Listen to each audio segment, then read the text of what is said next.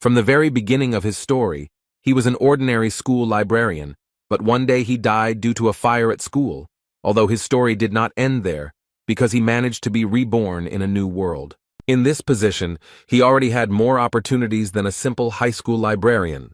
He felt he could do whatever he wanted simply because he called himself the most popular professor in college. Although not everyone thought of him that way, especially the students he pestered, they always felt that Lu Xun was the most capable teacher.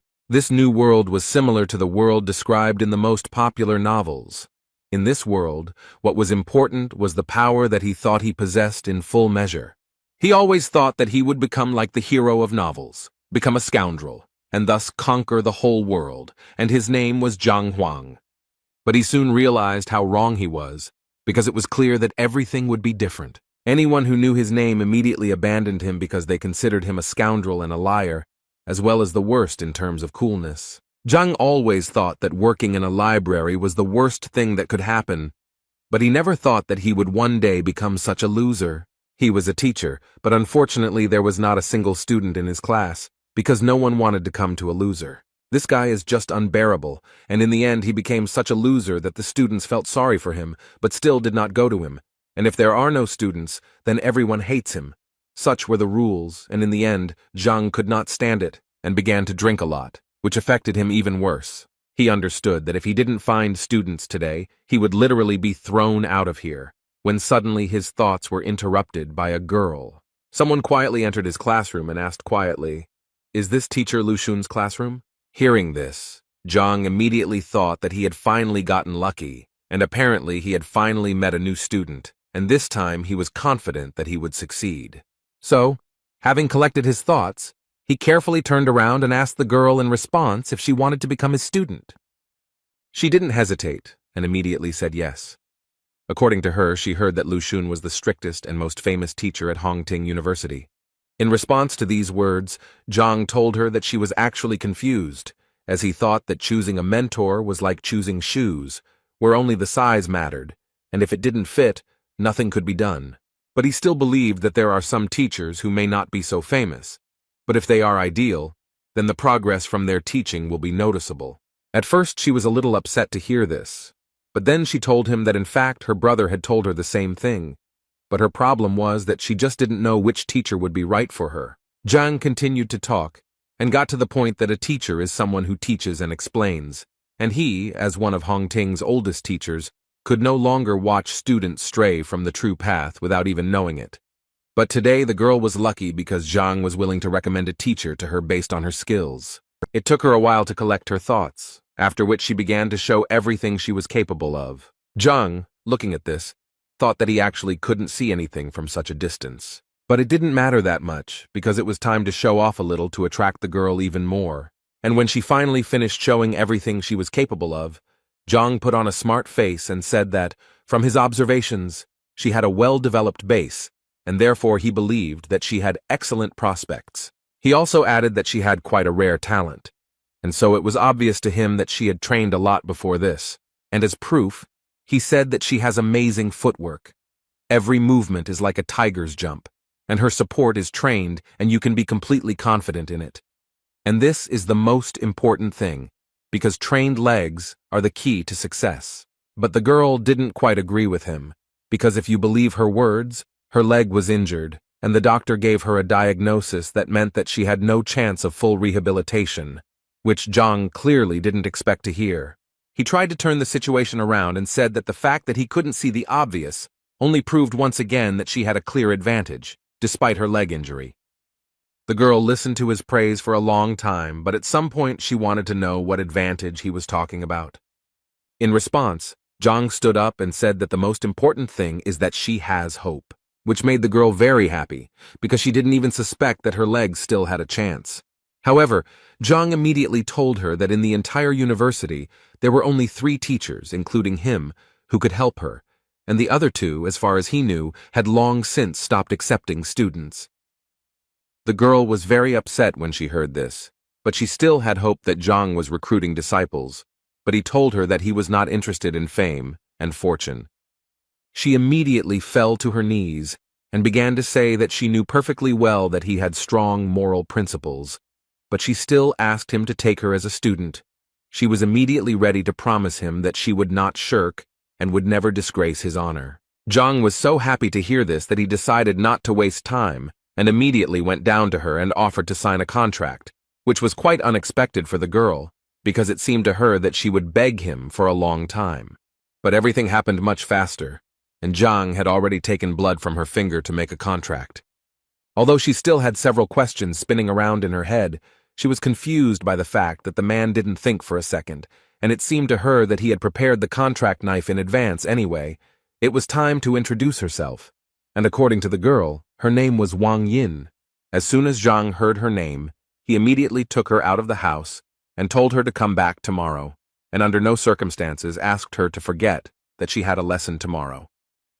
Zhang was so happy that he had finally found a student, and now he didn't have to worry about being expelled, and at this stage, he felt like this was also a kind of success. Now he thought he could relax because now that he had one worry left, he could finally take care of his student. But suddenly his thoughts were interrupted when his head began to spin violently, after which he seemed to fall into the ground and began to fall into an endless abyss. After some time, he woke up and realized that he had lost consciousness. But now he was more interested in what was happening. When he came to his senses, he realized that he was right in front of the entrance to the library of the Heavenly Path. The first thought that came to Zhang's mind was that he had died again, although it seemed to him that this was simply impossible. On the other hand, he suspected that perhaps this was some kind of punishment for him, since he had spent his entire life in the library, and now he was back there again. In any case, he decided that he needed to go there, because it seemed to him that things couldn't get any worse. His first impression of this library was quite good. He immediately noted to himself that this library was much more luxurious than the one in which he had worked for a long time. Besides, there were a lot of books here, and his old library was usually donated by old people, so it was not so rich.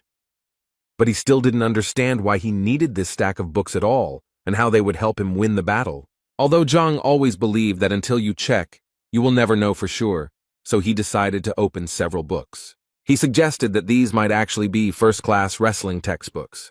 But when he reached out to pick up one of these books, his hand literally went through the wall, and he realized that everything around him was immaterial. Zhang was angry because he was being bullied again, and all these books were fake. You can't even pick them up and read them. After some time, having regained consciousness, Zhang was able to leave this place, but his head was still swarming with thoughts about what kind of place this could be. The only thing he was finally convinced of was that the library was a completely inappropriate place and a waste of time. In any case, he decided that it was useless to think now, and decided to first have a snack, and then return to searching for new students. Suddenly his thoughts were interrupted by someone's shout, clearly calling for Zhang. One of the teachers at the academy called Zhang and reminded him that today students choose their own teachers and that quite a few new guys had joined him, which apparently could not be said about Zhang. This man humiliated Zhang in front of everyone, so he had to respond and say that there was really no need to brag to him, and besides, it was none of his business. But this man did not stop mocking, and at some point even started shouting that this was teacher Zhang, the only one of all the university teachers who received 0 points in the teacher rating. It was very awkward because the students started to look at this person with disdain. 0 points in the rating, it is really very little.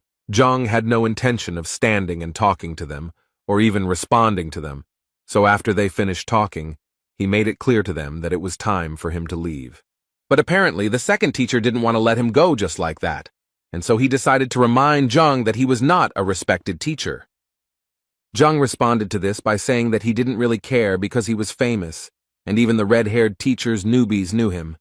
But if you take Chao Xiong, he wasn't famous as a teacher, and even with all that, he still had the audacity to brag.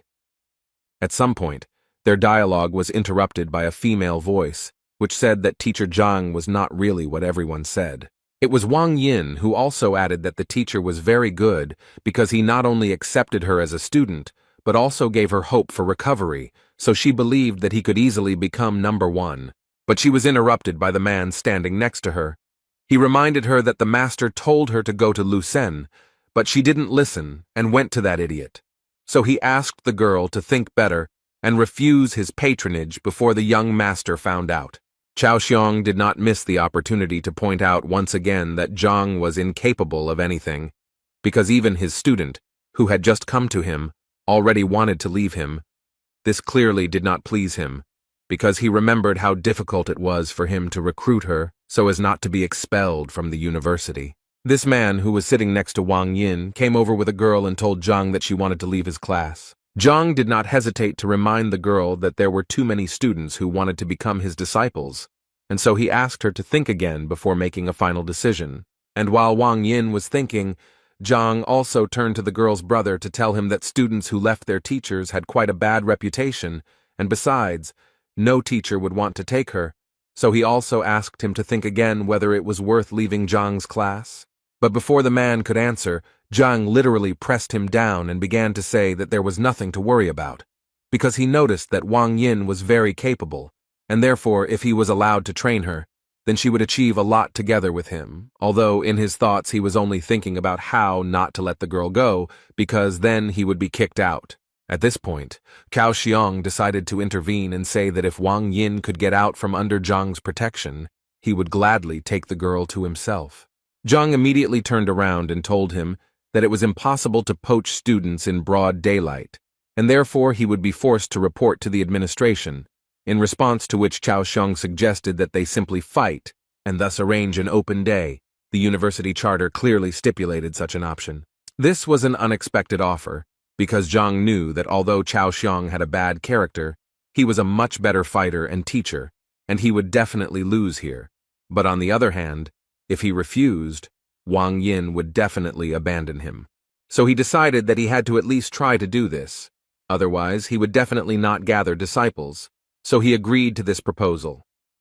A few minutes later, on the training ground, Cao Xiong introduced the students to the rules of the university. They showed each other students, and then talked about their mistakes and shortcomings, and the one who showed the student the most effective way to progress becomes the winner. The first one will be the young lady Wang Yin, who will first have to demonstrate a series of strikes to them. Wang Yin dealt quite a strong blow, and during this time tried to show her best side. After this blow, Cao Xiong noticed that the girl had a well-developed upper body, but he still felt that her legs were clearly not working, and from what he saw, she clearly had a leg injury. Although Zhang didn't show it, he was shocked that Cao Xiong noticed it right away. By doing this, he once again proved that he was much better than Zhang. After the first series of blows, Cao Xiong walked up to the girl and whispered in her ear that he would tell her what could be done with the leg. While he was telling all this to Wang Yin, Zhang tried to understand what they were talking about. He clearly didn't hear what they were talking about. Cao Xiong advised Wang Yin to imagine that her foot was rooted into the ground, and now she would try to do as Cao Xiong advised her. And as soon as she did this, she immediately noticed that the support in the form of a root clearly helps her accumulate more strength in her hands. Thus, following Cao Xiong's advice, she was able to release almost all of her energy and deliver a strike that was a full 10 units stronger locally. This clearly surprised the other guys, who didn't expect that in 1 minute her striking power would increase by 10 units, but Cao Xiong's disciples weren't surprised by this, because they already knew very well that teacher Cao Xiong was very perceptive and attentive. At this point, Master Cao's instructions were finished, and Master Zhang now entered the battle to give advice to disciple Cao. Zhang immediately stopped Cao's disciple, not allowing him to show what he was capable of. The whole point was that he felt that all this was unfair. He meant that if he lost, he would have to hand over Wang Yin to Cao Xiong, but they hadn't discussed what would happen if he won, so he felt like he was at a disadvantage. Cao Xiong was not at a loss and declared that if Zhang defeated him, Yang would become his disciple. Cao was not at all worried about losing such a disciple because he was sure that Zhang would not be able to defeat him. Apparently, that's how it will be, because as soon as Zhang saw Yang's technique, he knew it was all over, because he didn't even recognize his fighting style, and therefore didn't understand how, in his situation, he could even correct the guy's shortcomings. At that moment, Jan thought that he needed to give it his all, because the last thing he wanted was to be a student of the teacher at the bottom of the list. However, Zhang wasn't going to give up so easily, so he tried to find fault with this guy. Suddenly, his thoughts were interrupted as if he had been hit on the head with a hammer. Zhang was transported back to that huge library. He honestly didn't understand why he was here again, until the inscription "Heavenly Path of Deficiency" appeared in front of him, although this phrase was a mystery to him. A few seconds later, he noticed a book fly off one of the shelves and towards him. He managed to catch her, and it was a big surprise to him that she turned out to be material and he could support her in his arms, because last time this clearly did not happen. The title of this book was quite unusual. It was called Yan Li, just like the name of the guy Jang was currently looking at and trying to find fault with. From the very beginning, the book said that Yang Li was the youngest of the Yuncheng Li family, and it also said that his fighting style was White Lotus, but most importantly, it pointed out his shortcomings, among which were too many unnecessary strikes.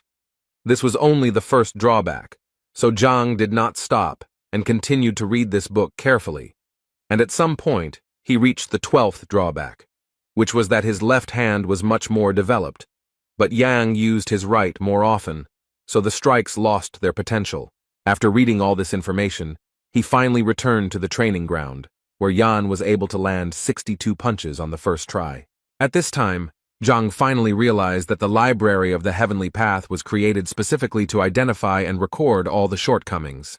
Considering the information he can get, it's a pretty good gift for him to start his new life with. And now Zhang is absolutely ready to finally show everyone around him his true strength. He started by saying that Yang had 12 faults, which made Chao Xiong laugh. The rest of the guys also started laughing, because each of them understood that Yang was using the White Lotus style, which was known to everyone for its power, meaning that it was incredibly difficult to see any flaws in such a fighter, especially in such quantities. He was angry that they didn't want to believe his words, so he said he didn't want to continue competing. After that, he turned to Wang Yin and told her that they were leaving because such bets were simply unacceptable. He was immediately stopped by Chao Xiong, who assured the man that they all trusted Mr. Zhang, so they all wanted to hear his advice. Zhang knew that Chao was only doing this to laugh again, but this time it would be different, and Zhang knew it, so the smile never left his face. The first thing he asked Jan to do was to punch with his left hand instead of his right. This clearly surprised the guy, and the other students started laughing even more because he simply asked the guy to change his hand. Was that really his wise advice? Chao Xiong simply asked Yang to do what Zhang asked, and at that moment he thought that he knew Yang's ability very well, and was therefore confident that his left punch would not reach even 30 units. Jan struck with his left hand, and without expecting it, delivered a blow that was almost twice as strong as the previous one. Cao opened his mouth and froze like a statue in surprise at what he saw. As a result, Yan got the number 123, and this greatly surprised all the children and teachers, including because even teacher Lu Sen had not achieved such a result. Yan himself could not believe that he was capable of delivering such a powerful blow. Zhang was very glad that his advice had worked after all, and now he was once again convinced that the library of the Heavenly Path was given to him for a reason.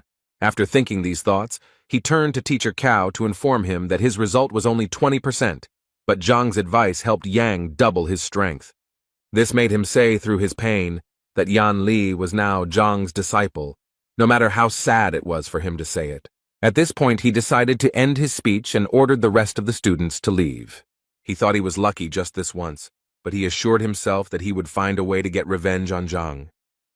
Zhang, meanwhile, threw his stone to Yan so that he would hurry up and check his identity on his stone. At that moment, Yang thought that things couldn't possibly get any worse, and that the other teachers probably wouldn't accept him if he ran away. So despite his disappointment, he bit his finger and signed the contract with Zhang. A few hours later, rumors spread throughout the academy that teacher Cao Xiong had recently competed with teacher Zhang, who was at the bottom of the rankings. At first, it was a source of laughter, but then the laughter turned to surprise when they heard that Zhang had won because he had been able to give advice to Yang, who had doubled his attack. Hearing something like this, the girl became interested and immediately wanted to know how someone could do something that even teacher Lu Sen couldn't do. Her friend believed that it was not just luck, because it increased the impact by 100%. In any case, the girl didn't believe it, and her main reason for coming to this university was because she wanted to get to teacher Lu Sen, and so she didn't understand how they even dared to say that some loser from the bottom of the list was superior to Lu Sen. So she decided to go and teach him a lesson, and Zhang thought that when he saw someone's skills, The library in his head would automatically generate a book with flaws, and now that he had such strength, he was confident that he could become stronger. Suddenly, his thoughts were interrupted by a girl who entered his classroom without permission and rather brazenly asked if he was Mr. Zhang Huang. When she came in, he was slightly dozing, so her words woke him up, and he wanted to know what was going on and why she was here. The girl immediately started talking about how she came here because she found out that he was able to increase Ian's punching power by 100%. But she didn't believe it, and wanted him to prove it and give her some advice so that she could also double her strength. Zhang, without thinking twice, refused her, which angered the girl because she thought that he was not busy with anything at the moment. He told her that he was currently recruiting students and not just helping little rude girls. These words clearly angered her, and she wanted to know what he wanted from her then. Zhang thought it was obvious and said directly that he had one condition for her to become his disciple. She thought that in this way he was deceiving the students again, and it seemed so low to her that she thought that she would first become his student, and after she revealed herself, she would break the contract with him and transfer to Lu Sen's group. So she agreed with this idea, but immediately told him that if she found out that he was deceiving the students, she would tell everyone about it. Her friends followed their dialogue closely and could not believe that the girl really wanted to become his student, and it seemed to them that it was very terrible. So they immediately got together and ran to tell her family about it. Zhang suddenly said that he had changed his mind and now did not want to take her as a student because she was terribly impatient, and he preferred attentive students.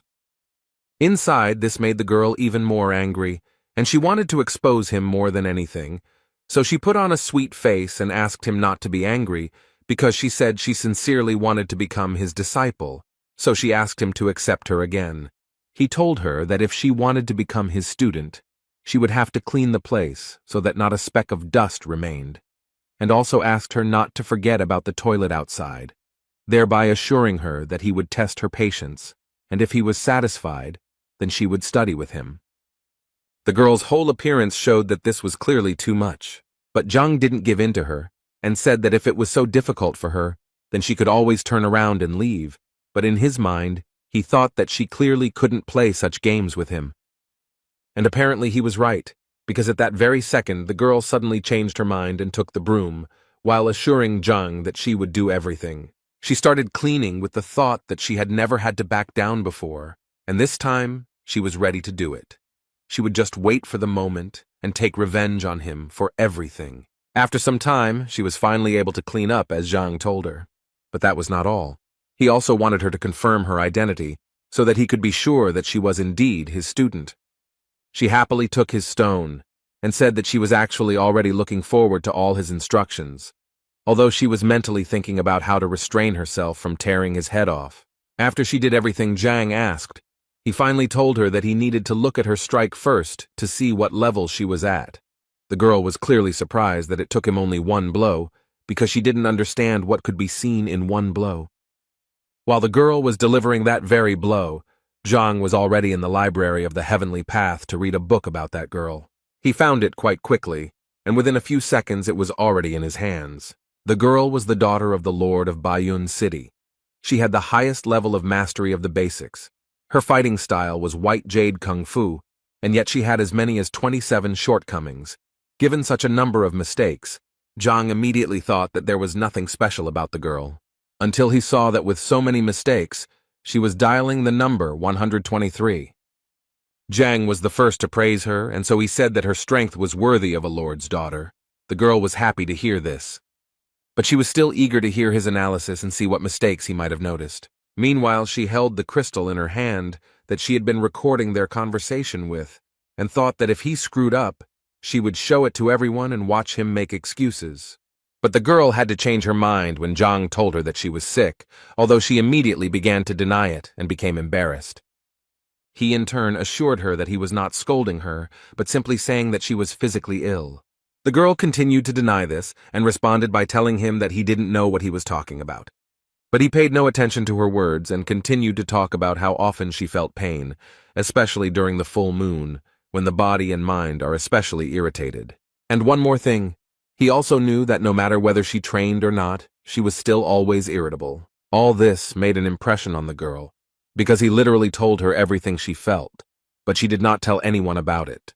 Zhang smiled and said that there was really no point in being surprised, since he was quite an experienced teacher. She lowered her head and asked him sheepishly, "Is there a solution to her problem?" Zhang immediately told her that the solution was actually simple. All she had to do was come to his class tomorrow, where he would definitely explain everything to her. He also did not forget to say that he wanted to see complete trust. If she did not justify it, then it would be better for her to go to another teacher. In response, she assured him that she now trusted him completely, and after hearing these words, Zhang wanted to know if she still wanted to keep that crystal with the recording.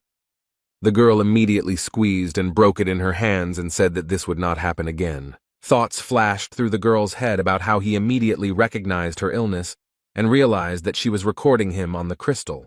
Now she couldn't understand only one thing. How could such an experienced man end up at the very bottom of the rankings? The only explanation she had was that he was too noble and didn't need wealth and recognition. Suddenly her thoughts were interrupted by a man who stopped them both. It was Yao Han, the governor of Baiyun City. It was the girl's uncle, from whom she immediately wanted to know what he was doing here. Instead of answering her question, he asked her not to say that she had become Zhang Huang's disciple, but to his great regret, the girl immediately confirmed it. He then turned to Zhang and said that her niece was the pride of the family, and therefore she couldn't study with someone like Zhang, so he asked him to let her go, then added that he would either listen to him or go to the principal and seek his expulsion from the academy. But before he could finish speaking, he was interrupted by the girl herself, who began to ask him not to do this because she had voluntarily become his student. He was clearly surprised that she didn't understand that he was not a worthy teacher who would definitely not be able to increase her strength. She felt very awkward, but still, despite all these feelings, she tried to tell her uncle that she had already made her final decision. As he listened to her, he noticed a broken sound recording crystal on the floor, and this immediately made him furious, and he immediately pounced on Zhang with words to find out what he was going to do with his niece, after which he once again ordered him to immediately release her from the class. Otherwise, he threatened Zhang to destroy him, but he calmly told Yao that he was wrong when he thought that he brainwashed the girl. She also tried to calm her uncle down at that moment, saying that if he didn't calm down right now, she would never speak to him again. He didn't understand why she was suddenly so protective of him, but she felt awkward talking about it here, so she took his hand and said that they were leaving immediately. However, the girl's uncle still did not trust him and believed that Zhang was clearly up to something. Zhang himself did not understand what he was being accused of, since he had simply accepted the student into his group. Two guys were walking around the academy grounds, and one was calming the other down because one of them was not accepted by any teacher. One of them said that they had been together since childhood and even started training together, and that teacher Wang was the best martial artist in Hongting, so he believed that his friend would definitely surpass him, and this clearly made him sad. His friend tried to cheer him up in every way, and as soon as he saw the sign for first class, he immediately suggested that his friend go there, since perhaps he would be accepted there. The boy didn't want to go there because the class clearly looked very old, but his friend assured him that he should be optimistic. If the class is old, it means the teacher is experienced. Zhang was a little surprised when two guys came to him and one of them wanted to become his disciple. But what surprised him even more was that his friend was so eager to prove to Zhang that the boy was a good spearman and would therefore become a good student. Zhang was not against taking another student onto his team, but first asked him to demonstrate his skills. The boy was clearly not prepared for this, but his friend assured him that everything would be fine because the teacher just wanted to give him a couple of tips. At that moment, the boy couldn't get the thought out of his head that everything around him was unkempt, and so he thought that the teacher was exactly the same and was unlikely to teach him anything. But he still decided that even if he really was that terrible, he simply wouldn't become his disciple. And to test his theory, he decided to show everything he could do and see the teacher's reaction. He was able to knock out 123 units of power on the testing stone, after which he bowed to the teacher and asked him for advice. But as soon as he looked up, he noticed that this teacher didn't even look at him. So the guy decided that, apparently, his guesses were exactly as he thought. But suddenly, his thoughts were interrupted by Zhang, who couldn't help but notice that someone had emotionally hurt the guy. Moreover, he noticed that the guy felt humiliated.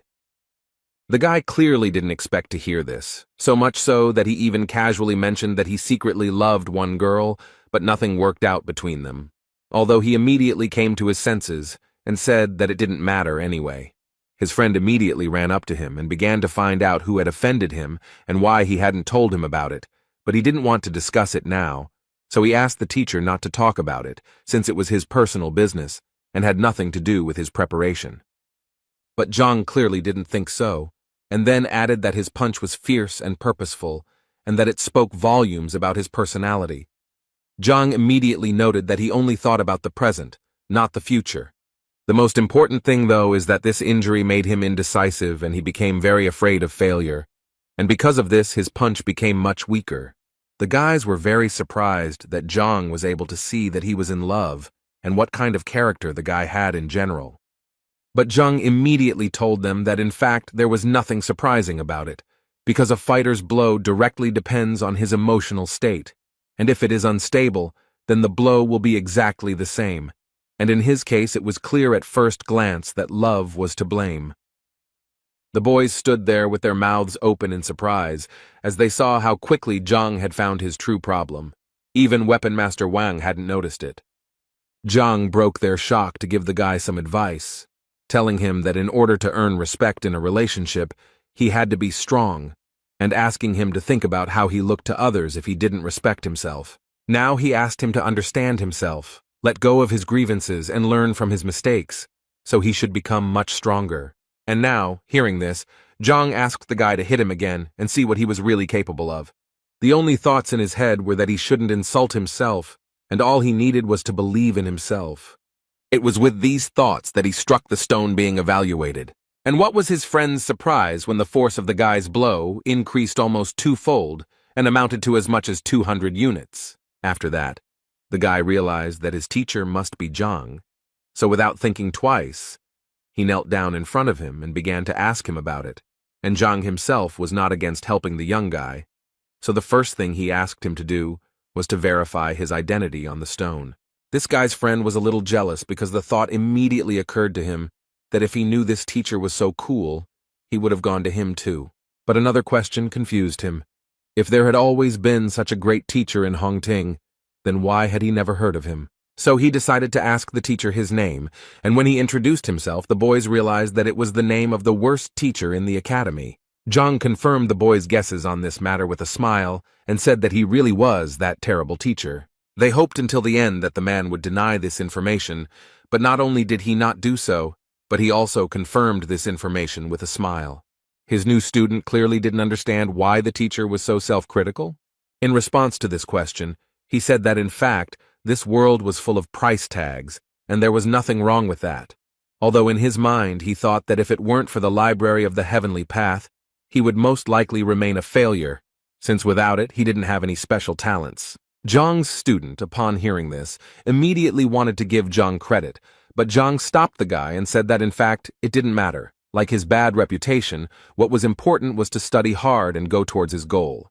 The boy happily said goodbye to the teacher, and his friend could not help but notice that in the end, everything turned out well for the boy, and now he too has a wonderful teacher. Zhang also smiled happily because he realized that today was also a holiday for him, since he had 4 new students. Moreover, for the first time in his career, his license plate has expired, which he will have to get from the logistics building if he wants to continue recruiting new students. As soon as the man entered the building, he immediately noticed that it was completely deserted, but his opinion changed dramatically when he heard voices informing him that their first teacher, Zhang Huang, had appeared before them. The voice belonged to Can Biao, who was the head of the logistics department, and as soon as Zhang noticed him, the big guy decided to find out what he was doing there, because everyone knew he was having trouble recruiting people. Zhang immediately remembered how Can Biao always bullied him because he didn't earn much due to his reputation. And taking all this into account, Zhang immediately thought that maybe it was because of this big guy that he only had 4 tokens to begin with. Anyway, the first thing he did was tell the big guy that he was out of registration tags and would like some more. These words made the big guy laugh incredibly loudly, because he didn't understand how a teacher like Zhang could run out of tokens? Zhang actually expected this kind of reaction, so he offered a bet if he didn't believe him. Qianbao had always been interested in betting, so he immediately agreed. But before that, he wanted to know what exactly he could bet. Zhang was prepared for this question, and therefore immediately answered that he wanted to bet his face, which meant that the loser would receive 3 slaps in public from the winner. Qin was pleasantly surprised by Zhang's creativity, so he agreed to the idea without any problem. But he still decided to add that if Zhang lost, he would receive 3 slaps from each of them, not just from Qian. His 3 assistants went to get a book containing information about the relationships of students with teachers, and with the help of this book, they were going to find out if he was lying. But after a few minutes, their faces changed because they suddenly discovered information that actually confirmed that the 4 students recognized him as the teacher. Qianbao clearly couldn't believe it, so he ordered the book to be brought to him immediately so that he could personally verify its authenticity. Reading this, he convinced himself and the other teachers that if this was true, then the guys who went to Zhang were complete fools. But when he started reading the detailed description of each of the disciples, a smile appeared on his face because he noticed that Wang Yin had a leg injury, and it seemed to him that all the others would have the same thing. This satisfied face did not last long, because then he saw that among his disciples was the daughter of the Wang family, which was one of the richest in Qianshuan. But that was not all, because what happened next was even more fun. Zhao Ya, who was 7th in the entrance exam and was the daughter of the ruler of Baiyun City, and right behind her were Yang Li and Zheng Yang, who were among the top 100 fighters. After learning all this, Qianbao came to the conclusion that Zhang had simply brainwashed these children. Otherwise, they would not even look at a loser like him. Zhang had no intention of proving anything to them, and immediately said that it was really up to them whether to believe him or not, but it would still remain the truth, and considering all this, he said that it was time for them to fulfill their promise. But apparently they didn't intend to do this from the very beginning, because they started telling him that they wouldn't do this, and he clearly wouldn't do anything to them for it. And if he tried, they immediately said that they would simply beat him up, and he would regret that he ever came here. Zhang received all these words with joy. Deep down, he even wanted them to refuse to carry out the punishments. One of them even stepped out of the crowd and said that Zhang was not worthy of even touching his face, let alone slapping him. But he was eager to teach Zhang the lesson he clearly deserved. At this moment, Qian thought that Zhang was only 3rd ranked, and he would definitely not be able to stand up to a 4th-ranked master. It was simply beyond his capabilities. In total, as is known, there are 9 combat ranks. The higher the rank, the more difficult the transition to the next. Also, each rank is divided into initial, intermediate, advanced, and peak levels. Therefore, given this information, it was clear that even if Zhang was well versed in other people's skills, he was only at the level of a 3rd-rank master, and with such skills, it would be truly difficult to win. While Qianbao was thinking about all this, blood appeared in front of him, which made him very angry, because he immediately asked them to deal with it cleanly and without unnecessary aggression. But he didn't even expect to hear that it wasn't Zhang's blood, and when he started to turn around, he noticed that they seemed to be in trouble. Zhang managed to knock out one of the teachers with one punch, and now he stood up and slowly called the other boys to him. Qian was beside himself with anger because he honestly didn't understand how this was even possible. After all, Li Yuan was definitely a rank higher. How could such a thing even happen? Zhang continued to anger them by calling them over with a smile. They thought that he was just lucky, and now he would definitely get what he deserved from them for his insolence. Zhang closed his eyes and moved to the library of the Heavenly Path, where 3 books on the shortcomings of these teachers had already been prepared. Therefore, it was not difficult for him to familiarize himself with them and strike where they could have the greatest effect. Each of them had their own point they didn't want to reach, and Zhang knew it very well. This information helped him defeat all these impudent people. After just one touch to each of them, Zhang became the winner, and they froze and could only tremble in fear. The thing is that Zhang touched their vital points, because he knew very well that all fighters who train hard have such a point, and if it is touched even by a child, it can lead to very bad consequences. Therefore, vital points are the most important place of a fighter. Often even close people do not know about them. Qianbao could barely speak, but he still wanted to ask the guy how he knew about their vital points. Of course, he knew in his mind that all this was thanks to the library, because he only now realized that it could help not only in teaching students, but also in real combat, despite the fact that he was from the ground and did not really understand kung fu. But he told Tianboa that they just needed to fulfill the promise, and everything would be fine. All this irritated Tianbao, so he immediately called Zhang a pathetic and incompetent teacher who dared to attack his superiors in a public place, so he would definitely go to the administration to file a complaint against him. The other teachers agreed with him too. They even told him that he would do better to kneel if he didn't want to get fired. For Zhang, this was so humiliating, because he understood perfectly well that they simply could not win with the power of intelligence, so they decided to use meanness. Then he decided that he too needed to resort to their methods, since that was what they wanted so much. After that, he began to talk about how Master Qian Biao stole Elder Chen Ming's treasures half a year ago. And he did it only to please a woman who ultimately did not stay with him. Next in line was teacher Bai Lin, who had driven the girl to suicide 3 years ago by abusing her, and her spirit often returned to him in his dreams. Teacher Chun deceitfully took away his brother's business by poisoning him and successfully blamed it all on an accident. When all those teachers heard this, they forgot what had hurt them so much because they could not believe that Zhang knew their secrets. But without thinking twice, they decided to ask him for forgiveness and immediately admitted that they were the only ones who were wrong.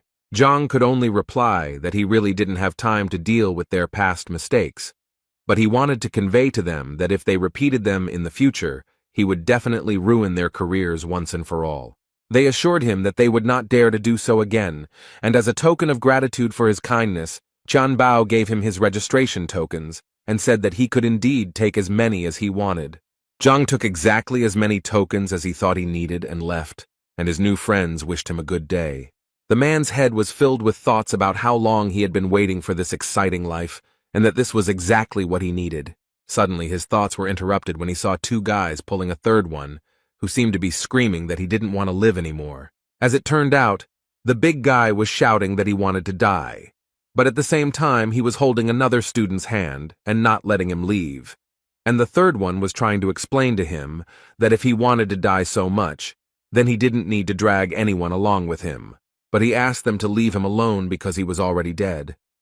Although the guys tried to shout to him that it was he who was holding them, and not they him. Zhang didn't quite understand what was going on here and how it had led to this. In any case, he decided that it was better for him not to interfere in this situation, since at the moment his main task was to continue recruiting students. Suddenly, his thoughts were interrupted by a shout that seemed to be directed directly at him, because he heard someone shouting something about the uniform of one of the teachers. And a few seconds later he noticed the same big guy clinging to his leg. He immediately turned around and saw the 2 students quickly running away, thanking Zhang along the way for helping them distract the big guy. Zhang tried to calmly ask this guy to let him go, but he refused, and kept saying that he had already been rejected for patronage 10 times, and today was his last day of selection, so he just wanted to ask him to take pity on him and take him as a disciple. The man came down closer to him and said that if the boy wanted to become his student so much, then first he needed to show him everything he was capable of, and that hanging on his leg was useless. The big guy immediately agreed with Zhang and stood up, and a few seconds later, bricks magically appeared in his hands, with which he hit himself on the head and, apparently, thus demonstrated his abilities. However, Zhang still decided to ask him what this big guy was doing and why was he beating himself. Suddenly, the library decided to answer his question, which at one point activated and, as it turned out, it was an unusual form of kung fu, which was called Henglian, and, as it turned out, Yuan Dao, a random martial artist in the early stages of his second wind. The guy had 18 flaws, the first of which was the inactivated horned dragon blood. The second was a weak character and unstable training. In any case, surprisingly, he had quite a rich bloodline. But still, even in this case, he was not a capable guy. Suddenly, Zhang realized what he had just read. Could this guy have something to do with the power of the imperial blood? In this world, the birth data of the body and blood are of great importance, and if a fighter has a heritage, he can improve much more actively than his opponents. Thus, there are several types of bodies: the purest body, the yin body, the yang body, the golden body. Likewise, it can be said that there are several types of blood: ancient blood, new blood, ancestral blood, and variable blood. The blood of the horned dragon is one of the ancient bloods. It is said that when it is used to its full potential, the fighter becomes invulnerable to weapons, and nothing can break him. It could be said that this was one of the best bloodlines in terms of defense, and Zhang could not even imagine that such a big guy would have such a huge potential, although it would be incredibly difficult to unlock. Either way, he knew that this guy definitely needed to be taken into his class. So he immediately gave him his token to make a deal with him, and the big guy was over the moon. He was so happy that he finally had a teacher, but Zhang immediately asked him to stop rejoicing because they had a lot of work ahead of them. Suddenly, their dialogue was interrupted by Shang Bin. He was the grandson of the elder of the Shang Academy, and one of Shenbi's admirers. This guy, as soon as he saw Zhang, immediately told him that the teacher was not very good and was recruiting exactly the same kind of students. The girl standing next to him was called Shenbi Ju. She was one of the top teachers in the academy with a huge number of fans. Moreover, it could be said that Zhang was once a big fan of hers. And now Zhang didn't understand who Shang Bin was talking about and who he called trash. Shang Bin smiled and told Zhang with great confidence that he was talking about him if he didn't understand. Zhang put his hand to his nose and began to say that if Shang Bin was talking about him, then he simply did not understand why it stank so much, and he did not forget to notice that this smell only appeared after Shang Bin appeared. He immediately became enraged by such an insult, and began to shout that he had no right to speak like that at all. But then he noticed that even Shen Bi was laughing at him, so he immediately decided that he needed to be more cool-headed because he definitely couldn't embarrass himself in front of her. So he decided to remind Zhang of his place in the ranking, which absolutely everyone knows, and he also knew the big guy who was standing next to him, and according to Shan's words, this guy's punching power was only 15, and he was only good at defense. He also did not forget to add that the guy was the last in the entrance exams. And finally, he said that it was quite a lucky coincidence that the teacher and the student from the bottom of the list had finally met. As soon as the big man heard Zhang Huang's name, and that he was ranked last, he realized that it was probably in vain that he asked him to be his teacher. Zhang didn't intend to react harshly to all these words, and decided to tell Shan that if he finished speaking, then his personality could leave. Zhang personally let him go. Although this made him angry, he still decided to listen to Zhang. But first he turned to Shenbi and told her that they had better leave here, because communicating with this abomination was dangerous. It could negatively affect her beauty. Before leaving, Shenbi decided to say some nice words to Zhang. So she said that last time, although he was at the bottom of the list, she asked him not to give up and work hard, and then he would definitely succeed. Zhang understood that she thought that since he took this big guy, it meant that he had given up on himself. But he still told her that he was pleased to hear such words from her. But he could still guarantee that this big guy was a diamond in the rough, and if he was trained properly, he would most likely shine. Shenbi didn't argue with him, and said that she would look forward to it, then turned to Shang to tell him that she was already very tired, so she would like to rest for a while without him. Shang again decided that Zhang was the only one to blame for this, so he promised him that the time would come when he would have to answer for everything he had done.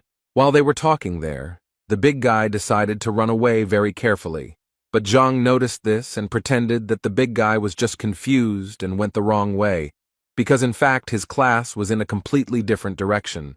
The boy was trying to say that he was too weak, and therefore didn't want to ruin teacher Zhang's reputation, and therefore he wouldn't mind if the man suddenly decided to let him go. Zhang came close to him and said that these were meaningless words because he had already dripped blood onto the token, and therefore from this second on, he would live as his disciple, and then die as his disciple. After this conversation, Zhang went to his room to think about the fact that today was his last day of recruiting disciples, and it looked like his limit would stop at 5. But in reality, everything was fine, so he decided that he needed to sort out all the materials first so that he would be ready for his first lesson tomorrow.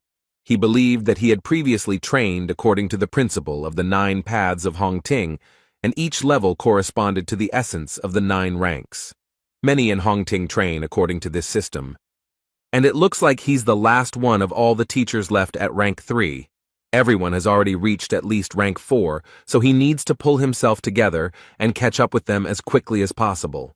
But his training methods weren't quite up to the task, so he decided to visit one place where he thought he might find a more successful training method than he had the last few times. The essence of unifying true ki is to collect the spiritual energy that is around them, and this process is very slow and difficult because the spiritual energy needs to be reconstructed to reunite with the true ki of the body, and some masters study day and night for at least 3 years to achieve an acceptable result. And all this clearly did not suit Zhang. He most of all did not want to do this for years. Besides, his classes were tomorrow, and if the students found out that their teacher was not even capable of high-quality qi collection, then they would definitely drop out of school. He knew that he could search for multiple paths in the Heavenly Path library, but the catch was that there were over 1,000 of these flaws, and he literally couldn't eliminate them all in such a short period of time.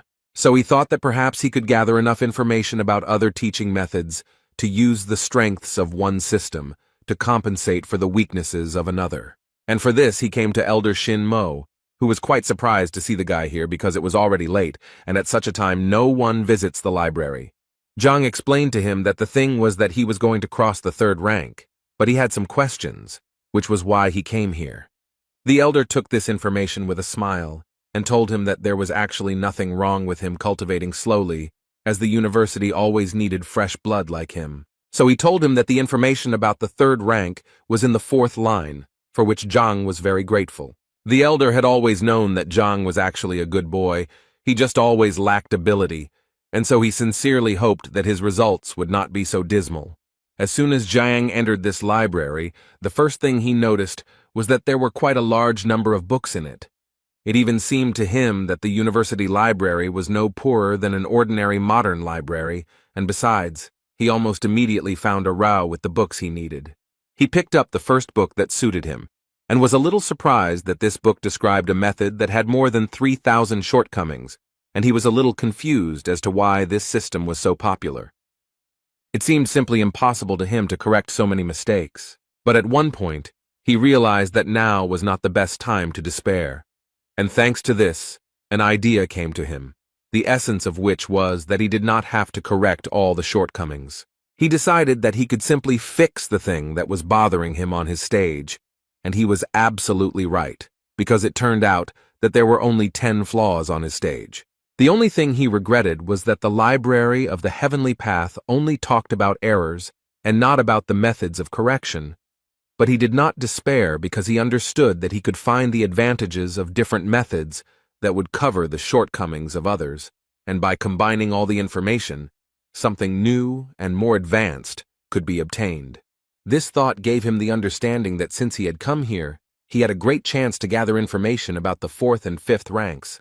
He sat for quite a long time over the books until he had become familiar with everything he wanted. After quite a long time, Zhang walked out of the library with the thought that the information about the 4th and 5th ranks had been found, and now he knew that it was time to return to practice. The elder was surprised that Zhang was able to finish so quickly, and so decided to offer him a copy of one of the books to take with him, but Zhang assured him that his question was not really deep enough to warrant taking copies. After which, he thanked the elder for his kindness and left. The venerable Mo at that moment thought that it was in vain that he did not take a copy with him, because it seemed to him that Zhang would soon return to him again to reread that very book. That evening, Zhang, sitting in his room, thought about how he had finally managed to collect everything he needed with the help of the library of the Heavenly Path. And now the worst part had come. Now he had to put it all together, and the guy didn't even know how to do it. Suddenly his thoughts were interrupted when the library suddenly called him without his consent. He still didn't understand anything, and this continued until books suddenly started falling from the sky. And so it went on until one fine moment, a bright light suddenly appeared before Zhang's eyes, from which he had to hide, because it was simply impossible to look at it. After a while this light finally went out, and in its place appeared a book, which fell right into Zhang's hands. As soon as he opened this book, he realized that in front of him were all his notes from the elder's library, only they were structured and laid out on shelves. He immediately noticed that the contents of this book could not belong to any of the known teachings, since its information was completely new to the whole world. And the weirdest thing is that it still doesn't have a name, so the guy suggested that maybe he should choose this name. Zhang decided that since this was created by the Heavenly Path Library, it would be better to call it the Heavenly Path Technique. And as soon as he said it out loud, the title itself appeared on the book, which even scared the guy a little. After some time, he began to study this book and did it gradually, as the library of the Heavenly Path recommended to him. And at some point, his understanding and knowledge of this book reached its maximum. Zhang immediately realized that this was some kind of breakthrough, but he was surprised by the fact that it happened so quickly, because he knew that other people who had advanced to the rank of skin and bone purification fasted for a long time, constantly meditated, and all this in order to achieve even a small success. It only took him half a night to reach the 5th rank of Qi vessel. He also couldn't help but notice that his training had increased the strength of his Qi, but he always felt that it required sacred or divine purification. But it seemed like the Heavenly Path Library had done all the work for him. He realized that apparently when he used Hongting's 9 paths, he had made too many mistakes, but now he seemed to have finally been able to gather the highest quality Qi. After such a breakthrough, he immediately became curious about whether he could use the Heavenly Breakthrough Library to learn a sacred or even divine purification method. There are 3 types of Qi energy: high, medium, and low, and accordingly, the higher its quality, the stronger the fighter. Zhang was confident that he was now using the highest quality Qi, and that this practice had improved his body and his energy. So taking all these points into account, he decided that he immediately needed to test what he was now capable of. The first thing he decided to do was to go to the measuring plate that his students were hitting. It seemed to him that it made sense to start with this. He gathered more energy in his hand and was about to deliver his first blow after meditating. And as soon as he struck this blow, the number 8 appeared in front of his face, followed by the word ding, which was roughly equivalent to a blow of 8,000 units. Zhang initially thought that this plate was simply defective, since according to the measuring stone, its strength was equal to that of a 6th-rank sage. In a way, he looked at his hands and thought that this was quite frightening to him. Moreover, he managed to reach the 5th rank in just one night, so he decided it was better to keep this news a secret. Suddenly, his thoughts were interrupted by a strange sound. Zhang thought that it was too late for guests, so he decided to check who had come to see him. When he saw this person, he immediately realized that whoever he was, this person was clearly heading towards his room. But more importantly, he did not notice Zhang. This unexpected guest at that moment thought that Zhang himself was to blame for what would happen, because he should not have taken everyone as a disciple.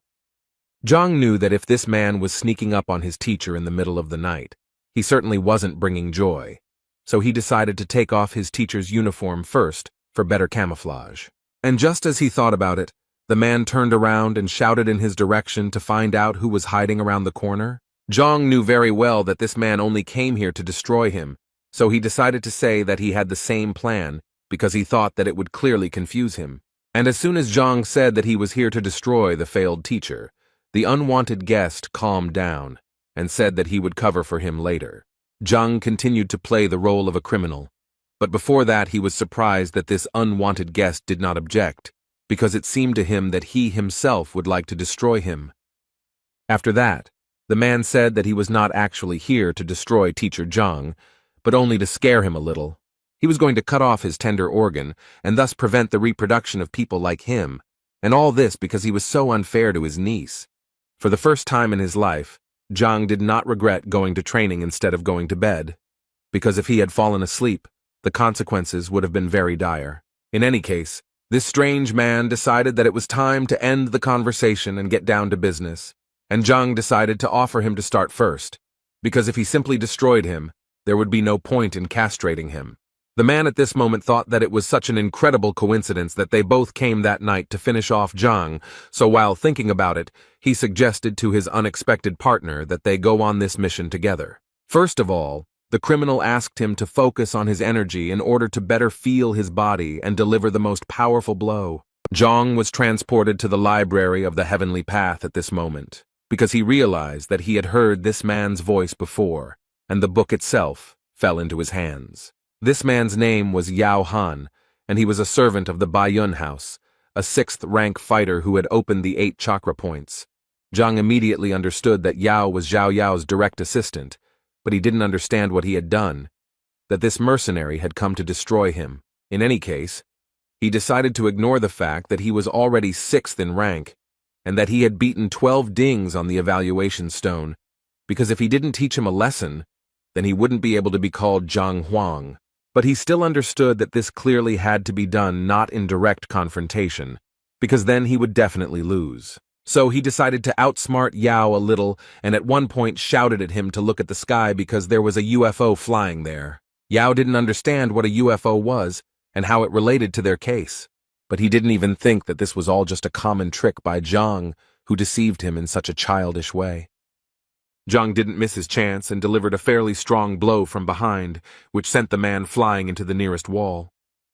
He thought that the 6th rank should be much stronger, but apparently the fact that he knows all of his opponent's weaknesses decides a lot in this regard. Yao didn't quite understand why the guy suddenly attacked him, because it seemed to him that they both wanted to take revenge on Zhang. But apparently Yao was very wrong when he decided that he had an ally in such a matter. After that, Zhang dealt several dozen blows to his opponent, and realized that in fact, all this was not as difficult as it might have seemed to him. This guy was the assistant of the Yao family, and Zhao's uncle, so he did not hit him very hard. But before he left, Zhang knew he first needed to divert suspicion from himself. The idea immediately came to him to blame everything on Shan, although Zhang believed that it was his own fault, because if he had not approached him that afternoon, he would not have even remembered him. After that, he turned to Yao and said that Zhang had angered him during the day, so he wanted to teach him a lesson. Zhang pretended to talk to himself, but Yao heard everything perfectly well, and so Zhang made him understand that he was Shan. After that, he made a threatening face and ordered Yao to get out of here immediately. This scene made Yao think that he saw this person talking to Zhang today, and he also knows very well that they often quarrel with each other, and in the end he said something for Shenbi, so he was sure that it was that guy. Zhang thanked himself again for deciding to train today instead of just lying around and resting. Besides, tonight had given him the understanding that he needed to become much stronger if he wanted to survive in this world. The next morning, all his students except Zhao gathered, and when he asked the boys why she was not there, they answered him quite confidently that she was simply late and would come a little later. He decided that they would start without her, and then began to talk about how his teaching methods differed from others, saying that individuality was important to him, so he would work on each of their styles. And he decided to start with Wang Yin because she was his first student. Although the girl agreed with him, at this moment she thought about how yesterday, when she returned home, she found out that teacher Zhang was actually a liar. So she mentally didn't want to have anything to do with him, although she couldn't tell him about it yet. At this point, Zhang asked her to come closer to him and show her strike again, as he needed to examine it more closely. Wang Yin felt that there was too little space for this, but Zhang assured her that it did not matter. The thing is, when he first looked at her strength, he didn't have the Heaven's Path library yet, and so he didn't quite understand what shortcomings the girl had. So she had to give another blow, which was quite strong, and Zhang immediately decided to praise her. Then Wang Yin wanted to say something to her teacher, but he did not let her do it because at some point he simply interrupted her. And he began to say that if he was not mistaken, then she injured her leg 2 years ago in a fight.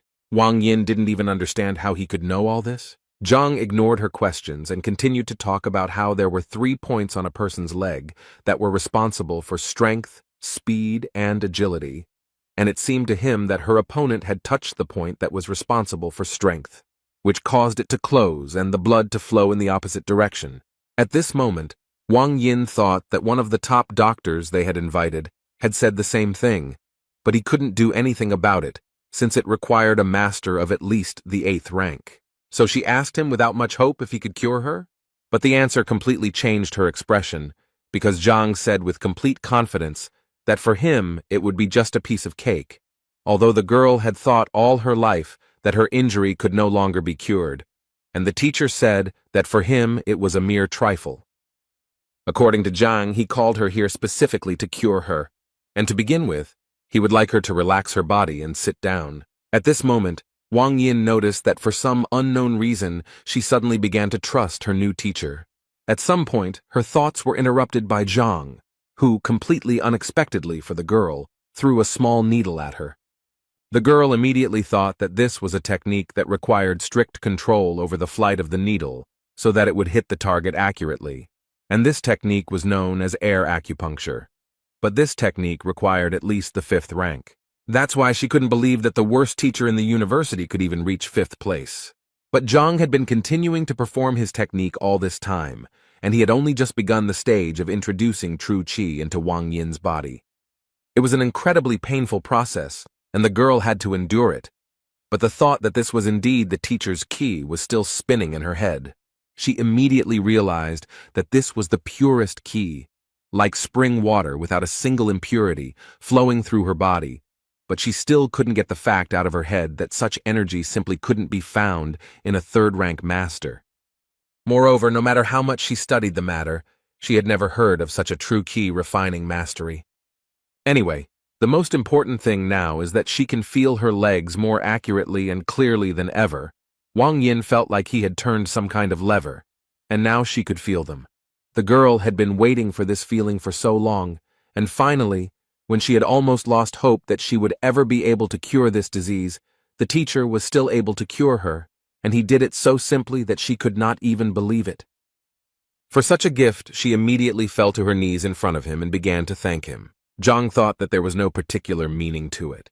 He just wanted the girl to start training hard so that the second one would not be so easily corrupted. After his first training session, Yan, sitting with all the students in the class, told them how he was going to leave the teacher. So he wanted to know who wanted to join him, and the big guy immediately supported him. But he still added that, in addition to the fact that he also wanted to leave, he was afraid that the teacher might get angry about this, and then things would be bad for them. Jan thought it was a mere trifle because it was better to be angry than just stay here.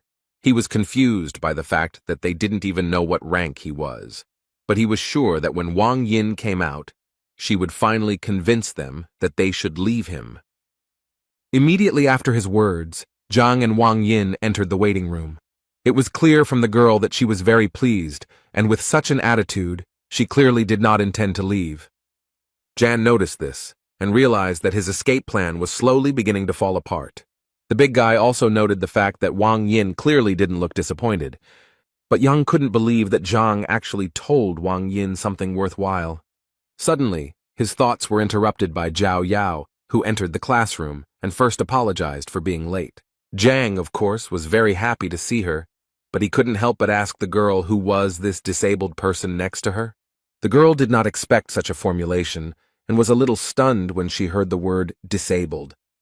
But the man who was next to the girl did not tolerate this and immediately responded by calling Zhang a cripple because in fact his name was Yao Han and he was a servant of the Baiyun house. He also added that he came here to check on Zhang and how he would handle this lesson. Zhao tried her best to calm him down, but it seemed to be quite difficult to do. Zhang, in turn, decided to add fuel to the fire and said that he actually needed absolute silence in the classroom in order to teach, and besides, he believed that it was not a public place where anyone could enter. Zhang gently hinted that he should leave here, which made Uncle Zhao even more angry, and so he immediately began to threaten Zhang, saying that he could slap him right now. The teacher did not argue with him and asked Zhao to deal with her relative herself. Zhao immediately sent Han out of the classroom and told him that he was disturbing her while she was studying. A few seconds later, the doors closed in front of the man, and he apparently would not be able to watch his niece's occupation. And when Zhao finally dealt with her uncle, Zhang decided to call Yang to him, because it was his turn. The guy happily agreed because he really wanted to see what his new teacher was capable of, and he also decided that if Zhang really was as bad as everyone said, then the guy would quit without hesitation. He entered Zhang's room, and the first thing he did was ask the teacher if he wanted Yang to show him what he could do. But before he could finish his question, Zhang told him that it was actually useless, and that he had already figured it out. Zhang explained to the young master that at the moment the Feijoa strike was at the initial level, although the Kolong strike was at an advanced level. Yang was a little surprised that Zhang knew that he was practicing Kunlun, because absolutely no one knows about this training, not even his family. Zhang replied with a smile that it was actually quite simple. Yesterday he saw Feijoa in his style and ate it. This shocked the boy even more. He couldn't believe that Zhang was even able to see such a thing. In his mind, he remembered that even teacher Qiao Xiong hadn't seen anything like this. How could Zhang have guessed back then? His thoughts were interrupted by Zhang, who assured the boy that every time he used the Kunlun strike, the pain in the boy's armpit increased and his shoulder began to itch. At this moment, Zhang amazed Yang so much that he even cried out upon hearing such detailed information about himself. The body of a Kunlun technique master is perceived as the body of a dragon, and if the warrior has reached the rank of skin and bone purification, there will be no side effects, since the qi energy will nourish the muscles and bones of its wearer. But according to Zhang, Yang is only at the second wind level now, and his body is still too weak, so the Kunlun is injuring him, and if he continues, the injury will become even worse. Yang was speechless, and clearly didn't know what he had said to his teacher. He simply remained silent, and waited for Zhang to continue. So the teacher kept saying that if he continued like this, his arm would atrophy, and it would be impossible to save it. Zhang also suspected that the boy was already at the stage where his sleep was disturbed, and at night the spasm was felt throughout his entire arm. Jan realized that he was in trouble, so without thinking twice, he knelt down in front of his teacher and began to ask him for help. Zhang went down to him, and the first thing he did was ask him not to worry so much, because in fact, the solution to the problem was quite simple. He just needed to stop using Kunlun and focus on his rank for now, and Zhang would definitely find a solution to this problem. There was so much hope in Jan's eyes, and in his head he was thinking about how wrong he was, but now he understands how lucky he is, because his new teacher is the best. The other boys waited impatiently for Yang to leave Zhang's room, and finally he came out, and they waited for him to decide that the guy would leave this teacher. But Yan, upon hearing these words, immediately pounced on the big guy to tell him that he really didn't understand what he was talking about. He then added that if he had been destined to learn from this man, that was exactly what he would have done, and now that he was here, he saw no point in retreating. The boys' faces were far from normal. They did not even try to hide their surprise. Next in line was Zhao, who couldn't believe Zhang's words when he said she had a yin body. The man also added that she was far from being ill, but simply had a body that most women in the world dream of.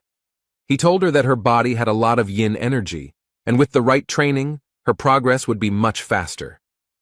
The only thing Zhang regretted was that no one had noticed this before, and she had been practicing white jade kung fu all this time, and considering that she was adding yin energy to her own, this could only mean one thing. She was on a direct path to illness. He believed that the only way to get rid of the pain was to change his training method to one that suited it better. Zhao began to worry, because she didn't know any other teaching methods except her own. Zhang reassured her, saying that there was really no problem with it. Tomorrow he would go to the library and try to find something for her. Next in line was a big guy who came out of the office just as pleased and grateful to Zhang for his help. He never thought that he would have to kneel before Zhang for helping him so much. Zhang understands his emotions because he gave him the adjusted Hongting 9 Paths method, although he still felt that the big guy was getting too close to him. As for Zhang Yang, his strength increased greatly after his advice, and the boy was finally able to reveal his talent, after which he went out to the guys to tell them that he had analyzed almost all of their individual recommendations, but assured them that this was only the beginning, because they clearly would not be able to achieve success with simple words. Suddenly his monologue was interrupted when someone knocked down the classroom door. Brother Wang Yin said that Zhang was deceiving the students for his own benefit, but he would not tolerate him dragging his sister into it. This guy's name was Wang Tao, and he said that he wanted Zhang to stop being Wang Yin and Zhao Yao's teacher and let them go immediately. Otherwise, he immediately warned him that he would not pay attention to his title as a teacher and that he would be to blame for his injuries, to which Zhang only replied that this guy was disrupting the lesson. Wang Tao smiled because he didn't understand what Zhang could teach his students since his skills were laughable, and he didn't forget to add that Zhang was lucky that he was well-mannered and called him a teacher, but this would continue if Zhang continued to fool around. Zhang got tired of this and created a huge fire tiger, which scared Wang Tao quite a bit. He immediately noticed that this aura was the same as that of an elder. He didn't believe that a third-rank guy could be so strong, so he thought that it would be disgusting if they thought that he was afraid of such a weakling. So without thinking twice, he decided to attack Zhang and punish him for all the words and actions he had committed. But no matter how much force Wang Tao used, Zhang was still able to easily stop the guy's attack with just 2 fingers. Wang Tao couldn't even imagine how this was even possible. How could a third-rank fighter stop his attack and so easily? He decided that it was just a coincidence, and nothing more, so he demanded that Zhang let go of the sword so that they could fight in a fair fight. Zhang didn't listen to him, but continued to just stand there and wait for Wang Tao to simply leave and not interfere with his lesson. At that moment, the guy's head was spinning with only thoughts about how this was simply impossible, because the last time they tested Zhang's strength, it was at the level of the 3rd rank. Moreover, the guy believed that even if he had strengthened, he should now only be at the 1st stage of the 4th rank. But apparently this was not the case, because Zhang was able to throw Wang Tao out of the classroom with just 1 hand. Uncle Zhao stood outside the door of this classroom and listened carefully to what was happening in the classroom, and at some point, he began to hear a very loud noise, and so it seemed to him that Wang Tao was finally going to teach Zhang a lesson. And he clearly wanted to see this more than anything else, so he carefully opened the classroom doors.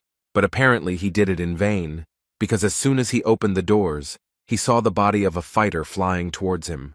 It so happened that they landed on the ground together and together received the gift from Zhang. After he had sorted out his fans, to put it mildly, he decided it was time for them to continue their activities.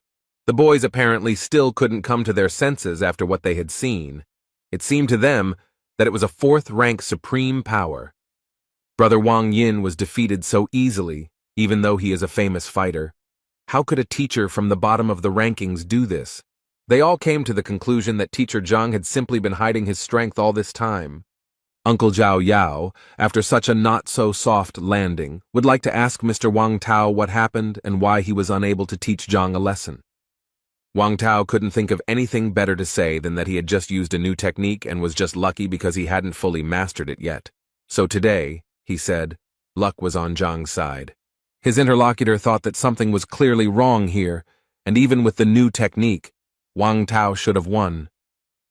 The guy also decided to add that the university had a strict rule not to interrupt classes, so he decided to wait a little. The man agreed with him, and added that since they had some free time, he wanted to ask Wang Tao something, and the guy didn't mind talking, but he mentally asked that the topic of their conversation not concern Zhang. And his question was that he wanted to know if there was a teacher named B in this academy, and if she had any admirers.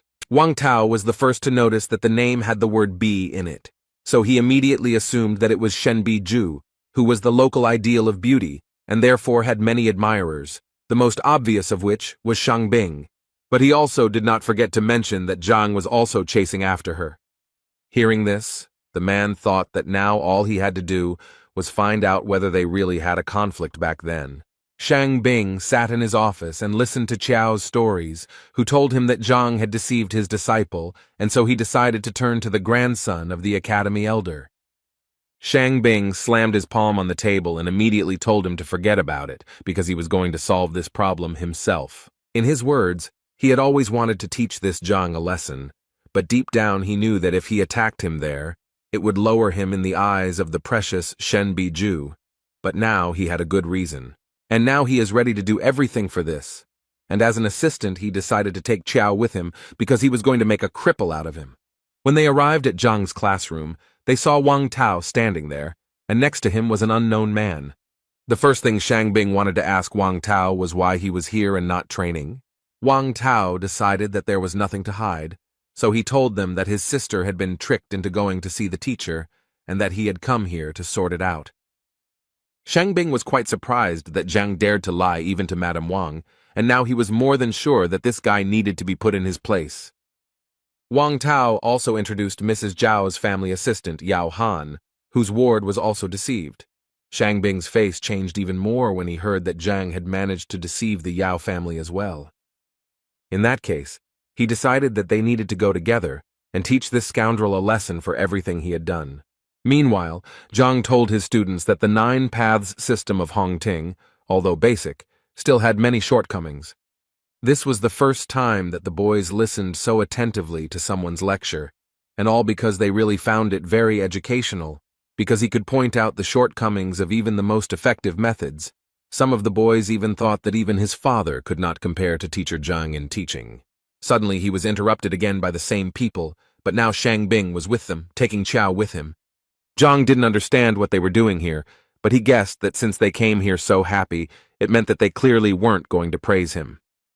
Shang Bing spoke first, saying that he didn't expect Zhang to stoop to deceit, and he still couldn't believe that he had deceived Miss Wang Yin and Miss Zhao Yao. Zhang was tired of enduring all these senseless accusations and suspicions, so he immediately replied to Shang Bing that if he had any business with him, he would listen to him after class. But Shang Bing didn't seem to hear him and continued walking, only to say at one point that he wanted Zhang to let those disciples go right now, otherwise he would have to force him.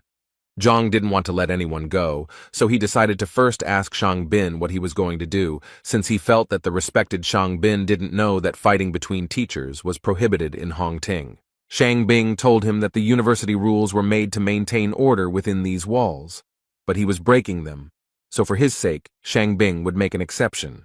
Zhang knew that he was probably doing this because he was hurt by the words spoken to him yesterday, and so Zhang felt that Shen Biju would be angry when he found out about this. Shang Bin was surprised that he wanted to catch him doing this. In any case, he had already decided to teach him a lesson, so he didn't care about such nonsense. Uncle Zhao was shocked by what he saw, because he realized that this was the same Shang Bing, Shen Biju's admirer, and he was the one who had a conflict with Zhang yesterday. So after connecting all these facts, the man guessed that this was the person who hit him last night. Therefore, without thinking twice, he decided to take revenge on this scoundrel who attacked him from behind. Shang Bin clearly didn't understand what was going on and immediately asked Han to calm down, as he had no idea why he had just been hit. Han didn't understand why he was even asking him about this, as if he didn't understand that he deserved it. Shang Bin really didn't understand what was going on, but he still told Han that if he hit him again, he would hit him back. But before he could finish speaking, Khan immediately pounced on him and began to literally beat him for what he had to endure yesterday. Chao and Wang Tao also didn't understand what was going on and why Han suddenly went berserk and started beating Shang Bin. Zhang stood aside at that moment and enjoyed the fact that his plan worked as it should have, and the fight began exactly when he needed it to. Wang Tao decided to stop Han so that he would finally tell what happened, to which the man suddenly decided to attack Shang Bin, but Han continued to break free from his hands. He said that he was not finished yet. Shang Bin's face was too swollen. It was obvious that he was in a lot of pain, but even in this state, he threatened to take revenge on Han for everything he had done to him. At one point in the argument, Zhang intervened and told them that if they had any disagreements, they could resolve them outside his classroom, and that they should leave his classroom immediately, or he would be forced to contact the education department. Shang Bing knew that his condition was too bad, and he really needed to leave because it would be embarrassing if anyone found out about it. He agreed to leave, but still did not forget to add that they would still get theirs, so he asked them not to rejoice.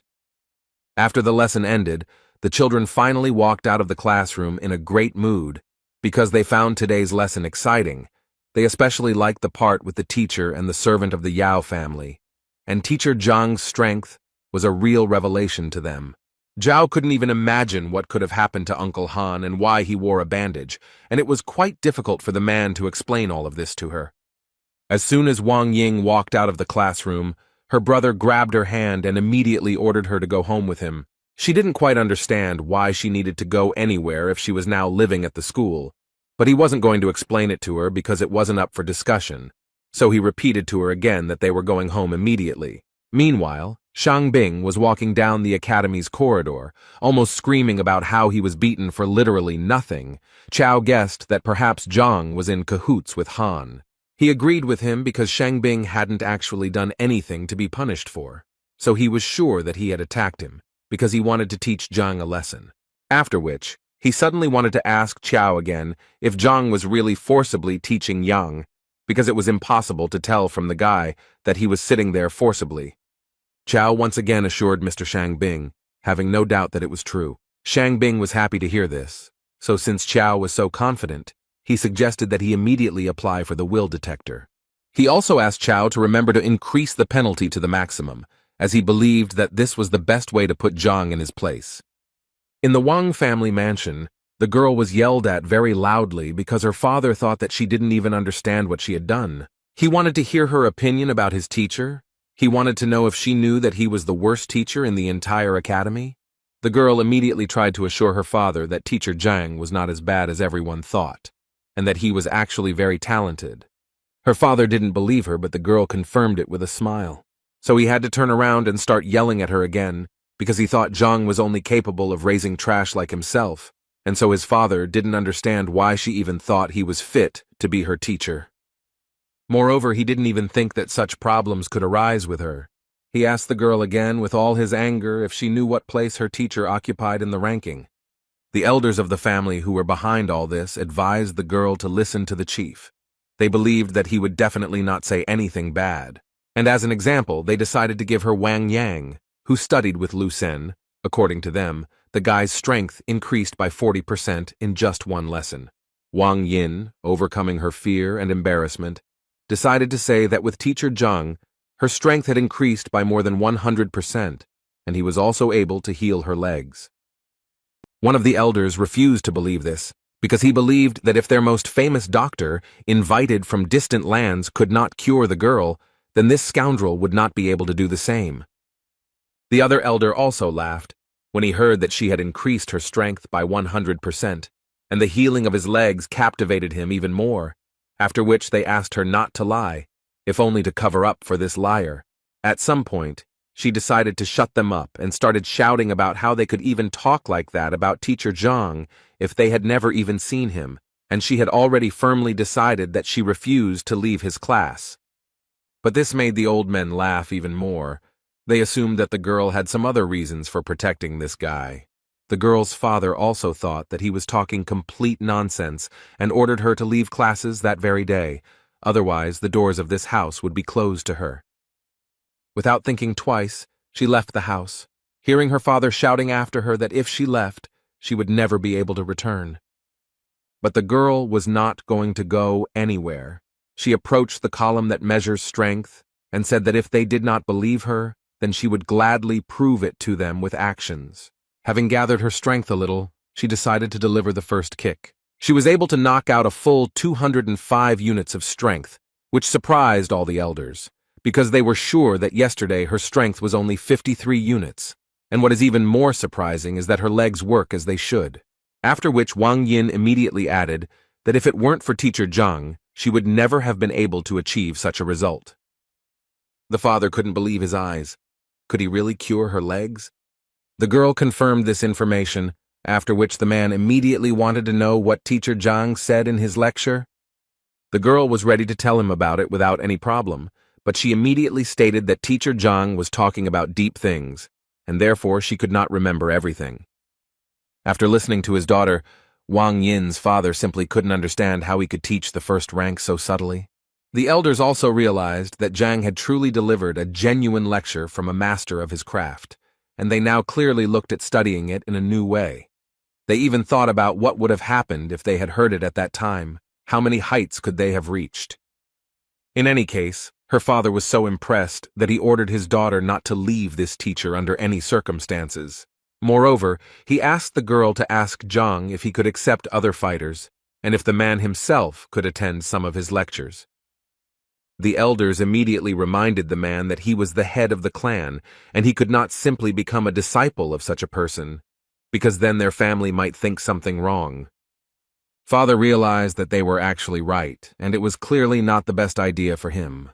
But the elders themselves were not against attending a few lectures of this teacher, so they politely asked Wang Yin to ask permission.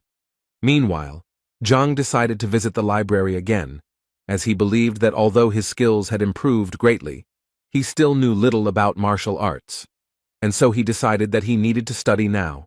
Otherwise, he would not be able to properly teach his students. He came to Reverend Mo again, and said that this time he wanted to look at the martial arts materials, but the elder told him that today was not the best time for that. Before Zhang could ask what was going on, he was suddenly interrupted by Shen, who had also come to the library to borrow some books, and the elder happily let her in. After which Zhang turned to Venerable Mo again to say that it was unfair, since he and Teacher Shen had the same goal, to read the book, and he did not understand why he was not allowed, but she was allowed. The thing is that the elder believed that Shen was really looking for knowledge, but he came here for an unknown reason. Zhang had to start proving that he also came here for knowledge. Shen, at that moment, did not understand why Zhang did not talk to her. Did he really stop liking her? In any case, she decided to support Zhang and told Venerable Mo that she was confident that Teacher Zhang had no evil intentions, and so she suggested that he also let him in, especially since, as a teacher, he had every right to do so. The elder decided that since Shen insisted on it, he would let Zhang into the library, but he immediately warned him that if he saw Zhang breaking the rules again, he himself would be to blame and would also bear responsibility. Zhang was glad to hear this and then decided to thank Shen for his help. Then he simply entered the library without talking to Shen. This confused the girl, as she thought that Zhang would take the opportunity to talk to her. Zhang didn't even expect that getting into the library would be so difficult, and he understood perfectly well that next time he would definitely not be allowed in there. But then he looked around and realized that this library was not really that big, and if he tried, he could go through all the books in one day. Elder Mo heard the noise in the library again, and realized that Zhang had apparently returned to his old habits, even though he had said that it would not happen again. He decided to go into the library and check out what was going on there, and at that moment the thought flashed through his head that he wouldn't mind finding out what was going on in this guy's head. The old man noticed that Zhang was taking everything in a row and trying to read everything at once, and this once again confirmed that the old man was right, and the guy was just doing something incomprehensible, so he decided that when Zhang decided to leave here, then he would teach him a lesson. At this moment, Shen was also watching Zhang closely, and now she began to understand why Elder Mo didn't want to let him into the library. Although on the other hand, she had the thought that Zhang simply found out that the girl wanted to come to the library today and was simply trying to attract her attention. So she decided that she wouldn't let him wreak havoc in the library just because he decided to see her. The first thing she wanted to know from Teacher Zhang was what he did, to which she received the obvious answer. He told her that he was just reading. She became even more angry about this, so she decided to tell him that he definitely didn't look any more attractive this way, and she didn't like the way he was acting, so she asked him to leave the library immediately. Zhang told her that he could imagine how difficult it was for her, but he still continued to pretend that he didn't hear her and continued to read all the books in a row. Shen was already very angry and started yelling at him that he apparently didn't understand what she told him, so she decided to repeat that if he continued to do this, then this way he definitely wouldn't attract her attention. Zhang was tired of listening to her nonsense and asked this crazy woman not to disturb him, and if she was so bored, she could always go to the corner and draw there. The main thing he asked was to leave her alone. The girl couldn't believe that Zhang was talking to her like that, but still, the thought was spinning in her head that he was just joking, and that's why she wanted to see how long he could hold out. In the end, 6 hours had already passed, and Zhang was still leafing through the books, and the girl finally realized that if he wanted to attract her attention, he would clearly stop doing this. During this time, Zhang still managed to do the impossible. He still transferred all the books to the library of the Heavenly Path. Furthermore, during all this time, he was finally able to find a suitable training method for Zhao Yao. Turning around, he noticed that Xin was still there, even though it was already around 7 o'clock in the evening. But on the other hand, he realized that he actually didn't care about her at all. And since he had done everything he wanted, it was time for him to go back. But suddenly, just before leaving, Elder Mo stopped him and told Zhang that he was not going anywhere. After which the elder told him that from now on, he was forbidden to enter this library, and he really wanted Zhang not to return here again. Zhang pretended to be surprised by this, and asked the old man the reason for this decision. Elder Mo started yelling at him because he immediately realized that Zhang was just leafing through the books instead of reading them carefully, and that he never took any notes, so he thought the man was just having fun. Zhang understood that the old man was essentially angry because he read too fast, But on the other hand, Zhang understood that he no longer needed to go to the library. So on the other hand, he didn't care what this old man said. And with such thoughts, he replied to Mo, saying that he was completely right, and Zhang would quickly leave here. Just as he was about to leave, Shen suddenly asked him to stay. She left the library saying that he read quite a lot, and she was very interested to know if he had managed to remember anything at all. Zhang didn't fully understand what she was telling him and what it all meant. She immediately started telling him that she had just seen him reading 8 ways to improve medicines, so she wanted to ask him about the contents of the book.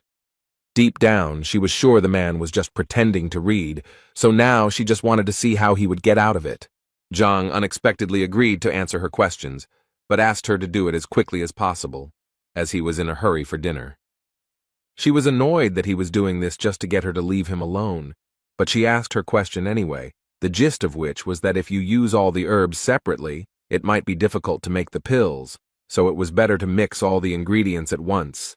And the question was that she didn't understand the meaning of this phrase. Jin sighed and said that she remembered it wrongly, because it would be correct to say that only the correct order of adding the herbs would help her make quality pills, but the meaning of this phrase is that the ingredients must be added separately and in a specific order. The girl was surprised by his answer, because in fact, she initially made a mistake in the phrase in order to expose him, but she did not even suspect that he would be able to give her the correct answer. But she also understood perfectly well that it would be impossible to do this if he had not really read this book. She didn't know what to say until Elder Mo intervened and asked a question about the book. He wanted to know how Zhang understood the phrase, "Qi travels through the body, the mind travels through the world." The old man knew very well that the 8 ways to improve medicines were a foundation that had been mastered by more than one generation of doctors, and even if he had not studied this material, it could easily be heard from other sources. Zhang, in turn, was surprised that such an old man did not understand such a simple expression, because it was so simple. He then explained that this meant that as qi travels and fills the body, so the mind cognizes the world, filling it with knowledge and subordinating it to skills. According to Zhang, this phrase is from the treatise Qi and Blood, the author of which is Pak Ming. In this book, it can be found in the 27th row on the 69th page. Elder Mo's surprise was obvious. The whole thing was that one elder asked him about this, but he couldn't answer. And even later, that old man couldn't find an explanation in the library, so he just couldn't understand how this guy got to this point. In any case, he clearly didn't trust him, so he decided to go and check this information himself. After a while, they found the very row where the book was, and then opened the page that Zhang pointed to and read exactly the same thing that the man said, which surprised them even more. Mo mentally repeated that the old man had not found the answer, turning the entire library upside down. He could not find this book and the answer to the question. But Zhang not only managed to find it, but also read it, and most importantly, understood what was written here. While they were looking for this book, Zhang decided that he didn't have time to just look at them, and he needed to leave quickly, because at this rate he might not make it in time for dinner. But Shen decided to stop him again. Elder Mo almost passed out from the realization of what he had learned. Questions were spinning in his head about why this guy was the worst teacher back then, because with such abilities he could clearly be the best of the best. Zhang asked Shen to speak up quickly about what she needed because, as he had already said, he was late for dinner, and Shen suddenly noticed the fact that she hadn't eaten for a long time either. Zhang mentally asked her not to say that she had just asked him this question only to propose having dinner together later, so he decided to answer her that if she was so hungry, then what did she want from him? She couldn't accept the fact that so many people were inviting her to dinner, and she was turning them all down, and when she gave Zhang a chance, he turned her down anyway. She overcame herself and invited him to have dinner together. Zhang clearly showed no interest until the girl suddenly said that she would treat him to dinner. He was always happy when he was treated, so he immediately agreed, but immediately warned her that he ate a lot. This was Shen's first meeting with a guy like Zhang, because before that, she had obviously met other guys who invited her and paid for her. The Library of the Heavenly Path could see the disadvantages and advantages of techniques, allowing one to read the opponent's weaknesses like a book, but it could not reveal the heart of a woman to Zhang Huang. He did not understand that with just a few words, he had brought the first beauty of the academy to a panic attack. Shen also noticed that this guy spent half a day with her, but never spoke to her. And when she turned to him to ask something, she noticed some kind of aura appear around him. After some time, she realized that this was the second rank of the power of the mind, which was called the calmness of the waters. Martial arts masters develop not only the body, but also the mind. The higher the rank of fortitude, the greater the learning ability and ability to perceive and process information, but as you know, the mind is much more difficult to train than the body. It is difficult to subdue, and only the head of the academy has achieved such a rank of mind. And considering all these facts, Shen realized that his teacher test results were simply fake, and he did it in order to comprehend the second rank of reason with the help of other people's reproaches and bullying. She realized that this guy was essentially a real tiger in pig skin, whom she would try to tear to pieces. Zhang thought at this moment that he had simply decided that it was a beautiful place, but now he realized that he had obtained the second rank of intelligence. He was very happy to realize this, because he was reborn into a new life. Moreover, thanks to the new training method, his body was filled with the purest qi, so it was no longer a surprise to him. With these thoughts, they quickly reached the very restaurant where they were to have dinner today. At this moment, Zhang thought that he had always eaten in small restaurants and canteens, so he didn't expect that she would bring him here, and Shen at this moment thought that she was incredibly curious to know how long Zhang would continue to pretend. Today, Qiao and Shang Bin were relaxing in the same restaurant, and he was still very angry about the situation that happened to him, but Qiao asked him to calm down because they had already applied for the will detector. Therefore, all that was left was to wait for the moment when they would be punished for what they had done, although Shang Bin understood that the heavenly lion was his grandfather's favorite, and he would hardly be able to control it. But Qiao thought that there was no need for that, since they could just give him something to drink and eat, and then it would be much easier for them. At that moment, they were brought their order, which they had been waiting for quite a long time. Shang Bing also told the restaurant owner that he had a lion living in his backyard, and he wanted to be fed. Afterwards, Qiao told him that he heard that Hong Ting Pavilion was a very prestigious restaurant, and its owner had always been cold to his customers, but now, for some reason, it was the opposite. Shang explained to him that the pavilion was so famous because its creator, Hong Tao, was a powerful and influential man. The only thing Shang did not understand was why Hong Tao was not one of the elders of the academy. As for their warm welcome, it's all because his grandfather was a good friend of Hong Hao's, and so his family is always welcome here. Qiao suddenly interrupted Shan and asked him to look in the other direction, where he thought Zhang and Shen Bi were walking. And he turned out to be right, because it really was her. But what was she doing here, and with this loser too? Shan didn't forget to note that he had invited her here so many times, but she still didn't agree.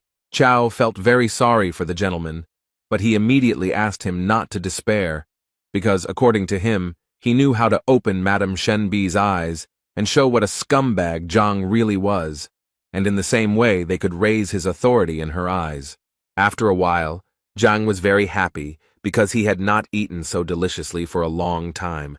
The food was incredibly delicious. Shen was a little upset because Zhang had been eating all this time and hadn't paid any attention to her, so she wanted to ask for the bill for this dinner as soon as possible. The waiter happily came up to her to say that he hoped they enjoyed everything, and also to inform her that they only owed 1,280 coins. The girl clearly did not expect to hear such a number, because she was more than sure that they ordered a maximum of 100 coins. The man decided to explain to her with a smile that the thing was that they had ordered wine, which cost 1,200 coins. This surprised the girl even more, because they didn't order it. They just received this bottle, and she thought it was free. The waiter's face suddenly changed, and he started saying that it was quite logical that they had to pay for this wine. And he also thought that if she didn't ask how much it cost, then it wasn't their problem, but only hers.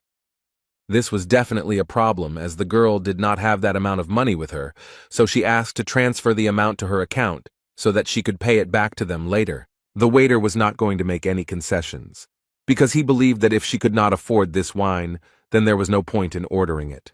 So he told her to give them their money back right now, because no one would feed them for free here. At this moment, teacher Shang Bin approached them, and the first thing he asked was, what was going on here.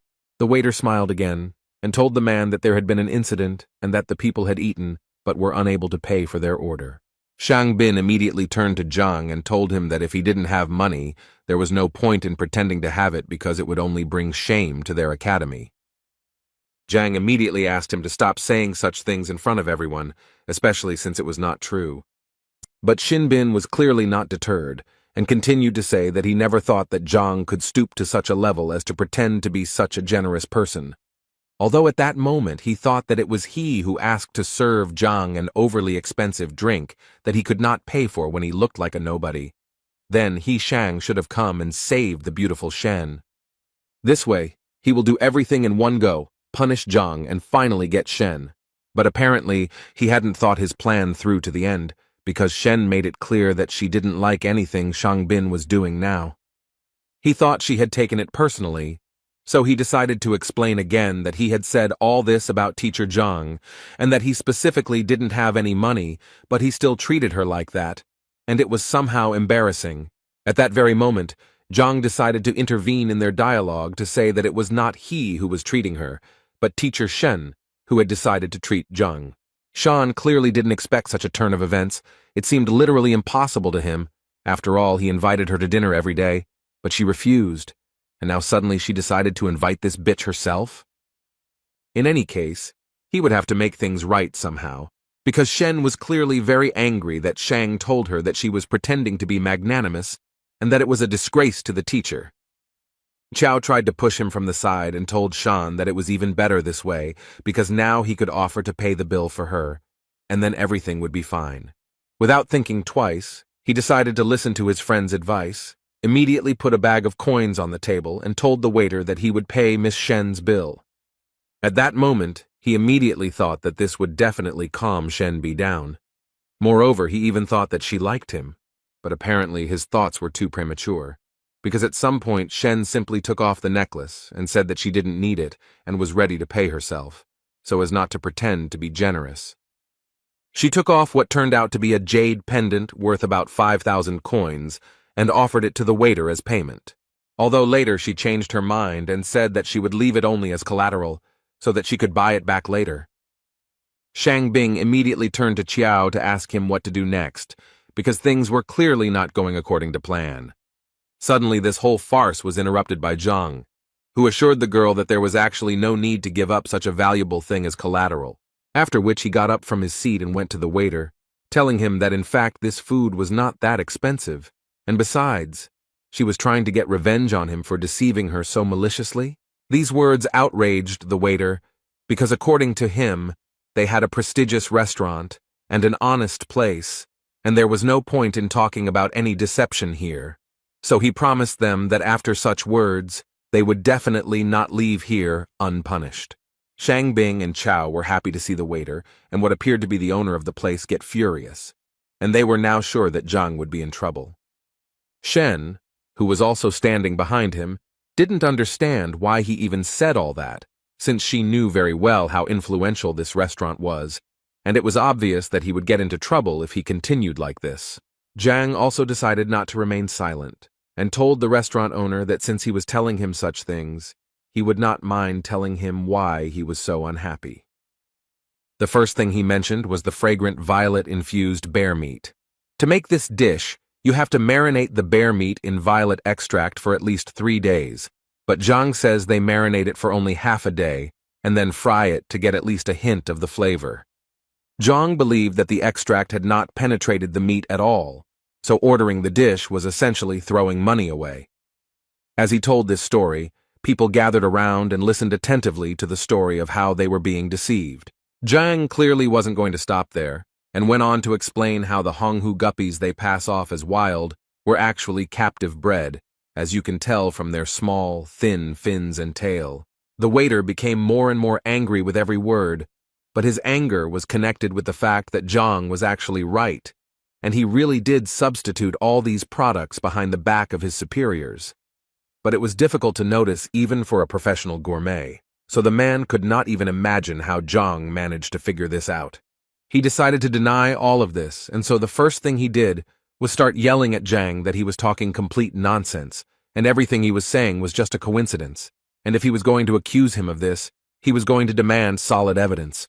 But in his mind, he knew that if he admitted this, the restaurant's reputation would be ruined. Zhang decided to prove to everyone around him that this man was lying, and the first thing he did was take a vessel of wine and start pouring it out. Then he took out a fire and said that since this wine was so expensive, they could easily test it. He set fire to the liquid he had just poured out, and said that he would be very sorry to pay so much money for such a poor quality fake. Not only was the wine burning, but it was also spreading a smell throughout the restaurant that was so disgusting that at some point all the diners covered their noses to avoid smelling it. And Zhang at this time summed up that the taste really resembles drunken immortality. If you drink it, then it brings benefits. But in this bottle there was a drink that only brings harm, and this stench is the best proof of that. A few minutes after Zhang's speech, everyone around him started demanding that the restaurant return their money, and the owner couldn't even imagine how this could happen. The waiter thought that Shan told him that the guy was a loser, but then how could such a loser understand all his tricks? After all, he spoke as if he was a professional chef anyway. He knew that if his superiors found out about this, he would be in big trouble. Shang didn't understand what had just happened at all, but Chow couldn't explain anything either.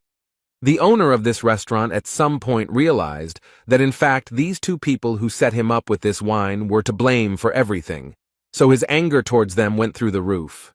So at some point he couldn't take it anymore and asked these two to leave his restaurant immediately.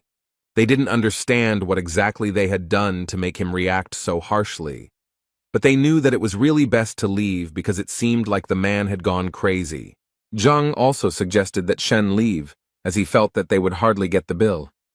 The girl at that moment was just thinking that Teacher Zhang was really good, because he could so easily determine the quality of wine and food that she even assumed that he did so poorly on the teacher exam, because he was honing his culinary skills. Zhang himself actually didn't expect that the Heavenly Path Library could determine the quality of dishes, but in any case, he had to be grateful for this ability, because otherwise, he would definitely find himself in an awkward situation. His thoughts were interrupted by Shen, who was incredibly grateful to him for saving her today. But suddenly she said that she couldn't just leave it like that, and so she was going to invite him to dinner again because they hadn't been able to do it. Zhang was not prepared for such a turn of events, and immediately told her that it was not worth doing, because he had eaten his fill for a whole year, although he would not mind having dinner with the Nettle girl, but he did not want to fight off her suitors later. He managed to surprise Shen again, because she never thought that someone would refuse her several times in a row. But then he managed to add that it was very good that they had just eaten together, and now it was time for him to go, and this literally finished off the girl. Suddenly, he was stopped by Shang, who ordered Zhang to stand in the place where he was now standing, and was going to make sure that Zhang would not leave here in one piece today. Shen immediately wanted to ask him what he was going to do and why he had rolled up his sleeves, but instead of answering, Shang asked the girl to step aside, because this should be decided only by him and Teacher Zhang. But she wasn't going to do that, so Shang decided to shout at Zhang and tell him that if he were a real man, he wouldn't hide behind a woman's back.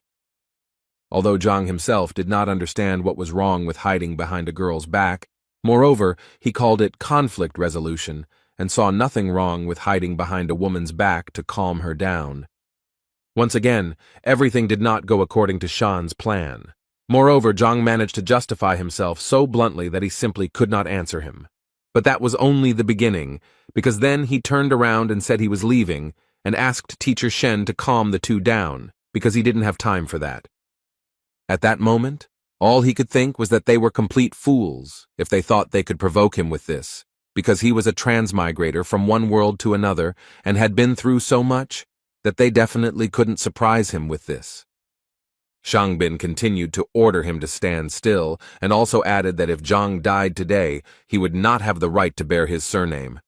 Zhang wasn't going to listen to this madman, so without thinking, Shang summoned the heavenly lion, and then he ordered this animal to destroy Zhang, and if he did so, then Shang promised to feed him every day. Shen did not understand why he was doing this, because he knew very well that destroying a teacher was a terrible crime, for which he would face a terrible punishment. Shang told her that Teacher Zhang was trying to kill him, and the lion was simply defending his master and accidentally counterattacked too strongly, and so it could be taken as self-defense, and no one would be able to tell him anything.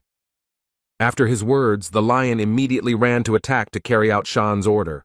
Shen understood what consequences this could lead to, so she obviously began to worry about Zhang. The girl fell to her knees in anxiety because she began to understand that she was to blame for all of this. Shang Bin interrupted her thoughts by yelling at the girl that Zhang was definitely already dead and that there was no way to fix it, and all of this made him incredibly happy. But suddenly his euphoria was interrupted by Qiao, who noticed that something was clearly wrong here, and it was probably too early to rejoice. Shang started yelling at him because he was sure that this time everything was going according to plan, and there was no point in panicking, but Qiao asked him to just look over there, and everything would become clear at once. But when Shang finally looked in that direction, he realized that Qiao was indeed right, because Zhang had literally tamed the huge heavenly lion, which was definitely not going to eat him now. Shang couldn't believe his eyes, because he always thought that the celestial lion was his grandfather's pet. This animal was very proud and would get angry even when it was touched, let alone stroked on the head. So he didn't understand why this powerful animal was groveling before Zhang like a loyal dog. He decided to try his luck again, and ordered the heavenly lion to immediately gather and carry out the order, namely, to destroy Zhang. But the lion did not hear a single word of Shan. He enjoyed the presence of Zhang, who was scratching him. Teacher Zhang got tired of listening to this madman's screams, so he politely asked his new friend to shut him up. The Sky Lion was ready to destroy Xin without any problem, and therefore immediately attacked him.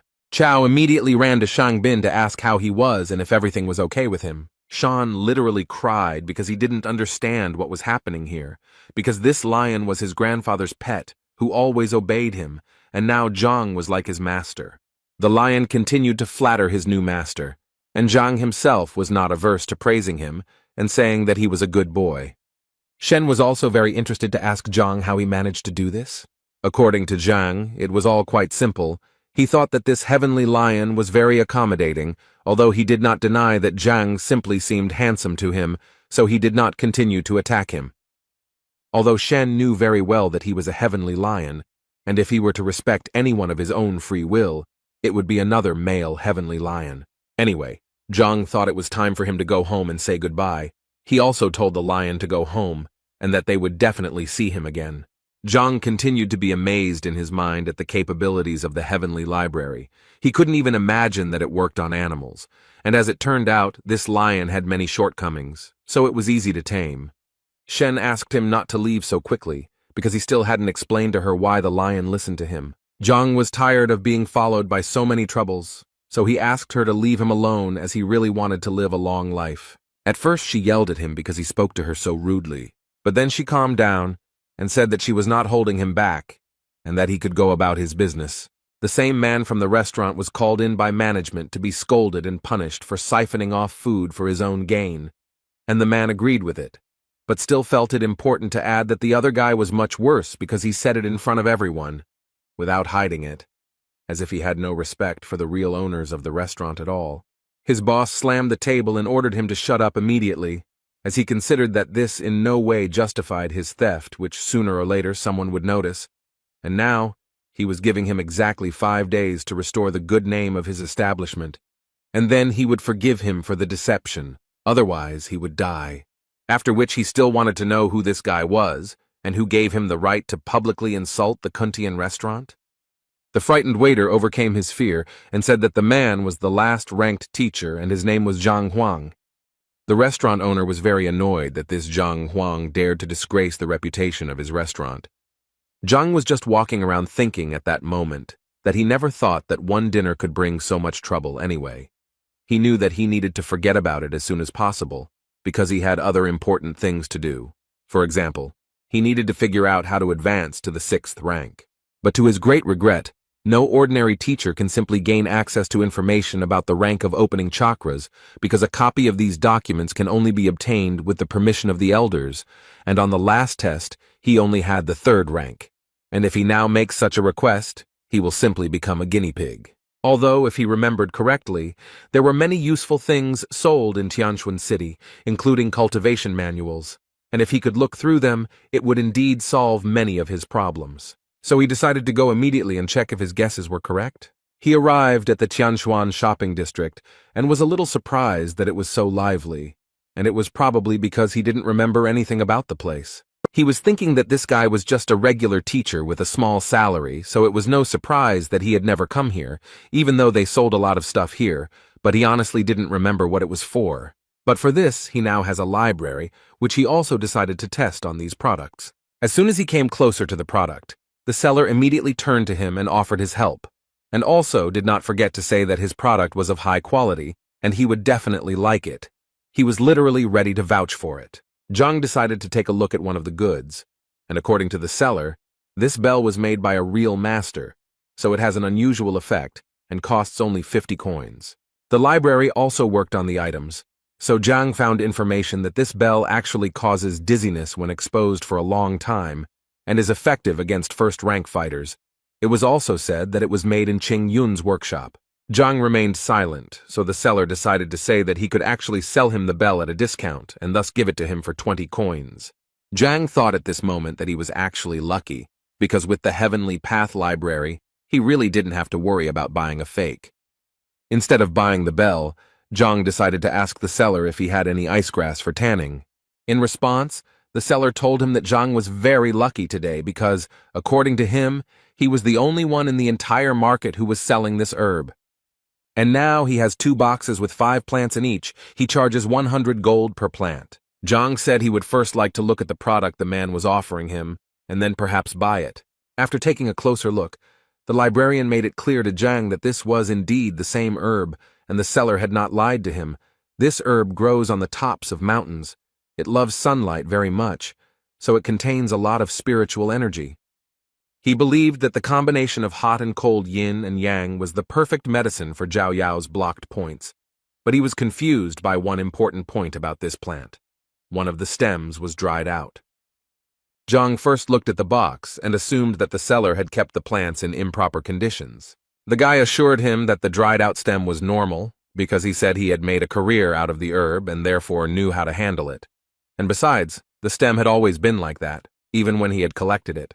But he still told Zhang that if it bothered him so much, he could give him the flower for half price. Zhang continued to study these herbs at this time, and at some point he discovered the ancestral stem, which was known to produce medicine twice as effective as the regular stem. The most unpleasant thing is that if the seller had understood this, he would most likely have increased the price. But he still asked to pack this stem. At that moment, Zhang thought that with this herb the problem would be solved much faster, and he would not need any other ingredients. The seller carefully wrapped 1 stem of this flower and said that Zhang would give him 50 coins. But when it came to paying, Zhang realized that with this library he had completely forgotten about money. He didn't even have 10 coins in his pocket, let alone 50. Although he still decided to ask the seller to sell him this stem for 8 coins.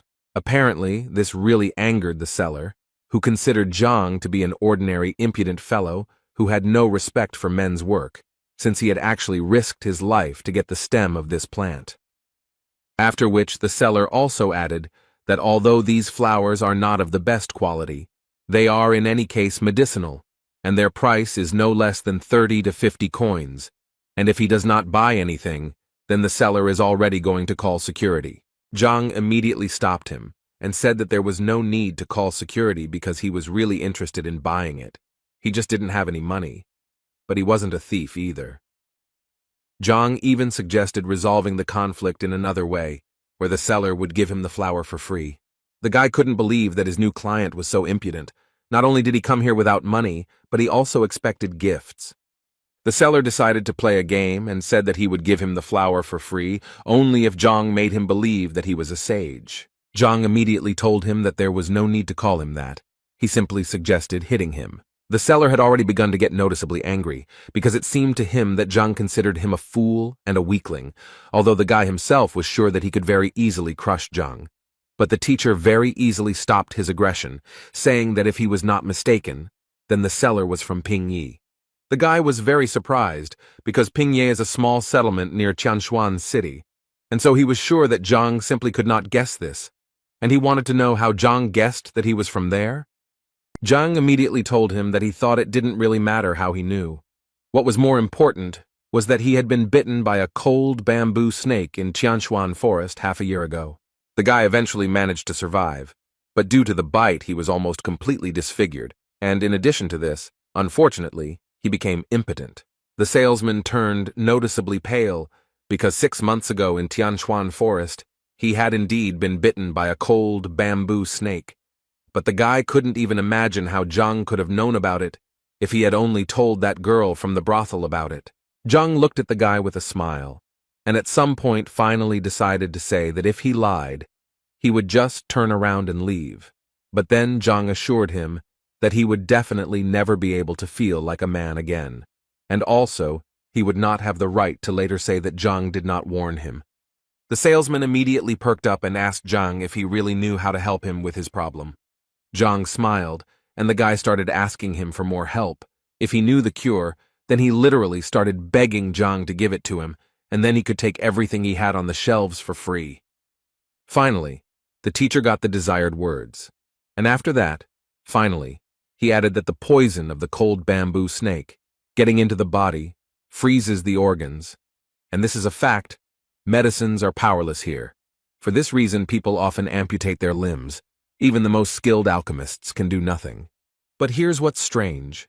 Despite the chilling properties of this snake's body, its bile has a warming effect, so it's enough to absorb it, and it will completely cleanse the body of foreign cold, and it will be able to become human again.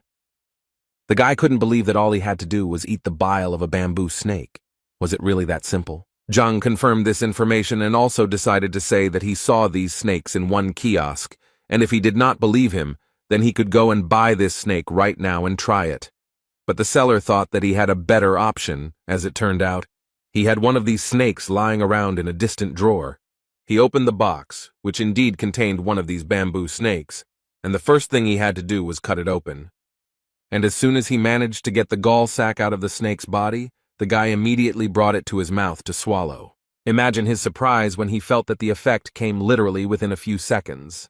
He immediately knelt down in front of Zhang and began to thank him for this, because he could finally feel like a man again, and as a token of gratitude, he would like to give him all this icy sungrass. Zhang laughed at him and said that as he said, the seller would give him the herb for free. The salesman felt a little ashamed that he had not immediately recognized Zhang as a talented person, when suddenly their conversation was interrupted by the shouts of other people who were very loudly discussing the fact that Master Mo Yang was finally here. They believed that they had the opportunity to receive his invaluable advice, and if they were lucky, they would definitely become his students. Zhang didn't quite understand what was going on, so the shopkeeper explained to him that it seemed that Master Mo Yang had come to the village again. According to the guy, he is simply an excellent appraiser, and as far as Zhang understood, this is a rather specific profession, like a gourmet, and they are valued approximately the same. But whether to follow the appraiser's advice or not is like gambling. You never know until the end whether you will be lucky or not. Betting on treasures is like betting on precious stones in his world. Someone will get a fake, and someone will get a valuable artifact. But with the library of the heavenly path, he doesn't need luck at all. He just needs to touch the object, and he will understand everything immediately. And considering all this, he realized that at the moment, this is the best way to get rich. So Zhang decided not to stand still for long and take action. He asked the guy to pick up the grass later, after which he said goodbye to him. When he arrived at the scene, the first thing he saw was how people were literally going crazy over this Master Mo Yang. Each of them wanted to hear his advice. This master replied to all these people that he would leave here tonight, but he still wanted to thank them for the hospitality they had shown him, and so he was willing to give advice to the 5 people. He also assured them that they also did not need to quarrel, because if they were destined to receive help, then so it would be. Zhang, meanwhile, continued to look at the exhibits displayed in this market, and at some point he reached a table where there was a vase that, although it looked impressive, still assured him that it was just junk. Now he was 100% sure that, as he thought, with one touch he would be able to find out detailed information about everything, and he also immediately realized that the prices here were terribly inflated. People were clearly upset when they heard that Master Mo was leaving that evening, and so they began to suggest that he stay for at least one more day. He immediately assured them that it was simply impossible, as he had things he couldn't cancel, so it was out of the question, but he still decided that he would add 5 more, because as they knew, searching for treasure among trash was a difficult task that required concentration, and therefore 10 was his limit. People started shouting that they were ready to pay him for help, if only he would give them advice, but he immediately answered them that they were telling him complete nonsense, because he had been doing his craft for a very long time, and if he wanted to make money on it, he would have done it without them. He could have bought the treasures and sold them for a higher price. According to him, he helps them for their gratitude and bright emotions, because money for him is water, which has no value. And he immediately warned that if anyone spoke about money again, he would not help them. After these words, they began to respect him even more, and also asked him for forgiveness for their stupidity.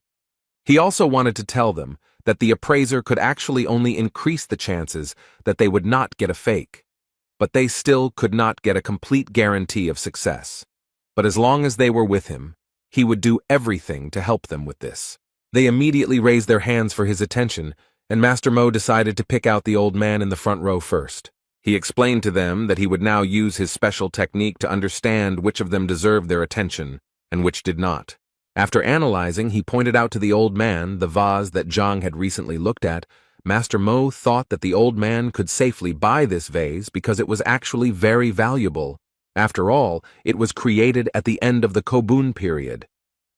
The old man got his money without any problem and was going to buy this vase because Master Mo himself advised him to buy it. Zhang watched this process, when suddenly he realized that he had just been looking at this vase, and if he was not mistaken, then this was a normal phase from Qing Yun's workshop. As a token of gratitude, the old man immediately brought Master Mo a few coins, which he happily took, and Zhang began to understand that he had definitely not made a mistake with this vase. Suddenly his body moved back to the library, which Zhang didn't understand because Master Mo didn't seem to have landed any combat moves on him. But the book about that person was still flying towards him. In this book, it was written that Master Mo was originally an appraiser's appraiser, worked as an informant in the Liuju kingdom, and eventually made his way into the appraisers of artifacts with his generalizing voice that clouded people's minds with words, convincing them of the master's greatness. Zhang took another look and noticed that this man really looked refined and highly moral, so much so that he even managed to deceive him. But now he realized that if there are scammers, then there are also their victims, and apparently, most of this crowd are victims. Zhang decided that everything was so good that he didn't need any help, and he got ready to leave. Suddenly, he was stopped by the same Master Mo, who had chosen the guy as the next lucky one to whom he would give advice. This obviously surprised Zhang. After all, there were a sea of crazy fans of this Master Mo around, so why did he decide to choose Zhang? Zhang decided to immediately answer him that he certainly appreciated his kindness, but he did not need his help, although the old man did not think so, because he saw that the boy did not know what to choose, and he really did not want the boy to become a beggar at such a young age, so he asked the boy to think again. Zhang knew very well that if he listened to this master, he would definitely be left without money, so he assured Master Mo that he definitely did not need his help. But the old man still continued to insist, because he believed that it was not easy for a young man to quickly accumulate capital, and he was now giving him such an opportunity, and his kind heart could not allow him to spend a lot of money on scrap metal or other junk. His fans began to admire him even more after these words. At one point, Master Mo said that he was almost certain that the guy was probably thinking that he finally had a great chance to get the treasure, and he also felt that he wouldn't be able to protect it because they would most likely want to take it by force. Zhang, listening to all this, became more and more convinced with each passing second that this old man was too proud, and how could he even come up with such nonsense?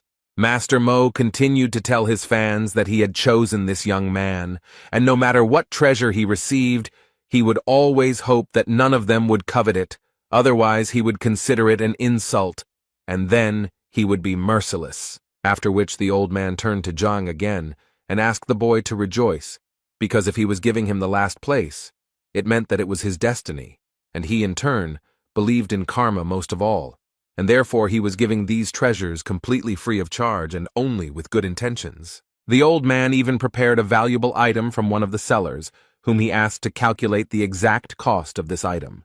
According to the seller's invoices, all they wanted from Zhang was 30,000 coins, and all the people standing behind the guy literally pressured him and told him how lucky he was, because as soon as he bought this thing, he would almost immediately become richer and then acquire a whole fortune.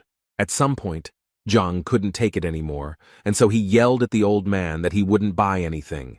And if he wanted to deceive people, then the old man was unlucky today because he chose the wrong person, because Zhang didn't trust him at all. Master Mo couldn't believe that this guy would tell him such a thing, and the people standing behind him also stared for a long time and didn't understand what was going on here. The old man's face immediately changed, and he said that, apparently, they simply did not understand each other. Zhang couldn't hold back any longer, and said outright that the old man was just pretending not to understand what Zhang was telling him, because it was completely obvious to the boy that he was just deceiving ordinary people. But what irritated him most was that the old man acted as if he was better than him. The old man got really angry, called Zhang an impudent man, and told him to shut up. He then added that he had received his qualification 30 years ago and had been helping people all this time. According to him, he had always solved other people's problems honestly, and no one had ever called him a liar before. The common people also began to stand up for the old man and tell Zhang that Master Mo Yang had been helping people honestly, and so they couldn't understand how Zhang could even accuse him of lying. Then the old man said that the guy was incredibly lucky that he turned out to be a kind person, and if the guy now asks for forgiveness, then so be it. He will forget about his offensive words. But Zhang thought they needed to do something a little different, because in fact his words were very easy to verify. You just need to reveal what this scammer just sold to the person, and people will immediately understand everything. The old man pretended to be very surprised, because according to him, the purification of artifacts, which he advised people to do, would take at least half a day. But as he said, he had urgent matters to attend to, and he simply could not wait that long. But from Zhang's face, he could tell that the guy was literally holding back from saying that he was using his busyness as an excuse to leave early because he would be ashamed of his actions. At that moment, Zhang thought that he was quite a professional liar because he had already thought of an escape route in advance and said so. Suddenly, their conversation was interrupted by one person from the crowd who suggested that since this guy claimed that the master was a fraud, then he himself apparently had knowledge of this craft, and if this was really the case, then he had better demonstrate it. The old man smiled and agreed with the gentleman, because if the guy was so confident in his words, then he probably did a lot of evaluation research himself, since he dared to insult him. Master Mo Yan decided that he would give this guy a chance, but for this, Zhang needed to choose one artifact, and if it was of value, then it would be possible to continue the dialogue with him. Zhang agreed to this condition without hesitation, as he understood that with the library of the heavenly path, he would be able to easily name a truly valuable thing. But before that, he decided to ask the seller if he would be able to pay for the artifact after polishing, when its true price would become clear.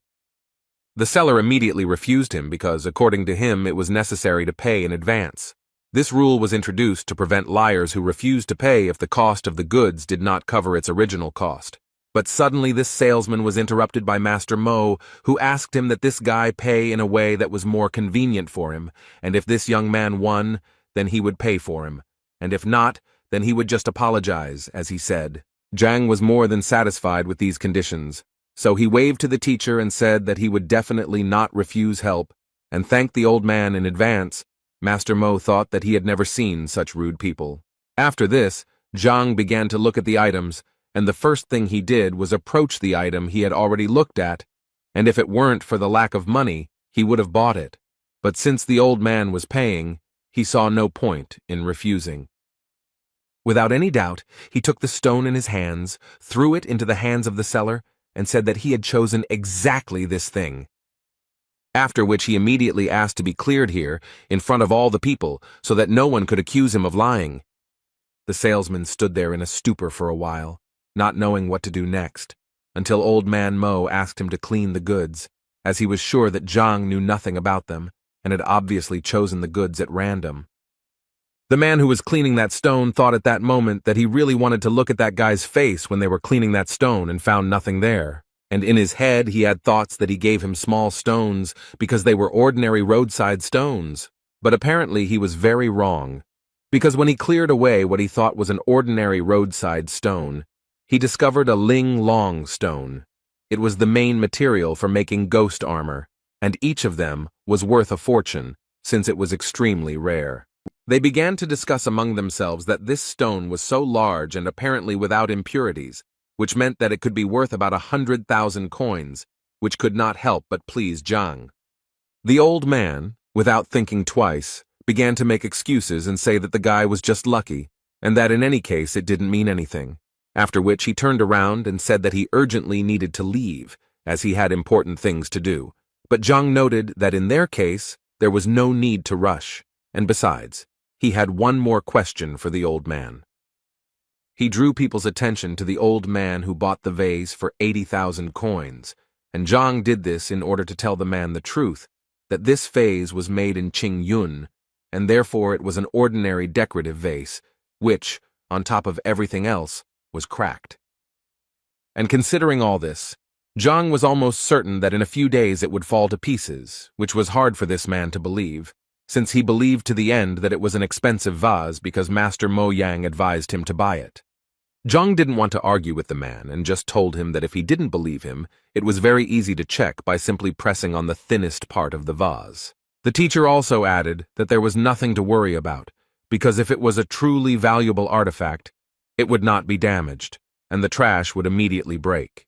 The man simply pressed lightly on the neck of the bottle, and it immediately fell to the floor. People couldn't believe that this was actually true, and that Master Mo had advised this man to buy trash. Zhang suggested asking this question to Mo Yang himself, who replied that it was a precious vase that would make a poor man rich. But without waiting for an answer from the old man, Zhang himself decided to tell that if he was right, then he and the kiosk seller were in cahoots and were selling their goods with the help of false popularity under the guise of free advice, and buying junk for huge amounts of money. And now all that remains is to check with Master Mo, whether he said everything correctly, or perhaps he missed something. Two guys from the crowd suddenly started talking about how, come to think of it, they had once heard of a certain swindler named Mo from Liuju. But those who had already bought something on the advice of this scammer began to worry the most, because it finally dawned on them that it was most likely a fake. Old man Mo was still trying to justify himself, and so he told people not to listen to this guy because he was most likely not an experienced appraiser, and he, in turn, only made one mistake. It happens to everyone. But people no longer heard him. They began to break ordinary stones one after another and realized that they had paid about 60,000 for ordinary stones. It was a waste of money and he was cheating them all along. Old man Mo asked them not to worry because he could explain everything, although it might be better if he did it a little later, since he had urgent matters to attend to. But no one wanted to believe this swindler that he had any business, and since he did not want to tell them the truth, they decided to extract information from him in a bad way. This world is vast, and although there are deceivers, there are also those who have been deceived, and Zhang understands this pattern. So if Master Mo Yang had not targeted him, he would not have intervened, which can be concluded that the old man himself is to blame for his troubles. In any case, it was time for him to continue on his way, so he headed to Huang Yu's bookstore, as he believed that this store might have the 6th-rank reference book that he so badly needed, so he thought that he should take a look there. As soon as he entered this bookstore, the first thing he was greeted by was a pretty cute girl who wanted to ask Zhang whether he came to read or buy a book. Zhang, without thinking twice, directly asked the girl if they had any materials about the 6th combat rank. She thought he was joking because, she said, the store was very small and such materials required specialization, but books were their #1 item. Then Zhang decided to ask her if she knew where he could find such books. She immediately thought that this required special rights, but some big people could still collect the materials he needed, and Zhang immediately decided to ask her if she knew such a person. The girl thought for a while, and then remembered that she knew one person, but he was a very unusual person, and if he was in a good mood, he could even allow her to take a few books home with her, but if he was in a bad mood, she could not even cross the threshold of his house. Zhang would have been very happy if she had helped him find him, but the girl decided that she would not only help him, but also go there with him so that Zhang could find this person faster. On the way, the girl told Zhang that this man had a large library, and it was not for nothing that he was known as one of the smartest people in the kingdom. He even taught Shen Jue himself. Elder Lu Shen hated frivolity, so she immediately advised Zhang to try not to appear frivolous to him. Otherwise, he would definitely not be able to take the book from him. She also added that when it came to taking the book, it would be their personal matter, and she asked him not to drag her into it. On the way, she continued to tell the characteristics of this man. He prefers obedience in response to all his words, so she advised Zhang to just nod his head, and then he can be conservative in some matters, but there is nothing critical about this. After some time, they finally came to the house of Mr. Lu Shen, and Zhang could not believe that the emperor lived here. The girl in response told him that the emperor insisted on a richer housing for his teacher several times, but he always refused. Suddenly, out of nowhere, a guy on a horse appeared who clearly knew the girl, and immediately turned to her and said that he was glad to see you here again. She was a little unhappy that he addressed her like that, since her name was Huang Yu, and besides, they weren't well enough acquainted for him to call her that. In response to these words, he told her that, given their relationship, the address did not matter at all. After that, he saw Huang Yu Zhang next to him, and decided to tell him not to even think about courting her, because she was just his girlfriend. And in general, he immediately wanted to ask the girl who he was and why she was taking unknown people to the emperor's teacher. Huang Yu reacted quite sharply and immediately made it clear to the guy that he didn't care at all who she went with, and where. At some point, they started to clearly quarrel with each other because he believed that she was his girlfriend and had a right to know, and she asked him to move away from her. Zhang decided to resolve this conflict, so he approached the guy and told him that he was actually wrong about him and that he really had nothing to worry about. The girl's expression suddenly changed because she didn't understand how Zhang even dared to talk to this guy like that. According to her, he is the only son of King Zhengnan, Bai Sen. King Zheng is one of the most influential people in Qianshuan, and if anyone offends his son, he will make his life a living hell. At that moment, Zhang realized that his body seemed to be not from this planet, because after the appearance of the heavenly library, he forgot absolutely everything. Huana Yu was incredibly surprised that Zhang actually didn't know King Zhengnan, but on the other hand, she immediately knew that if this man was ignorant, then if she brought him into the palace, she would be in big trouble. Suddenly her thoughts were interrupted by the opening of the doors of this palace, from which Chen Bo, who was the master's assistant, came out, and the guy immediately asked to take them to the teacher. When Zhang entered this palace with his new acquaintances, he immediately noticed that it was incredibly beautiful, as if all these walls were hand-painted with ink by a talented artist. As it turned out, this was exactly the case, so the guys were surprised that Zhang knew about it and suggested that maybe he was an artist. The master's assistant told him that their master used his soul as a pen and the yard as a canvas, and arranging everything around like a painting was a really good idea. They reached the waiting room, where the assistant asked them to wait while he called a repairman. The girl once again decided to clarify whether the guy understood art, but Zhang assured her that this courtyard really did look like a painting. Their conversation was interrupted by Sen, who thought that Zhang was simply putting on airs to appear to be someone he was not. Huang Yu was very angry that Sen behaved like this, so she immediately wanted to know why he thought like that, after which they started arguing again, and because of Zhang, the man at that moment thought that if they wanted to argue so much, then he would not interfere with them. But why were they dragging him into this? He came here to take the book and leave. Their argument and Zhang's thoughts were interrupted at one point by the master, who entered this reception room and immediately silenced everyone with his presence, after which he said that it was very unusual for him to hear someone praise his ink-painted courtyard so highly. According to him, it is a great rarity to meet a young man with such a subtle sense of beauty. Sen immediately intervened in this dialogue to say that this guy clearly shouldn't be trusted, because most likely he was just a liar. The man immediately turned to him and noticed that he had not actually given him the floor. Realizing that Zhang knew his paintings, he asked him to appraise another rather rare painting. At this moment, Huang Yu came up to him again, and said that this was a kind of test that this man was giving to everyone, and even she had gone through such a test at one time, and if he did not pass it, she immediately assured him that he would not receive the books. At that moment, Zhang thought that if he only knew what this would lead to, he would have been better off keeping quiet there in the courtyard, because he did not understand these pictures at all. He could only rely on the Skyway Library to help him understand the artifacts, so he became curious to see if it could help him with the paintings. The library was simply an amazing thing, and Zhang was further convinced of this when she gave him a full description of the painting. After which he asked the master again if he really wanted to hear his opinion about this painting. The man, without thinking twice, immediately told him that he would be grateful for his opinion, and Zhang replied that he would please him because, in fact, he had one comment. After which he stated with complete confidence that this was simply a nightmare come true, and this was one of the most terrible pictures he had ever seen, which the guys clearly did not expect to hear. Huang Yu immediately felt incredibly ashamed of him, because she thought that Zhang was truly an intellectually developed person, but she sincerely did not understand how he could say such a thing.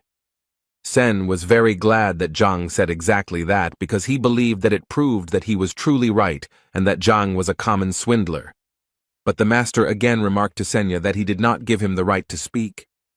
After which Zhang asked the master for forgiveness for such rudeness, since in fact he did not know that this was the master's work.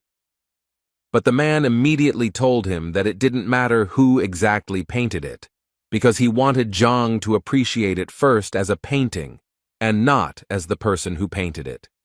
Zhang was happy to hear this, so he went on to say that any roadside artist could indeed paint such a picture, but on the other hand, he also believed that if you look at this picture from another angle, you will notice that it reveals itself in a completely different way. The owner didn't expect the guy to add something like that, so he immediately wanted to know what he meant. Zhang stated that it was actually simple, and so if the master did not mind, Zhang would like to ask him for permission to reveal the secret of this painting. Sen immediately started shouting at him when he saw the knife in his hands, because he believed that this painting was priceless and definitely shouldn't be cut. But Zhang didn't listen to him, so without thinking, he did what he wanted. This act surprised even the master himself, and he followed further events with fear and curiosity. Zhang picked up the cut canvas by the end and said that the painting was a fake because it was painted on rice paper. The real canvas was hidden in sheepskin and had a much more modest appearance than the fake. Zhang's skill left a huge impression on everyone present, who were stunned by how quickly he managed to understand everything. The master praised Zhang, because not many people know about the technique of painting on sheepskin through rice paper. The master then decided to give Zhang another test and led him to the next canvas, waiting for his evaluation. The painting depicts a predatory giant monster, and Zhang said the painting was skillfully done but lacked precision. Zhang then suggested that the author of the painting had never personally seen the animal he depicted, and that is why the canvas has no great value, despite the skill of the painting. The author of the painting was the master himself, and he was amazed that Zhang very quickly understood the value of the painting. But he hadn't yet revealed himself, so he asked Zhang what exactly the inaccuracies were. Huang Yu was surprised that the emperor's teacher would turn to such a young man for advice. Zhang warmly explained that Qi Xiong, the beast depicted, has a streamlined body shape reminiscent of a blade, but this condition is not observed on the canvas. The master was so pleased with this answer that he began to clap his hands in delight. The master admired the skill of his new acquaintance, despite his age, and equated his skill with that of a master. The master asked Huang Yu to introduce his new friend. Huang Yu was a little embarrassed because when she met Zhang, she didn't ask his name. The emperor's teacher was a little angry that the boy was being treated this way, because in his opinion he was his equal. After these words, the king's son looked a little embarrassed, as he did not believe that an ordinary average person turned out to be a master. Then the emperor's teacher looked at him sternly, as if to make it clear that all doubts would disappear. Huang Yu and the king's son bowed to Zhang as a sign of respect and honor for the title of master. Zhang was embarrassed by this, and said that he was just expressing his opinion about the paintings, so he cannot be called a master. The emperor's teacher assured him that he truly deserved all the honors, because he had unmistakably pointed out all the shortcomings of the paintings. And he added that he had every right to give instructions to Huang Yu and the king's son at any convenient opportunity. Then the emperor's teacher asked Zhang what the purpose of his visit was. Zhang said that he knew about the large library that was here, and he came to find materials on the 6th martial rank. The teacher replied that he did have a large library, and mostly all the materials were on art, but not many books on martial skills. The teacher readily agreed to show Zhang these materials, and to do so he had to go to his office, but the servant wanted to say something else. Then the teacher gave him a sign that such a worthy person as Zhang could not be forbidden to do anything. They went out into the courtyard, since the master's office was in another wing of the courtyard. Finally they came to the library, where there were many shelves with books and scrolls. The master was modest and said that the library was not really that big, but Zhang could feel at home there. Zhang began to quickly leaf through book after book, and the emperor's teacher decided to ask if these techniques were suitable for him. Then Zhang noticed books on a shelf above, lying away from all the others, and the teacher said that they were his son's books. The master added that his son loved brute force, so he collected many books on physical improvement, some of which were from the royal library. Zhang asked if he could examine them, to which the emperor's teacher did not object. Zhang liked the service and decided to take advantage of the hospitality by reaching for the books. He began to leaf through them again at a furious speed, which made the teacher embarrassed, deciding that these books were also not suitable. In fact, all this time Zhang was using his superpowers of speed reading and rapid assimilation of information. While everyone else seemed to be just leafing through books, Zhang seemed to be in a whirlpool of information, looking at everything in detail. Zhang held the last book on the list in his hands and slowly unfolded it, as if carefully examining the binding.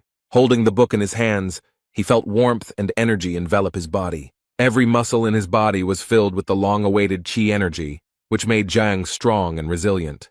Zhang unfolded the textbook and realized that the strength of qi depends largely on the strength of the body.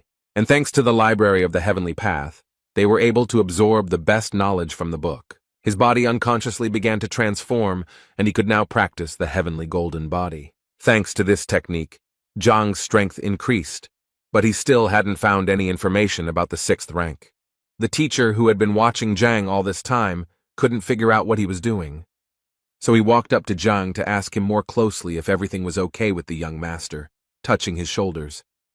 At the moment of contact, the emperor's teacher felt his body fill with insane energy. From such a powerful blow, the emperor's teacher seemed to be thrown back several meters by an invisible force. Zhang looked back to see what had happened because there was no one else in the library except them. The master, who now had a split lip, looked battered, but at the same time assured that everything was fine.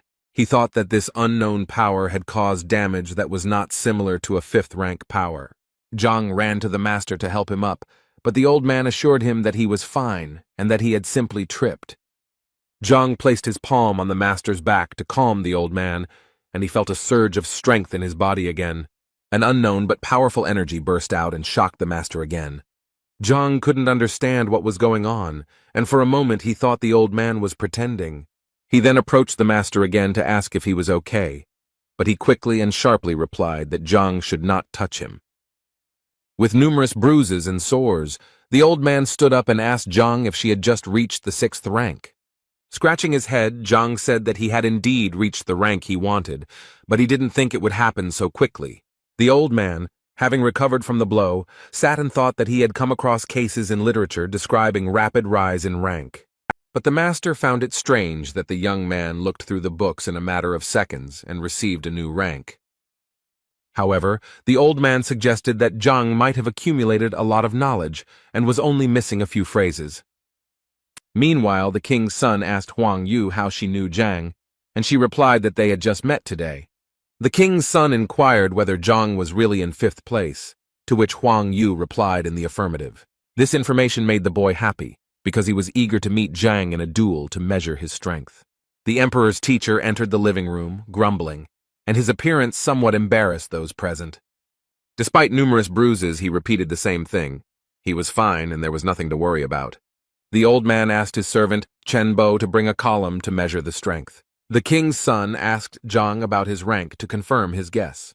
When Zhang said that his guess was correct, the king's son began to boast of his strength and challenged him to a duel. Hearing this, the emperor's teacher realized that this was the best way to test Zhang's new strength. Huang Yu tried to stop Bai Sen, telling him that he was not at Zhang's level and would be defeated. Then the old man intervened in the dialogue and said that he was not against a duel, if one knew the limits and did not harm each other. Bai Sen smiled and assured the emperor's teacher that the duel would be conducted according to all the rules. So, Zhang and Bai Sen stood in their stance, preparing for a duel that would show the boy's true strength and skill. Bai Sen swung his arm with all his might to hit Zhang, confident that victory would be easy. Zhang swayed back, wanting to test his strength and see how much his power had increased since visiting the emperor's teacher's library. Their fists clashed in a duel, and each of them tried to win the duel. But Zhang felt that Bai Sen's attack was weak and doubted whether his opponent really had a rank 5 peak. Bai Sen was thrown back several meters after the impact, but Zhang remained unharmed. If it weren't for the wall behind Bai Sen, the boy would have flown much further, but it stopped him. Huang Yu and the emperor's teacher opened their eyes wide when they saw Zhang's strength. Zhang was momentarily worried about Bai Sen's condition, so he asked if he was okay. Bai Sen, who understood that if he did not resist with all his might, he would lose the hand with which he entered the duel. But he didn't show that there was anything wrong with him, so Zhang suggested another duel. Ban Sen said that there was no need for this, since he considered Zhang to be strong, and in that case the duel would be unequal. Zhang felt like Bai Sen was too lazy to fight and didn't even use his full strength. Meanwhile, the servant reported to the master that the force measuring column was ready. The servant also noticed that Zhang had managed to defeat the king's son, but he could not understand how this had happened. The master told Zhang that Bai Sen needed to recover and treat his wounds, but in the meantime, he suggested that Zhang test the strength of the column. Zhang replied that he had measured the strength just yesterday and got a result of 4 dynes, so today it was unlikely to be more. The master listened to Zhang, but still insisted on his own, so he made an inviting gesture towards the column. Zhang began to warm up in front of the pillar, and thought that even though he had used the heavenly golden body, his strength had not increased much. In fact, he measured his strength in the morning and got the result of 8 dynes, so he decided to hit the column with half his strength. Zhang swung his sword and delivered a powerful blow to the stone column, producing a characteristic dull sound. After the blow, the number 4 appeared on the pole, symbolizing Zhang's strength. Zhang turned his back to the pillar and invited the others to see that his strength had not actually changed. But the expressions on the faces of those present did not agree with this statement, because there were clearly not 4 of them. Huang Yu asked Zhang to return so that he could see for himself the extent of his power. Zhang couldn't understand why the 4 sounds caused surprise among those present, but he still looked back. Imagine his surprise when there was no longer any number on the column, but the number 49. Zhang asked the master if the column was working properly, because the whole thing looked like some kind of nonsense. The master explained to Zhang that the meaning of his metamorphosis was that his body was not accustomed to the new strength, which is why he won the duel so quickly. Huang Yu and Bai Sen's mouths dropped open when they saw Zhang advance to the next level and increase his strength to ding. Zhang himself could not understand how this happened, because the transition to the 6th wound means the opening of the chakras, each of which adds 1 ding. Even Master asked Zhang how he managed to open 45 outlets so quickly. Zhang replied that he had not improved his rank, but he had definitely managed to improve his body. The Master asked Zhang what he meant by pumping up the body, and whether Zhang had eaten any fruits before that. Zhang scratched his head, recalling the events of the morning, and replied that he tried some strange fruit at the market. Master then said that what Zhang had tasted was very similar to the pearl fruit, which gave strength similar to the 6th rank. Zhang was confused, because he didn't believe in the existence of such things before, but it seemed like he was lucky. The master invited Zhang to sit down to ask him more about his personal life. Zhang said that he was a teacher in Hongting, to which the master replied that it was no wonder he was so strong. The emperor's teacher asked Bai Sen and Huang Yu to seek advice from Zhang. Bai Sen was more than happy with this advice, as he would finally be able to properly train his fighting skills. Zhang thanked the emperor's teacher for his hospitality and apologized for staying so long. The teacher, in turn, apologized for having so few 6th-rank books, but gave Zhang advice on where to find them. Zhang smiled and thanked the teacher again for such generous help.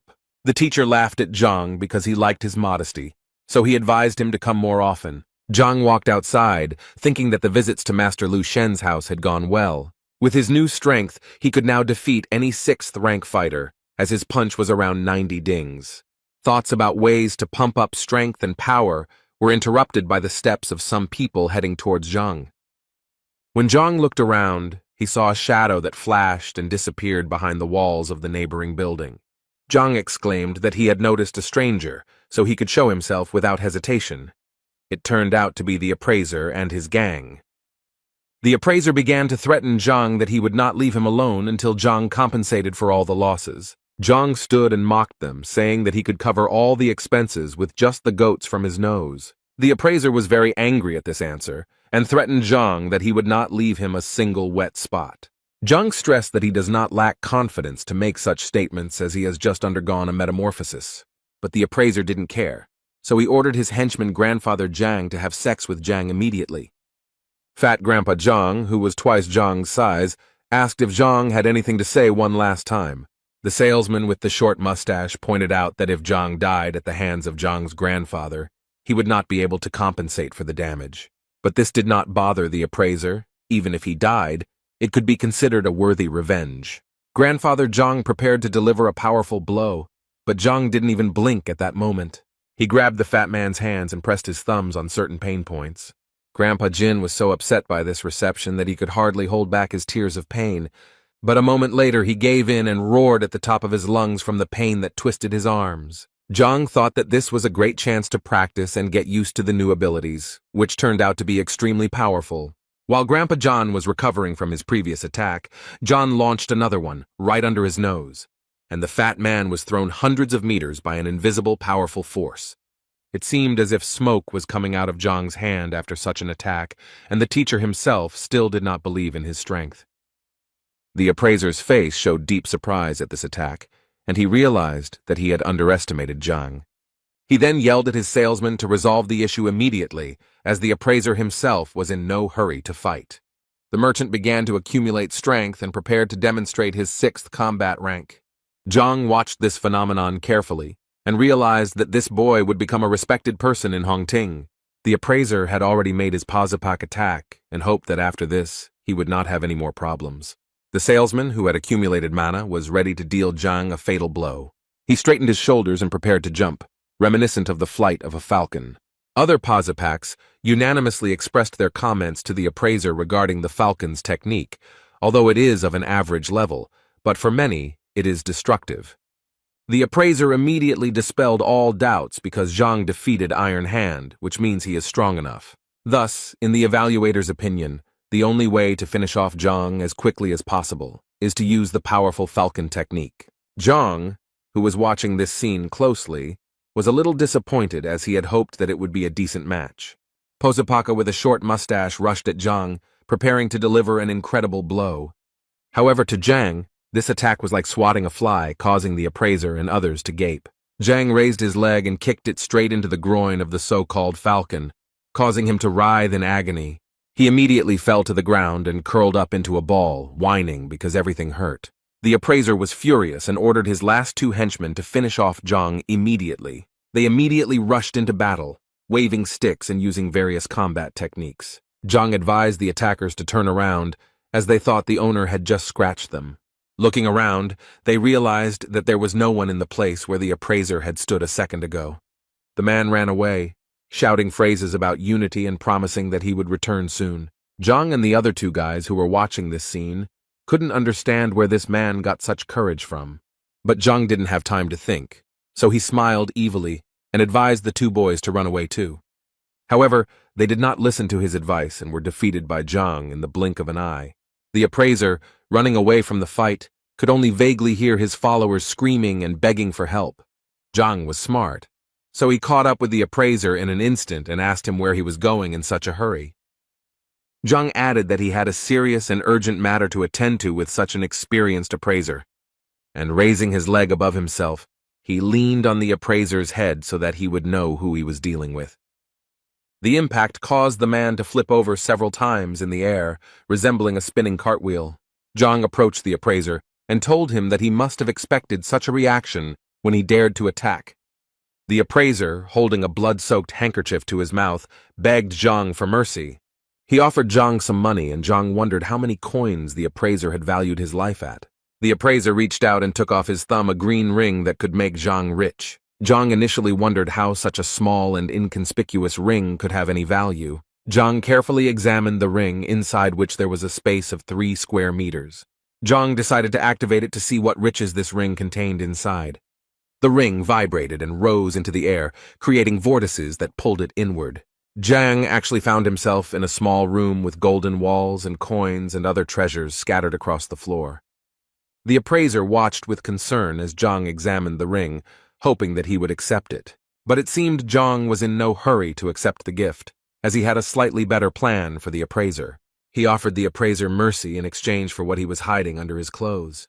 The appraiser did not expect such a development of events, because Zhang easily exposed him, and now he had to give up all the money.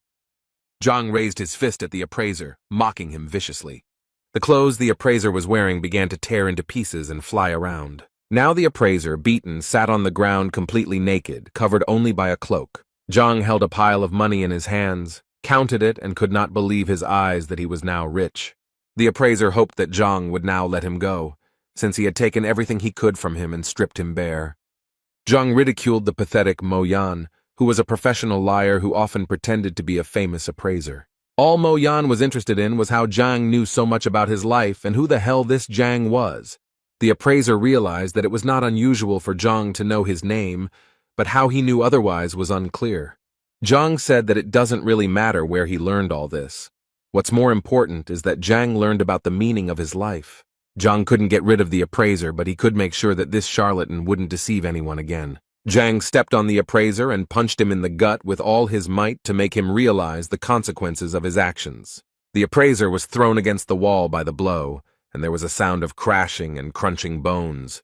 Zhang stood over the appraiser and told him that he could go and not deceive people. The appraiser lay on the ground, creaking, writhing in pain, covered in bruises and sores. Meanwhile, Shan was kneeling before his grandfather and begging him for a favor. He complained to his grandfather that he had assured him that Lev would be obedient, but everything turned out to be the opposite. After all, during the fight with Zhang, Lev was supposed to attack Zhang, but instead he harmed Shang. Grandfather replied that it was not easy for him to tame the beast, but they communicate with each other as equals and not as master and servant. But the grandfather was surprised why he listened to a stranger, because in any case he needed to protect his grandson. While Shang continued to complain that in Zhang's presence he had become as obedient as a dog, Liu sat proudly and imperturbably. The grandfather smiled at this situation and told his grandson that he would deal with this problem later. But Shang could not calm down and wanted Zhang to be expelled from the academy and banned from being here. The grandfather smiled again and gave his grandson the go-ahead that he should not worry because he would fix everything. But the old man knew that Zhang was somewhat lucky, because the man did not believe that he would have even 1 student, let alone 5. Shang suggested this idea because he knew that Zhang had forced the boy to become his disciple, and he advised his grandfather to simply intervene in the situation at the right moment and remove teacher Zhang. The grandfather asked his grandson if he was really sure of such information, to which Shan nodded approvingly. The old man said that in that case he would invite an elder from the Teachers Guild to observe the process. If the elder reveals signs of lying, then there will indeed be an opportunity to remove teacher Zhang. Shan was full of angry and joyful emotions, because very soon Zhang could pay for the way he humiliated Shan. Meanwhile, Zhang was thinking that yesterday he had read about 10 books by Master Lu Shen, but he had not found what he needed. From what Zhang read, he could not form a unified technique, and this upset the teacher. But he decided that everything would get better with time, so he pushed open the door of the academy and walked inside. Opening the door, he saw a group of 5 people happily waiting for Zhang. Zhang couldn't believe his eyes, because for a moment it seemed to him that this was a sweet dream that he didn't want to interrupt. It was Zhang's disciples who smiled at him, knowing that he had finally returned. Zhang found this joy a little suspicious, as if they were completely different people, but he greeted them anyway. After rummaging through his pockets, Zhang called Zhao Yao over and said that she would go first. He gave the girl a wooden box containing a herb that could be used to make a healing tincture. When Zhao opened the box, she saw a stalk of ice sungrass in front of her. And then Zhang took out a stack of thin books that described methods developed taking into account the individual abilities of students. He handed out a book to everyone and wished them success in mastering the sometimes difficult techniques. Each of the students began to read the book, and was surprised that they were hearing about such things for the first time. The enthusiasm knew no bounds, and the accessible methodology was easy to learn, as if the author himself were the teacher. For example, Zhao was surprised by the fact that the previous technique was created by an 8th-rank fighter, but the new one was better than the one she had practiced before. Zhang broke the intrigue and admitted that he wrote these techniques in one evening, but did not have time to come up with a name for them. So Zhang asked the students to come up with names themselves, which was extremely shocking news. The students did not expect that the teacher would give them the opportunity to come up with names for techniques that could later become popular. Zhao was confused by the teacher's generosity, so she asked him again if he had made a mistake in entrusting her with such a serious task. Another student couldn't help but appreciate Zhang's generosity, writing as many as 5 guides and letting students come up with the title. For students, this is truly a celebration, because in the entire history of Hongting, not a single student has had the honor of owning equipment created for him. After such generosity and wisdom of the teacher, the students, of course, did not doubt their patron. So the students decided to thank Zhang for his hard work and incredible generosity. All 5 students knelt down and began chanting words of gratitude in unison, which puzzled Zhang. Zhao, on behalf of all the students, swore that the knowledge Zhang had imparted would not be passed on further, and that those who broke the oath would be punished. Zhang was surprised by such an oath, because the works were created with the help of the library, and it would be good if they did not know about them. Meanwhile, the girl with blonde hair was spinning around the yard, lost in her thoughts. It was Madame Shen, and she looked worried because one question had been bothering her for a long time. And she finally dared to take a bold step and resolutely went forward to meet the answers. As she approached the gate, she met a strange stranger on her way. The man, with a long beard and hair pulled back into a ponytail, looked agitated and worried.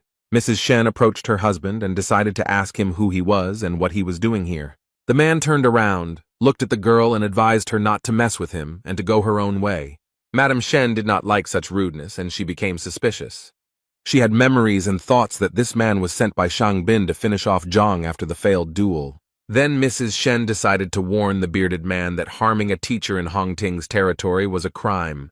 These words made the man even more angry, because just the day before yesterday he was beaten because of a quarrel between 2 teachers over a girl. The man added that the girl's name was Shen Bi, so Shen herself advised the man to leave as soon as possible, otherwise he would get into trouble. Realizing that her teacher Zhang was in danger because of her, Lady Shen rushed into battle. The man, despite all his injuries, was preparing to defend himself, especially since, in his opinion, he would definitely be able to fight back against the girl. Madame Shen launched the first strike with a wide kick, but the man blocked the blow at the last moment. Shan was walking outdoors with his friend and was just curious about how the conversation with his grandfather went. Shan smiled because soon Zhang and his disciple, who had chosen the path against their will, would reveal themselves when they fell under the will detector. The red-haired partner was surprised by this news and added that after Zhang's disappearance, Shenbi would turn his attention to Shan. Shang remembered that awkward evening at the restaurant when Shenbi went to dinner with Zhang. Shan's partner added that he needed to be patient for a little while, and then luck would smile upon Shan in the form of a dinner with Shenbi. Shan laughed at these words, but promised his partner a worthy reward in case of success. Their fascinating dialogue was interrupted by the sounds of a fight that was heard very close to where they were walking, and the red-haired boy was the first to notice it. Shang looked closely and saw that Lady Shen was fighting with Yao Han for reasons unknown to Shang. The red-haired boy guessed that Shenbi knew that Yao Han had defeated Shang, and this guess made Shang turn pale. The boy then continued his theory, and was convinced that there were no other reasons, considering that Shen was always calm. Shan's heart began to beat wildly, as if it was about to burst out of his chest at the thought of Madame Shenbi liking him. Shan was silent for a moment, and did not take his eyes off the epicenter of the fight. This state alarmed his red-haired partner. Then Shang shouted in anger at the top of his voice that he would not allow anyone to harm Shen or make her suffer because of him. The red-haired boy wanted to give Shan advice, but he had already rushed into battle with all his strength. During the battle, Yao Han noticed out of the corner of his eye that Shang was approaching and assumed that he was in cahoots with Shenbi. Shenbi, in turn, assumed that Shang had conspired with Yao Han to deceive her once again. After breaking into the fight, Shang threw Shenbi and Yao Han in different directions, but did not harm anyone. Shenbi, catching her breath, thought about how Shan had acted out a scene where he was in the role of a savior. Yao Han, who was already in a bad mood, now looked even angrier. Shan raised his fist and shouted at Yao Han, how dare he raise his hand and hurt his beloved girl. Yao Han grabbed the monster by the collar and blocked every blow, causing Shan to lose strength. When Shang exhaled, Yao Han beat him beyond recognition. Shang's face resembled a blowfish. The red-haired boy begged Lady Shen to intervene and help Shan, otherwise he would die. Mrs. Shen asked the boy why she should help Shan if it was a well-planned scene. The boy denied everything and said that they were not setting anything up, so Mrs. Shen hesitated a little, but decided to help. Yao Han realized that it was time to surrender because he had been fighting with Lady Shen when he was injured, and now the advantage was not on his side. He threw the battered and disfigured Shan towards Lady Shen and said that he was retreating. But before he left, he swore that he would take full revenge on Shan and Shenbi. While the red-haired boy ran up to Shan, trying to help him somehow, Shen stood motionless, looking after Yao. The red-haired boy was panicking because Shan had not regained consciousness, and Shen thought that the performance was delayed. Suddenly the palace door opened and a disgruntled Zhang came out and asked what was going on. At this point, Shang came to his senses and began to mumble something incomprehensible, as if threatening Zhang.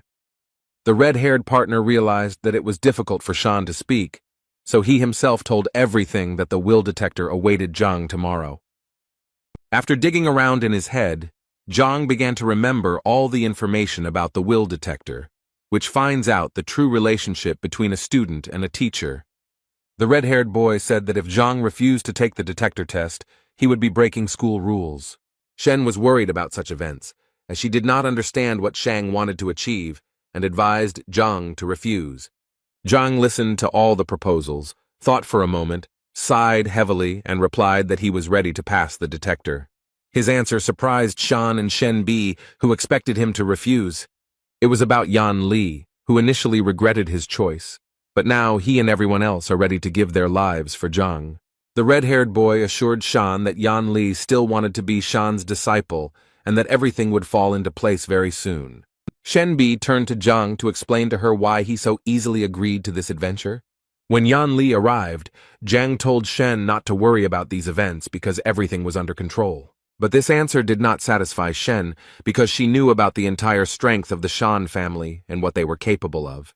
Shenbi blamed herself for everything and could not stay away from this situation. Meanwhile, in the will detector tower, Shan's grandfather was telling the elder about the events related to Zhang. Elder Mo listened carefully to the old man and said that he was always happy to help restore justice. The old man added that Zhang got the lowest score on the teacher exam, but he kept Zhang. Shan's grandfather also said that the complaint against Zhang was filed by teacher Cao Xiong, who exposed the lie. The elder reassured the old man, because daring to use the Vola detector was a bold step, but necessary for the sake of justice. Grandpa Shana smirked to himself, enjoying his well-thought-out plan. The doors of the academy opened, and a male figure appeared on the threshold heading inside the tower. When the door opened wider, 5 people entered the room, interested in solving the problem. When the grandfather saw his grandson Shan, he was very frightened by the fact that there was not a single living place on him. Shang quickly calmed the old man down and assured him that he was fine, so there was no need to worry about a misunderstanding. The grandfather rummaged in his pockets and took out some medicine for his grandson, which was supposed to improve his condition somewhat. While Shan was taking the medicine, the red-haired boy bowed to the elder, begging for a fair decision in this matter. The red-haired Cao Xiong revealed that Yan Li was once his disciple, but defected to his side due to Zhang's threats. Yan Li looked confused, as he didn't quite understand why he was brought to the will detector tower. Zhang feigned fear in front of the elder and convinced him that Yan Li had chosen his path voluntarily. Yan Li was even more confused. Now he didn't understand why Zhang looked so embarrassed. Zhang turned to his student and winked at him to play along and say that Zhang was not forcing his opinions. Yang Li listened to the teacher and began to repeat that he chose his educational path of his own free will. The elder was confused and turned to Zhang with a warning that the disciple could return to Cao Xiong and the detector would be cancelled. Shang and Cao Xiong, who had not thought of such a development, panicked because it was out of their hands. Shang insisted that teacher Chao Xiong apply for the will detector, and the administration agreed. Chao Xiong also stated that the abolition of the will detector was a shameful disregard for the wishes of the young disciple. The elder agreed that it was worth holding a detector with clearly defined conditions, namely that the loser would be punished by agreement of the participants. Shan's grandfather informed Zhang that if he lost, he would face the maximum punishment, expulsion from hunting. Zhang again played the role of the upset teacher and said that he had no enmity with teacher Cao, so it was cruel to kick him out. And then Zhang proposed another idea, such as canceling the license and adding a punishment of 100 lashes from God. With this statement, Zhang stunned everyone present, because it was he who found himself in a disadvantageous position, and now he was proposing such severe punishments. The elder thought that if the teacher was simply fired, he would be able to work in another institution. But revocation of the license was a different matter. Chao Xiong couldn't understand why Zhang chose such a cruel punishment in the form of God's whip, which leaves a person half dead. Shenbi's eyes were already wet because it was very clear that this was a trap, but Zhang did not try to escape from it. Chao Xiong did not hesitate to agree to the punishment conditions proposed by Zhang. Meanwhile, Yan Li admired the skill and cunning of his teacher, who pretended to be a loser in order to provoke his opponents. The elder announced that if both parties agreed to the terms, there was no point in postponing the event. The elder showed everyone present a ball of heartstone, which Zhang and Chao Xiong had to touch in turn. Based on the results, the winner will be the one who receives the highest level of trust from Yan Li. Chao Xiong was glad that after the procedure was completed, Zhang would not have a single wet spot left. Since teacher Cao had applied, he had the honor of being the first to pass the detector along with Yan Li. The ball shone with a magical warm light that illuminated every corner of the majestic hall. Thus, the Heartstone is able to put people into a state of trance in order to read their inner world. Thanks to this stone, one could find out whether the teacher really listens to the student, otherwise the latter could hate his mentor.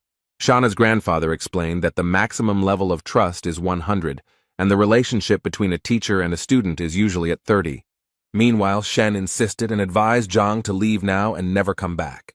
Shan overheard their conversation and said that it was too late to rush because everything would soon fall into place.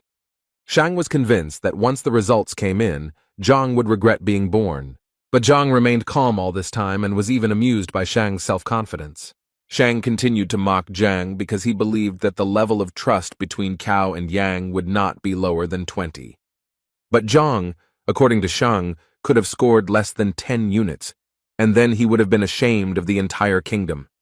Shen was very irritated by Shang's comments, but she was even more irritated by Zhang's excessive calmness.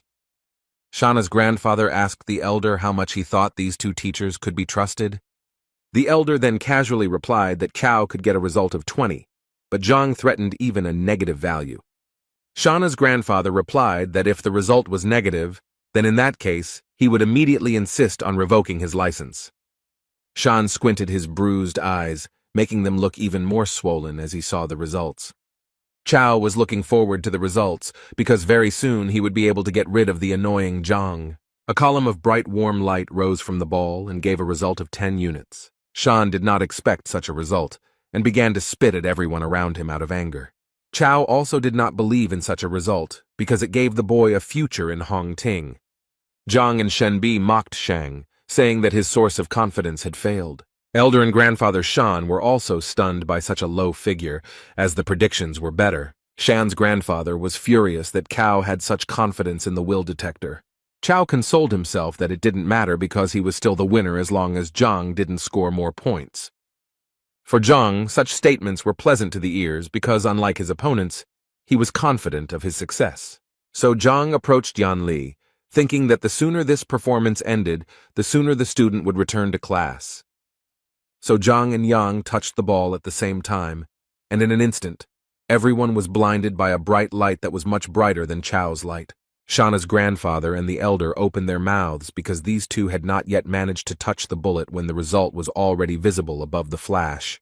Shenbi, Shang, and Cao were no less surprised, especially Cao, who had just managed to step down from the pedestal.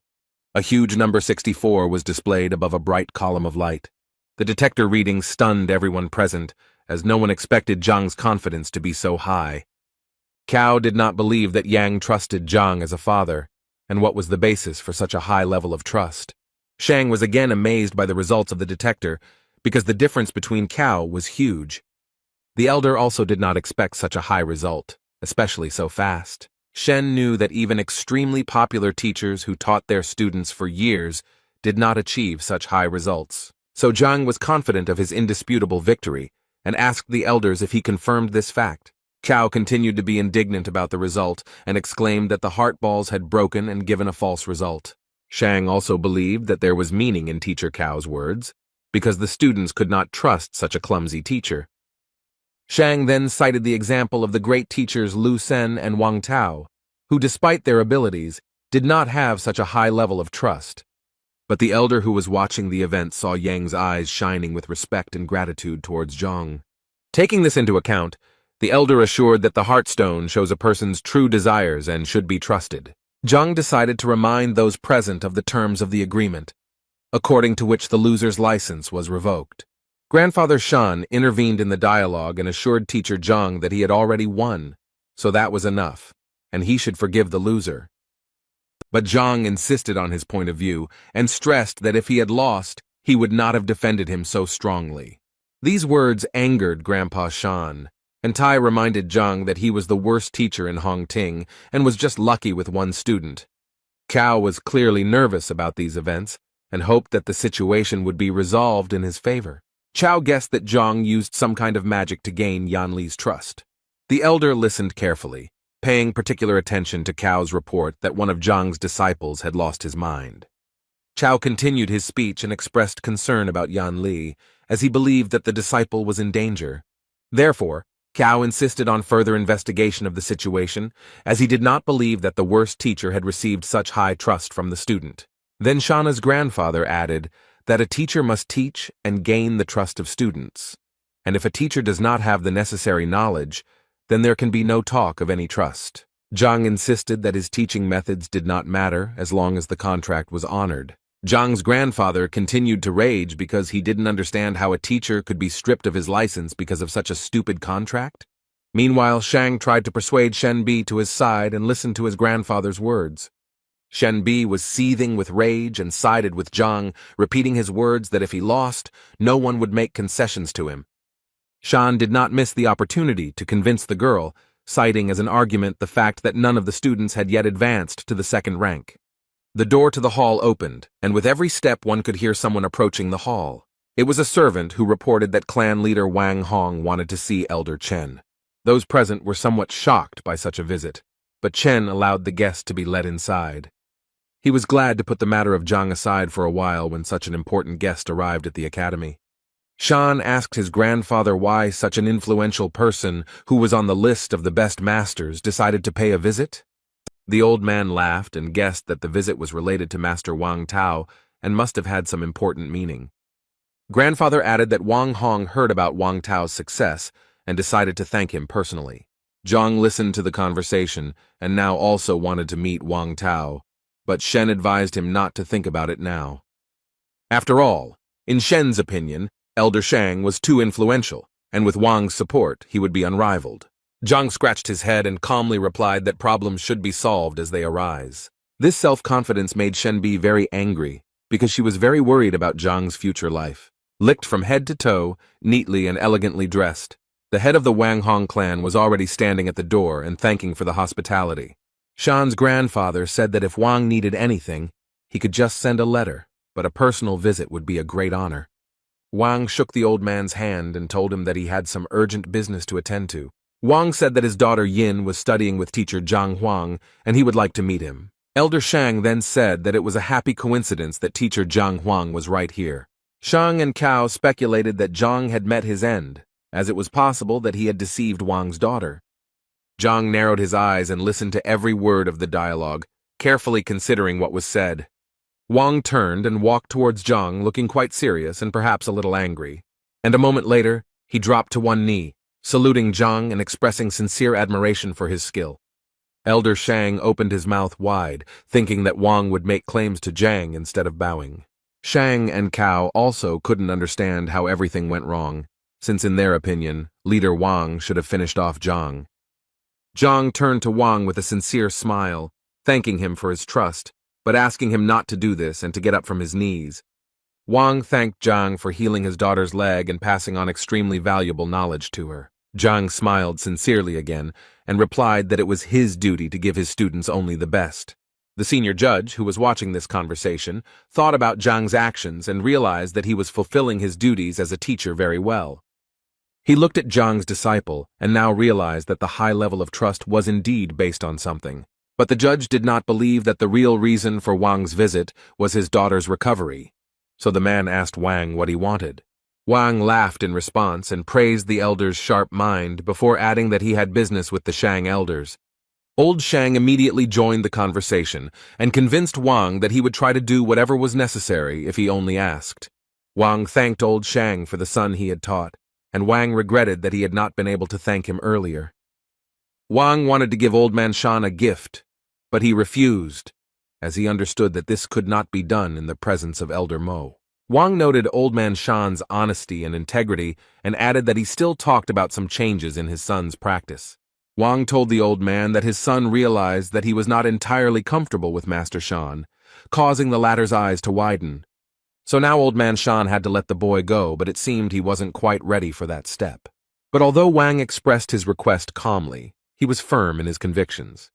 Old Man Shang had no choice but to argue with Wang, so he complied with his request. As he returned the pendant to his son, who was now free, Old Shang knew how shameful he would be for doing this. Wang took the pendant from Old Shan, and Tay assured him that it was normal for young people to have difficulty finding suitable teachers. Wang smiled back, then turned to Zhang and asked if he could take his son into his class. This request shocked everyone present in the hall because recently Zhang almost ended up in court, and now one of the best masters is sending his son for training. This request especially hurt the pride of Old Shan, who had lost a student who could have fallen under the care of the worst teacher. Junior Shang was also worried about his grandfather and couldn't understand why Venerable Wang made such a choice. Zhang smiled modestly and replied that he didn't think it was a good idea. After a pause, as if thinking, Zhang replied that he would have to refuse the offer, which shocked everyone present.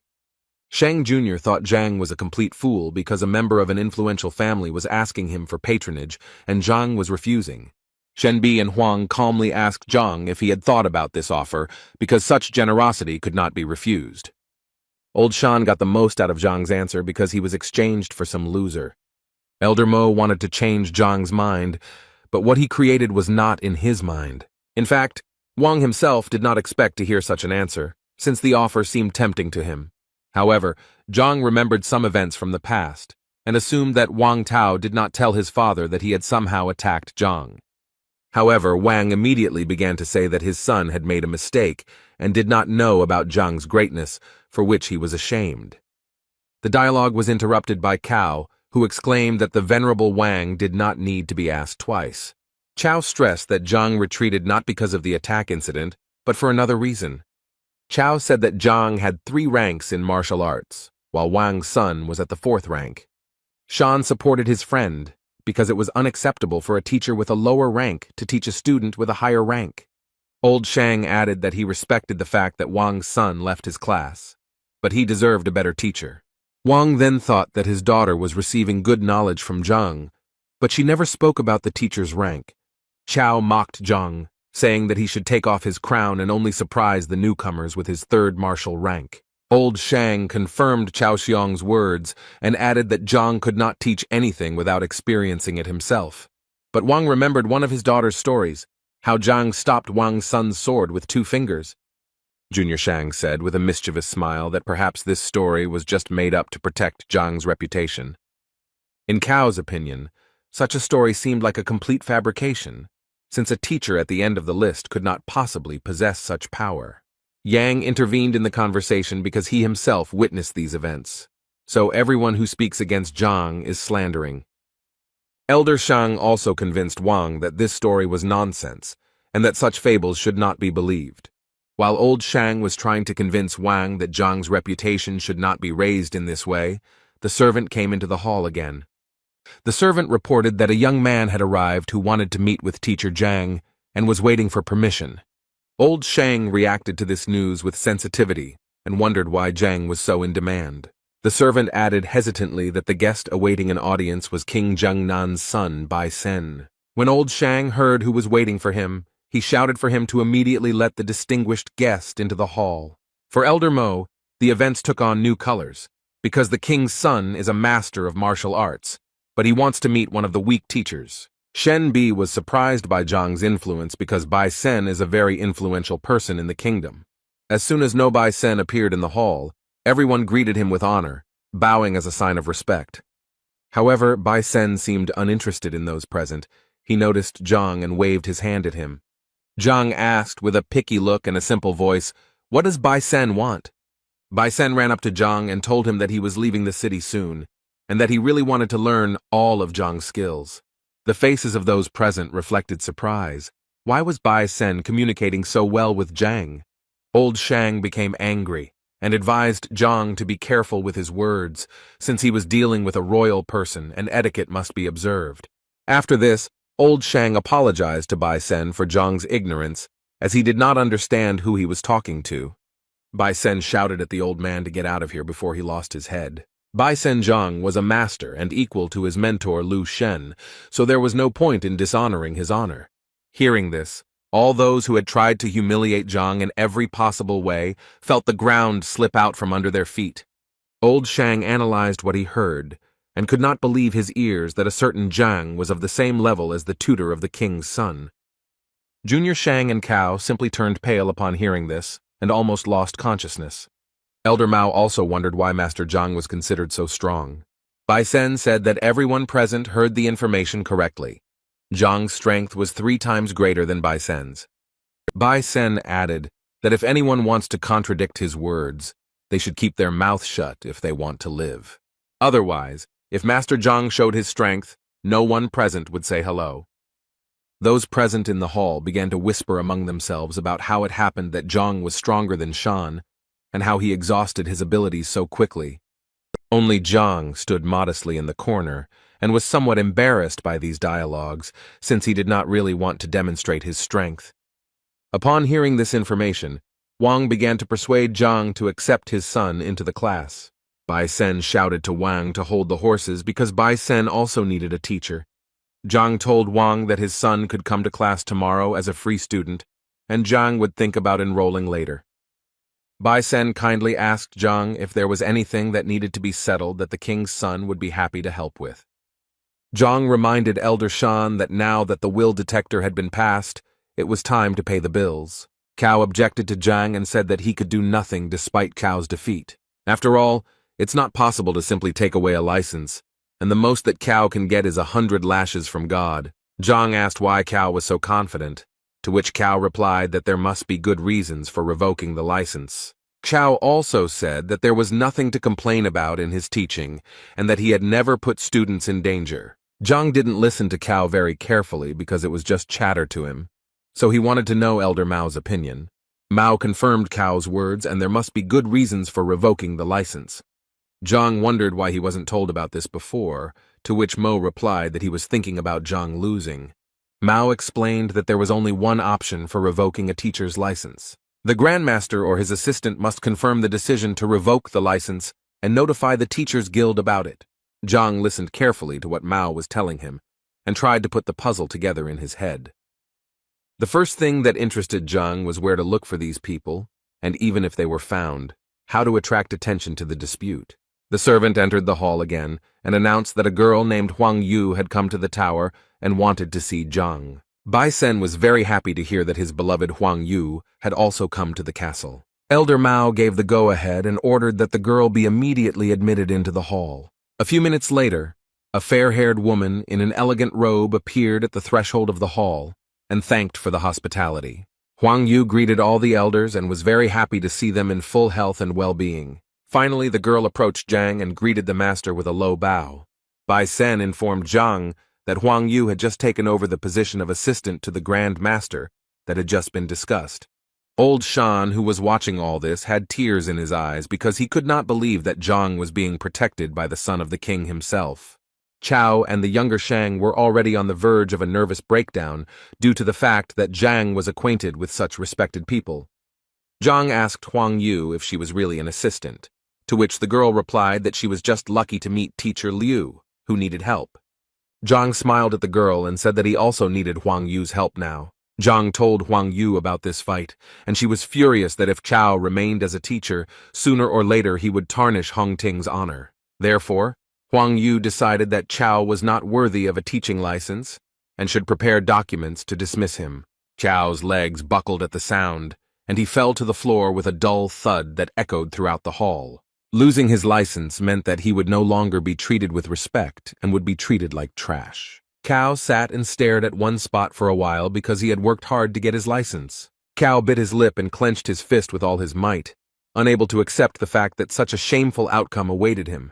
He rose to his feet and shouted that the Teachers Guild would be interested to know how Zhang drove his students crazy. Zhang responded calmly and assured that it no longer mattered, since Cao should be punished according to the terms of the dispute. Cao didn't know how to respond to such words because all his arguments had simply dried up. Junior Shang began to threaten Zhang that he would not see a peaceful life after he committed such a vile act towards Cao. Old Shang confirmed Chao's words and believed that Zhang's teaching abilities should indeed be questioned. Huang Yu said that if these accusations were true, then the guild needed to check some things. Zhang was a little nervous because he underestimated his opponents, who also know how to use facts to their advantage. Zhang began to think about how he could get out of this situation dry, because now everything was against him. He saw no other way out than to confess everything, and in that case, he would at least be honest. Zhang began his speech, but before he could say a few words, Shen Bi intervened. She said that now everything was clear to her, and teacher Zhang no longer needed to make excuses. Shen reported that Elder Mo had recently asked Zhang some exam questions, to which Zhang had given multiple-choice answers. The king's son reported that Zhang's striking force was 49 dings, which corresponded to the 6th rank. Shen Bi said that such indicators did not match the teacher's test results, so Zhang was framed. Wang entered the dialogue and said that the exams were held behind closed doors by the Education Bureau and were unfair. Shen Bi pointed at Old Man Shang and accused him of falsifying the results of Zhang's abilities. Elder Mao suggested that Zhang did not report this because it might spoil the relationship between the teachers. All those who defended Zhang were convinced that he silently endured all the humiliations, but did not lose the wisdom of the teacher. According to the defense, Teacher Zhang suffered for the sake of good relations in the team and bore the burden of ignorance. Old Shang had no time to process the verbal attacks that were flying at him like bullets. Zhang was embarrassed by this situation and only wanted to say that his skills were not fully appreciated. Old Shang took a defensive stance and said that he had no reason to interfere in the affairs of an ordinary teacher. Elder Mao, who had been listening attentively all this time, said that he already had enough evidence to draw conclusions, while Old Man Shang was simply defending his grandson. Sooner or later, Zhang would stand out among the other teachers, and to prevent Zhang from overshadowing Shang's grandson, Old Shang acted preemptively. Old Shang was stunned because he hadn't paid attention to Zhang before, but now he had only turned away from him. Zhang winced, as if he was extremely ashamed of Old Shang's actions in taking advantage of his power. Old Shang tried to say something else to Zhang, but he couldn't make out anything intelligible except curses. He began to strike on the nerves, and it seemed that he was about to suffocate in his own anger. All those who stood up for Zhang no longer believed Old Shan and considered his attack a deception. Little Shang, no matter how much he wanted to spite Zhang, felt broken because now his grandfather was also in danger. Old Shang stood motionless, his eyes closed and his head raised, coming out of his convulsive state. He seemed to be enjoying his condition, and his body was in nirvana after so many trials. Suddenly, enlightenment came to him. He opened his eyes sharply and looked at Zhang. He said that the charge of falsifying exam results could not be refuted in any way. But how would Zhang explain his student's madness? Old Man Shang pointed his finger at Zhang and waited for him to explain after the accusations. Zhang understood that such accusations were serious, and it would be difficult to turn away from them now, although the student's madness was the merit of old Zhang. Then Old Man Shang asked the servant to call Zhao Yanfeng from Master Lu Sen's class into the hall. Everyone held their breath, waiting for the development of events.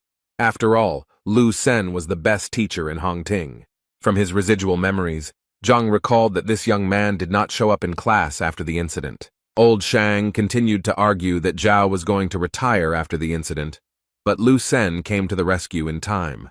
Wang thought that if Lu Sen could so quickly restore the strength of a student who was on the verge, then this spoke volumes about the strength of the teacher. The servant who had followed Zhao returned a few minutes later and reported that the young man had arrived. As soon as Zhao stepped into the hall, he immediately bowed deeply to show respect to everyone present. Old Shang immediately asked him a question, pointing his finger at Zhang. "Does Zhao recognize him?" Zhang watched his student carefully, hoping that he would not say anything that could harm the teacher. It only took Zhao a few seconds to recognize teacher Zhang, who had harmed him in the past. Then old Shang asked the young man if it was true that he had almost lost his mind while studying under Zhang Zhao. Zhao confirmed this information, and old Shang turned to everyone who had so actively defended Zhang, saying, "What a scoundrel." Mao agreed that causing mental harm to a student was a valid reason for firing a teacher. A sad expression appeared on Huang Yu's face because she didn't expect Zhang to be capable of such a thing. Old Shang began to ask Zhang why he was silent and whether he could say anything in his defense.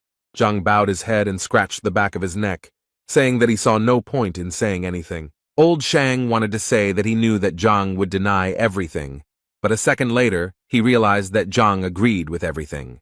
Zhang threw up his hands and said he saw no point in making excuses. Old Shang continued to say that Zhang was not even ashamed of what he did. Zhang advised the old man to calm down and not repeat the same thing several times. These words made old Shang even more angry, and he said that Zhang had better start worrying about his situation. Zhang turned to his former student with curiosity. How are his lessons with Lu Sen going, and will he show any skills? This request puzzled Zhao because now everyone was thinking about how Zhang had driven his student crazy. Huang Yu also decided that it was inappropriate to talk about the student's abilities now, and that they should discuss some other details. Zhao said that teacher Lu confirmed that the technique Zhang used was not only incorrect, but also dangerous. But Zhang insisted, and asked the student to demonstrate what he had learned from the new teacher. Huang Yu agreed with Zhang Guo, and asked Tai to demonstrate some of the skills he possessed. The guy did a warm-up, focused on his breathing, and began to confidently demonstrate elements of various techniques. The elders noted that despite his young age, the boy had excellent command of the power that corresponded to his rank. But old Shang was worried that Zhang asked him to demonstrate the technique. When he looked at Zhang, he stood with his eyes closed and did not look at his student even once. When Zhao finished the demonstration, he asked Zhang if he had seen enough to appreciate what he wanted. At this moment, Zhang opened his eyes and looked at the boy with a confident gaze, indicating that he had seen enough.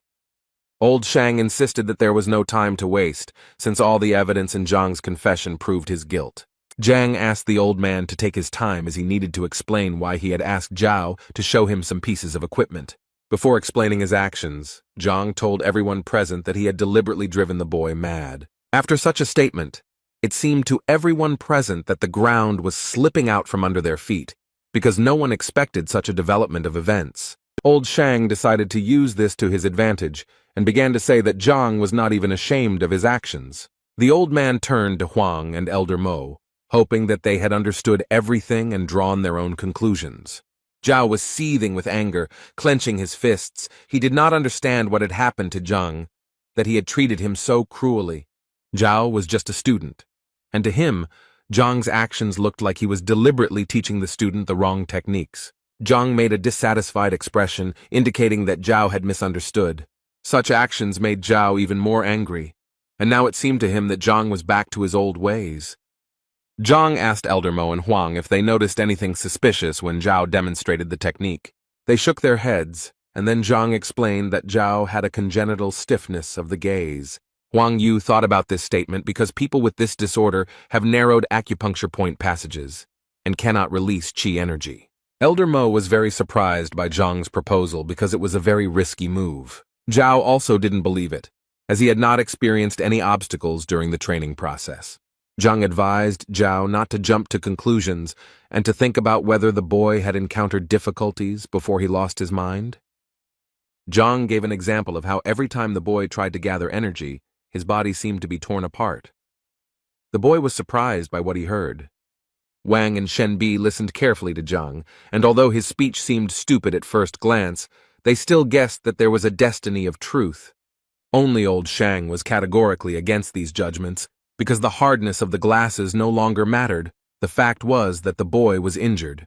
Zhang advised Shan to take his time and give him time to complete his judgment, and then asked how to characterize a person who has lost his mind. Old Shang was surprised by the question, but explained that the energy that bursts out cannot be controlled, and the person loses his mind. When the old man realized what Zhang was getting at, he became angry, and did not believe that this was designed to destroy the blocks. Huang Yu and Elder Mo wondered how realistic this tactic was, as it was very risky to use. Zhang then asked Cao if he still felt like his body was being torn apart when the qi was released. Zhao was surprised again, because when the state of madness passed, all the difficulties also went away, but the boy attributed these merits to Lu Sen. Zhang advised not to rush to conclusions and explained that the force in the fool's body is extremely powerful and capable of breaking down barriers. Teacher Zhang said that he had planned further steps that could improve Zhao's body features, but he left without saying goodbye. Old Shang was furious, shouting insults at Zhang and asking why he did not tell his disciple about his tactics. Zhang had a simple explanation. If the plan was revealed, Zhao would not agree, and everything would be in vain. Zhang added that you don't have to believe him because what he says is shocking, but Zhao is just one step away from second place. Zhao said that Teacher Lu said that if he worked hard, the boy would reach the second rank in 6 months. Shenbi and Wang were convinced that Teacher Lu's evaluation was quite high. But Zhang had a different opinion. For him, 6 months was too long a period, which could be significantly reduced. And when Zhang started talking about layoffs, he offered to move to a second position in just half an hour. This harsh statement caused a stir among those present, as in their minds it was an unrealistic term. Old Shang said that training is not like hunger that can be satisfied in one sitting. What is important is consistency and time. Zhang, confident in his words, saw completely how those around him did not trust him. Zhao was lost in his thoughts, which threw him from side to side, where it seemed that Zhang wanted to help or, on the contrary, harm. Zhang walked up to the boy and placed his hand on his shoulder, saying that he didn't blame the young man for not trusting him, but that Zhang could help now. Zhao thought that Zhang had identified his problem correctly, and therefore Zhang must have a solution. Zhao exclaimed that he was willing to take the risk and trust Master Zhang and try to advance to the next level. Zhang thanked the student for his trust, and promised that he would not let the boy down this time and would do his best. Zhang explained that he would use silver needles to widen the passage around the energy release points. Zhao sat on the floor, and Zhang took a silver needle out of his pocket and stuck it into the right spot. The hall was filled with a powerful blue light, and a hurricane seemed to form around the boy. The boy looked at his hands and could not believe that what he had dreamed of for so long had finally come true. Despite the fact that Zhang promised about 30 minutes, the boy mastered the new rank literally in an instant. Those around them could not believe their eyes, because a miracle had just happened before their eyes, which at first glance seemed unreal. Huang Yu and Elder Mo thought that this was some kind of dream, because only with the help of the needle could the disciple reach the next level. When the reincarnation was completed, Zhao bowed deeply to Zhang and continuously thanked him for his help. And then he apologized for letting the teacher down and being so rude to him, hoping that he could come back. Wang, who had been watching the transformation closely, remembered how much effort he had put in to reach the next rank, and the boy had done it in an instant. Wang told Zhang to forget about the request with his son, because now he also wanted to become Zhang's disciple. Bai Sen shouted at him to get in line because the king's son was also very eager to learn from Zhang. He tried his best to attract Zhang's attention, and even promised to give up his title so that Zhang would take him under his wing.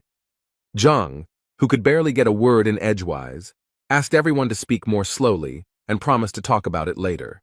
The teacher then turned to Zhao, wondering if he had made a mistake this time. Zhao apologized for the 100th time for his reckless actions and promised that from now on he would completely trust Zhang. Zhang asked Old Man Shang if he had anything to say, considering that he was already actively making accusations. The old man was disheartened by all these events because Zhang had proven his innocence, but Shan had no chance to defend himself. Elder Mo interrupted Old Shan, saying that any words would be unnecessary. Mo announced his verdict that Shang Bin had attempted to frame his colleague, so he is now suspended from his post pending the outcome of the judicial investigation. Mo also added that Cao Xiong had deliberately defamed Zhang and would now be removed from teaching. Elder Mo reminded Old Man Shan that he had been removed from his position as the school principal for falsifying the exam results. Old Shang fell to his knees and felt completely broken just because he had given in to his grandson's pranks. Mo apologized to Zhang, but promised that in the future, he would no longer be bothered by unworthy people. Zhang assured the elder that everything was fine, adding that difficulties sometimes arose. Elder Mo ended the conversation by saying that after the verdict was given, Zhang would receive a message from the guild. Zhang and his defenders were leaving the tower where they had experienced many turbulent events over the past few hours. Junior Shan and the old man sat on the floor and were literally broken in every sense. Now Zhang has new plans for his life, to become a famous teacher, that is, a grandmaster, but to do this he must first become a student. Zhang returned to Huang Yu and asked the girl how he could become the great master's disciple. The girl said that everything is arranged quite simply. No tests are needed for this, just to catch the eye of the Grand Master. Zhang asked Huang Yu how she managed to run a store and be a student. The girl smiled and replied that she lacked life experience, so she chose a crowded place to observe the world and society. Zhang remembered the requests that Master Lu Shen had made to Zhang from Huang Yu and Bai Sen. Bai Sen explained that Lu Shen had a painting called The Ruler's Canvas, which he would give to the winner of the competition. Zhang mentally analyzed the painting, which was painted by Master Mo Chenzi in an exquisite style. Bai Sen and Huang Yu were very happy to receive this painting as a gift because it really touched their hearts. That's why they turned to Zhang, who they considered a very good artist. Zhang was confused, because he only understood the paintings thanks to the Library of Heavenly Path.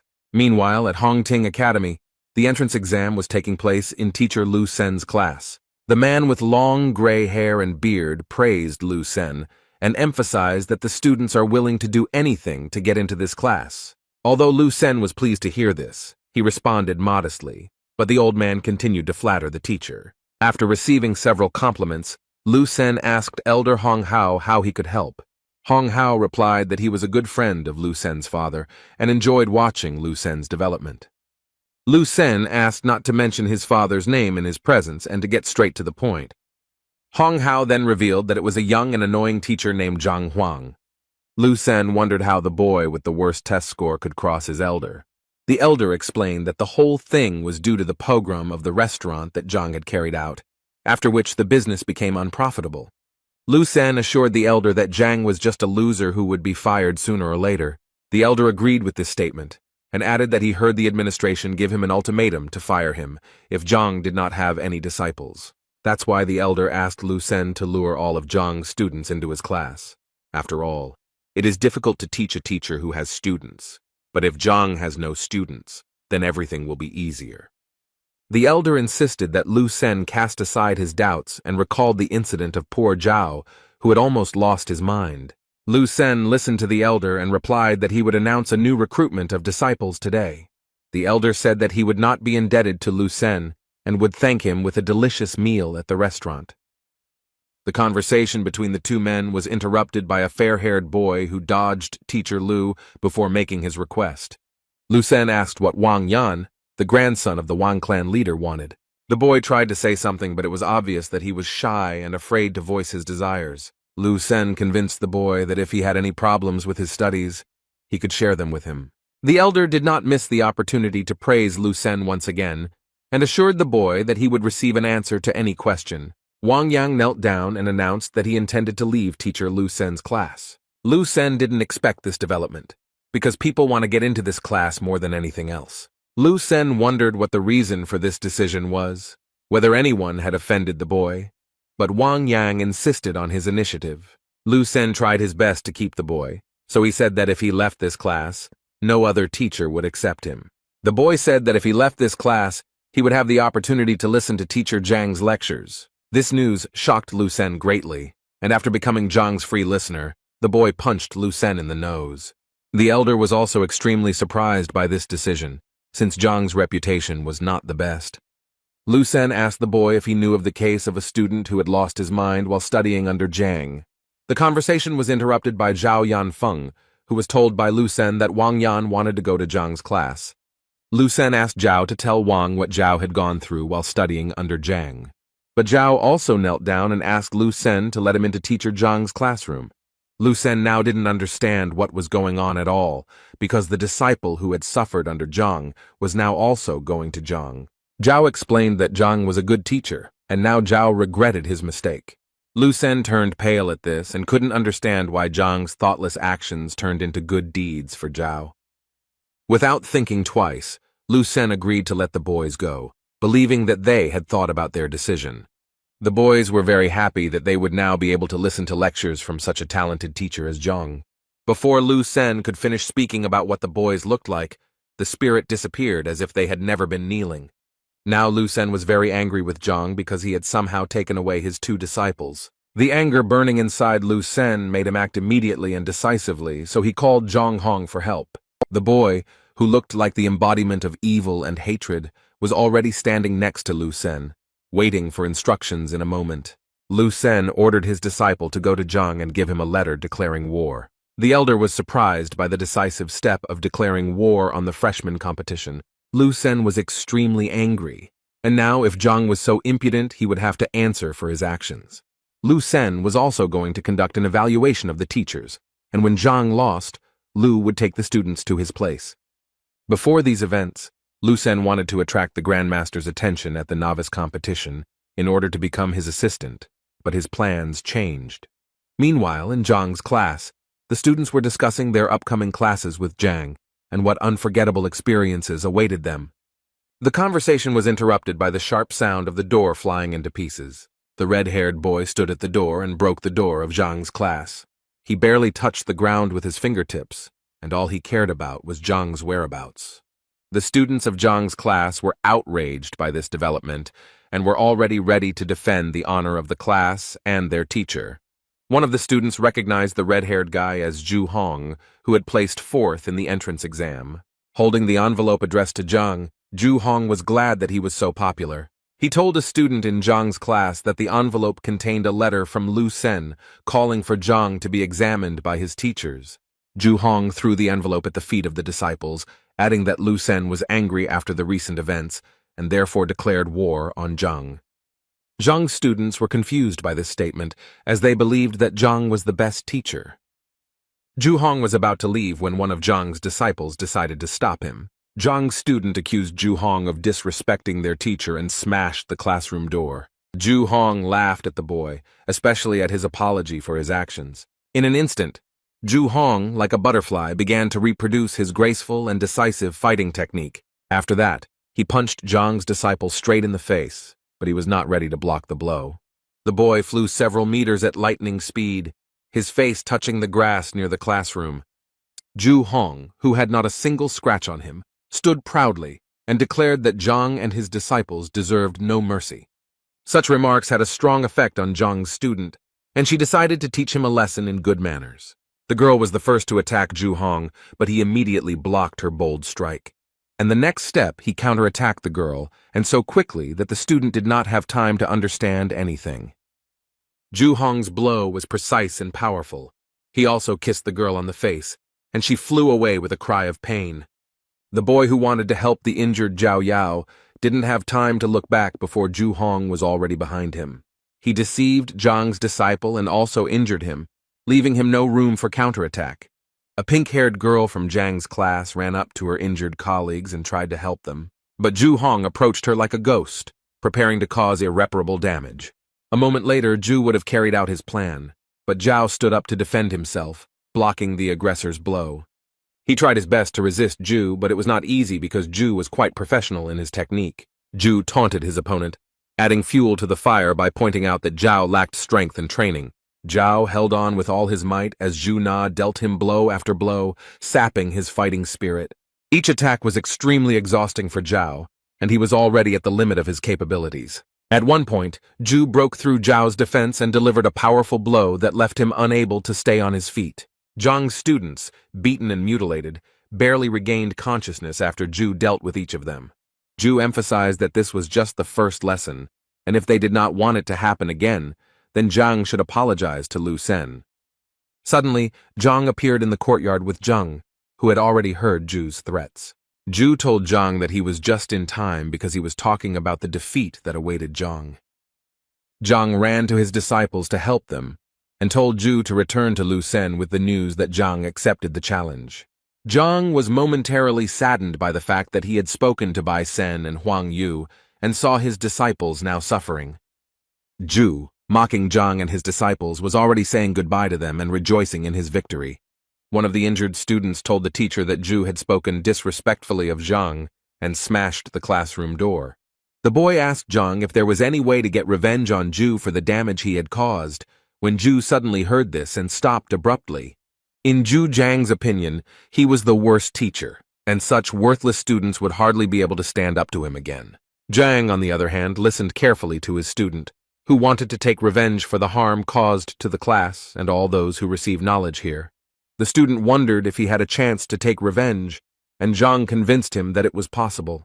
Yuan Tao was Zhang's weakest disciple, but very capable, so Zhang wanted to show him the technique of revenge. Zhang, who was helping the injured students after the fight, listened carefully to the teacher and realized that he had made the right choice. The girls were also stunned by Zhang's statement, because just recently they simply did not have the strength to get up, and now Zhang suggests fasting. Ju ridiculed Zhang's belief that he was trying to send such a clumsy student into battle to extort reparations from Ju for the pogrom. But Ju was curious, so he agreed and promised that if he lost, he would not only pay for the repairs, but also throw in 1,000 gold coins.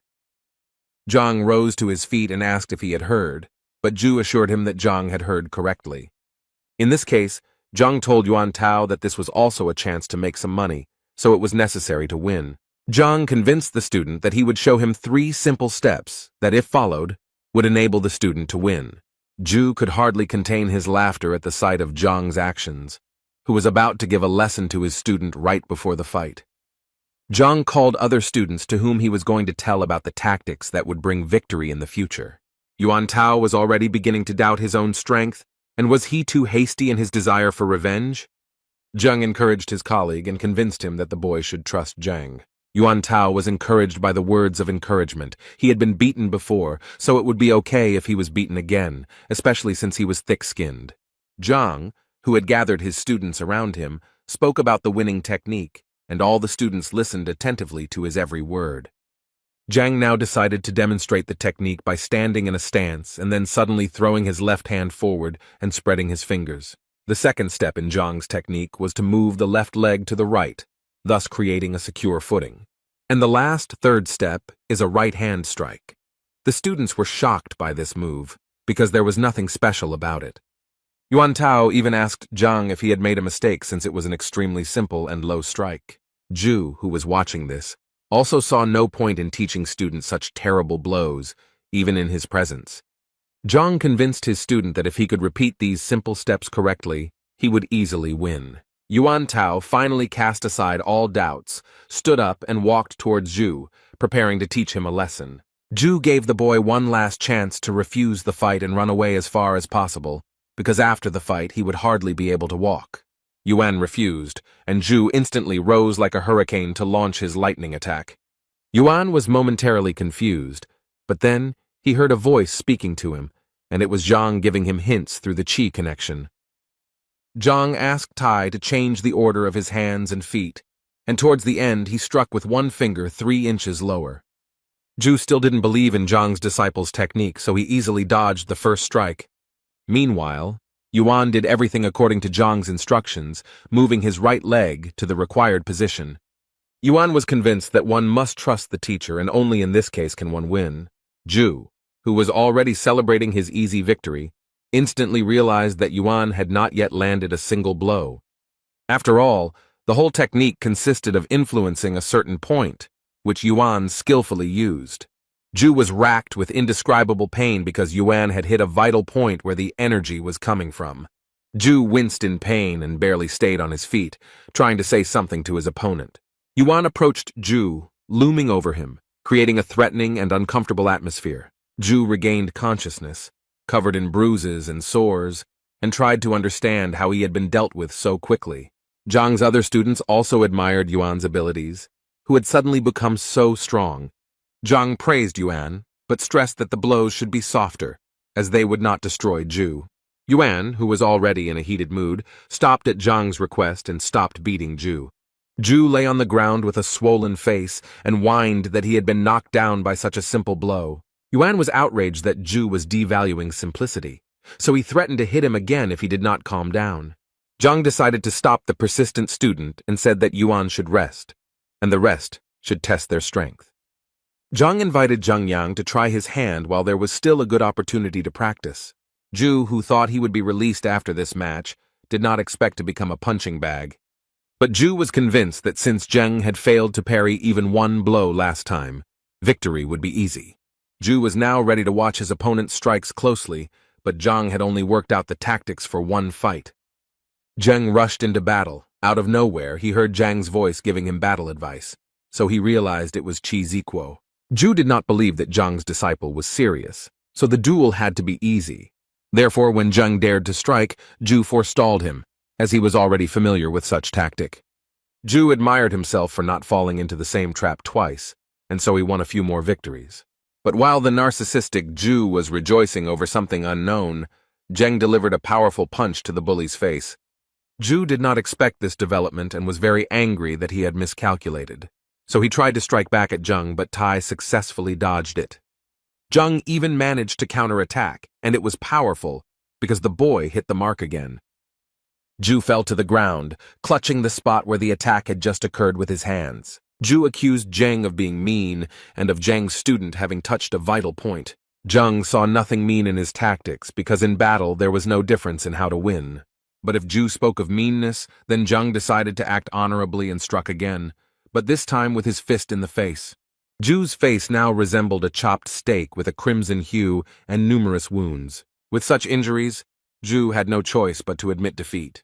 Zheng prepared to deliver another decisive blow, but upon hearing that Ju was surrendering, he was disappointed. Zhang, who was watching the duel, smiled sarcastically and invited the next student to duel. Ju was barely able to stand when he was soon forced to compete with another of Zhang's students. Zhang asked Wang Ying and Liu Yang to also prepare for the fight after Zhao Yao finished. While all of Zhang's students were practicing their martial arts on Ju, he lay on the ground and barely moved. Yuan approached Ju and reminded him that it was time to pay. Now each student had to pay 1,000. And when Yuan added that the total payment was 10,000, Ju's bloated body could not understand where such a sum came from. Yuan reminded Ju that he included the broken door in the compensation amount, which was not that expensive, only 5,000.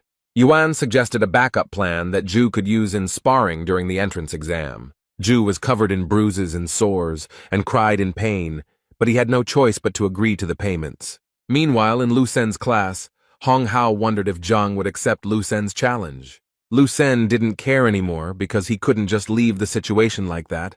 Otherwise, he wouldn't be able to succeed. Hong Hao fully agreed with Lu Sen's vision and wanted to add something, but their dialogue was interrupted. Ju appeared in the classroom, and now it was difficult to recognize him due to numerous bruises and a swollen face. Master Lu Sen did not recognize his disciple, who now resembled an aggressive needlefish. Then Ju Hong had to mutter his name, but his swollen lips were unable to do so right away. Lu Sen asked his disciple what could have happened to him when he only had to deliver the letter to Zhang. Looking at his poor disciple, Lu Sen even assumed that Zhang was capable of raising a hand against him. But Ju quickly denied this information and told me that he received it from Zhang's students. Lu Sen didn't expect this development, as it meant that his former students were also involved. Lu Sen was upset that Ju was unable to stand up to such weaklings, as he had paid special attention to Ju. When Lu Sen learned how exactly the students managed to defeat Ju, he said that knowing the point was no guarantee of victory. Combat is a much more complex system, where the speed of reaction and adaptation to the enemy is important, Lu Sen said. Lu Sen understood that this tactic was not invented by the students, but by Zhang, so this teacher was not as simple as he seemed at first glance.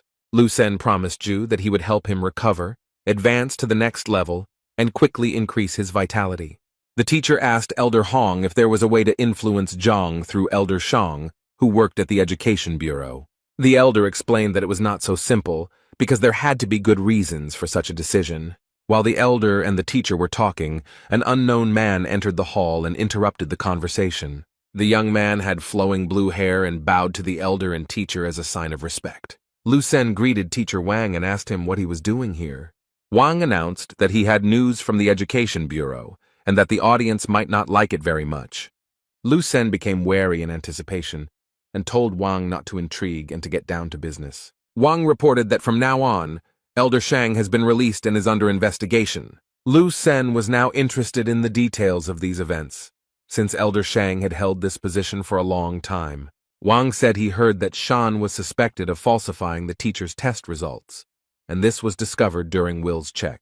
Lu Sen became nervous when he heard about the detector because he knew that Cao Xiong was the one who initiated its creation. Lu Sen then asked Wang which of the teachers dared to accuse Elder Shang of such a thing. Elder Hong whispered to Lu Sen that Shang had good connections in the teachers' council, so it would not be easy to get him released. Wang said the decision was influenced by a teacher with poor academic performance, Zhang Huang. Zhu, who had been kneeling silently until now, became furious at the mere memory of Zhang. Lu Sen was also not happy to hear that after his disciples went to Zhang, he was now involved in the liberation of Shang. Elder Hong, who was still on the sidelines of the restaurant's events, was shocked by the news about Director Hong Ting. Lu Sen and the Hong elders now had the impression that Zhang was always one step ahead and mocking them. Meanwhile, in his class, Zhang completed another productive lesson in mastering new techniques. Zhang told his students to go home and practice there because the teacher evaluation was due in 6 months. Zhang told the students that he had no intention of losing, so he hoped the students would help him. After the lesson, the students gathered in the yard to discuss the events that had happened recently. It was said that Zhang had reached the 6th rank, and even Bai Sen himself wanted to become his disciple. Zhang said that it was worth using Lu Sen's challenge to justify Master Zhang's name, and he urged his colleagues to make every effort over the next 6 months to perform with honor. The students were convinced that Zhang was an honest and noble man who had been treated unfairly, and it was time to make amends. After discussing the plan of further action a little more, the students sat in the yard and then went home. Meanwhile, Zhang remained in his office, collecting his thoughts and developing a winning plan before the competition. In his opinion, Zhao Ya and Wang Yin had proven themselves well, and if they followed the instructions, then in half a month their strength would increase. Yan Li and Zheng Yang have good prospects. They are goal-oriented and capable guys that Zhang did not worry about. But Yuan made Zhang uneasy because he had not trained professionally before, and now he had little time. Then Zhang came up with the idea that he should try to activate the blood inheritance of the horned dragon Yuan. However, Zhang struggled because although the idea was good, he did not know how to implement it. A second later, Zhang felt himself falling into a kind of trance, and this feeling was already familiar to him. Zhang headed to the Library of Heavenly Path, where they tried to answer his question. Zhang held a book in his hands that described the method for activating hereditary abilities. The teacher began to study the book carefully and realized that there were 3 different ways to achieve the desired result. The first method involved hard training, the second required taking special drugs to wake up, but the third confused Zhang. This was the most difficult and dangerous task, since it involved wounds, poisoning, and deaths of soldiers. Zhang decided that the second method was best, and now he needed the help of the Pharmacists Guild. Zhang went to the Alchemists Guild, which is usually bustling with activity because many martial artists gather there. Looking around, Zhang noticed a store where he could get the information he needed. A sweet but tired girl stood behind the counter and muttered something under her breath. As Zhang approached, the girl smiled and greeted the teacher. Zhang greeted her back and asked the girl if she sold books that helped to reveal hereditary abilities. The girl was still smiling and replied that if the man was looking for books, he needed to go somewhere else, and she would help him with the route. Zhang asked the girl not to jump to conclusions, as what he was looking for could not be found in regular stores. There was no longer a joyful smile on the girl's face, and raising her eyebrows, she said that there were no books here. Zhang was a little embarrassed that he was treated with disrespect even though he had done nothing wrong. Zhang then suggested that there was a library in this guild, and asked if the girl could show her this library. Now the girl looked as strict as possible, and indeed confirmed that there was a library, but only for employees or at least for the apprentice pharmacist. Zhang was confused, because he was neither a worker nor even an apprentice of a pharmacist, and because of this, his dream was slipping away. Zhang told the girl behind the counter that he could pass the exam and become a pharmacist. The girl asked Zhang if he really dared to make such a decision, since there was no turning back. The saleswoman, with a displeased expression on her face, explained that the exam would be held in another wing and she would take Zhang there. On the way, Zhang asked the girl about how the exam goes, what is tested on it, and how to prepare. The girl felt that Zhang was deliberately pretending to be a fool in order to make a good impression on the saleswoman. But she still explained to Zhang that the exam would test knowledge of the properties of more than 1,000 herbs, the history of alchemy, and the origins of the guild. The task seemed very simple to Zhang, so he was ready to start training right away. The girl was surprised that Zhang considered such a process to be very simple, because one must be able to monitor the results of the combination of herbs. So the girl felt like Zhang was just bragging to her, because even she, with her excellent memory, was confused. The girl led Zhang into the examination room, where a plump man named Li stood behind the counter. The girl introduced Li Zhang and spoke about her intentions to take the pharmacology exam. Li greeted Zhang Guo and told him that here he would find the necessary books to prepare for the exam. Li also said that registration costs 2,000 gold coins, which are returned if successful and remain in the guild if unsuccessful. Zhang agreed to the terms of participation and reached into his pocket for the money that he fortunately had left over from the incident with the appraiser. The girl who brought Zhang watched with envy as he counted the bills, as she had rarely seen such large sums. Li told Zhang that the exam would start in 2 hours and that he could do his own thing in the meantime. Zhang thought about returning home, but this turned out to be a bad option since it took 2 hours to get from Hongting to the guild. Zhang then asked where he could find books to prepare for the exams. Li pointed to the room behind him and said that everything you need is there. You can just read it or buy it.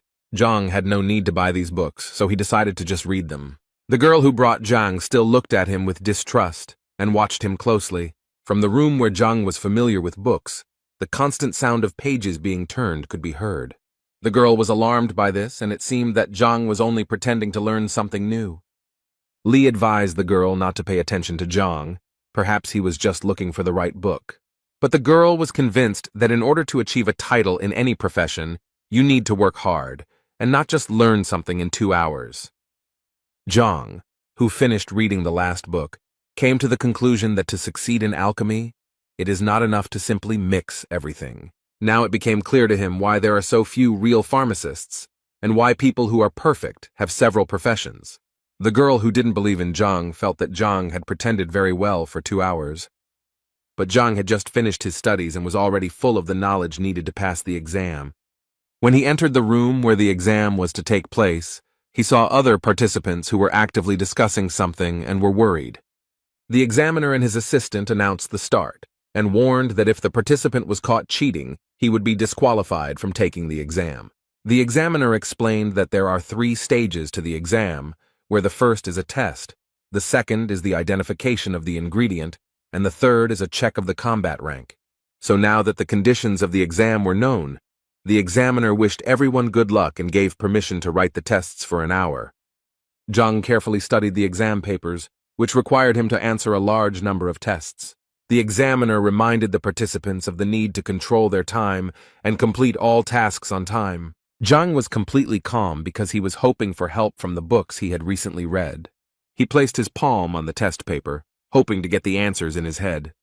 Zhang had doubts about the quality of the parchment on which the exam was created, as well as the information about the ink. Zhang exhaled and decided that he needed to focus on the task at hand.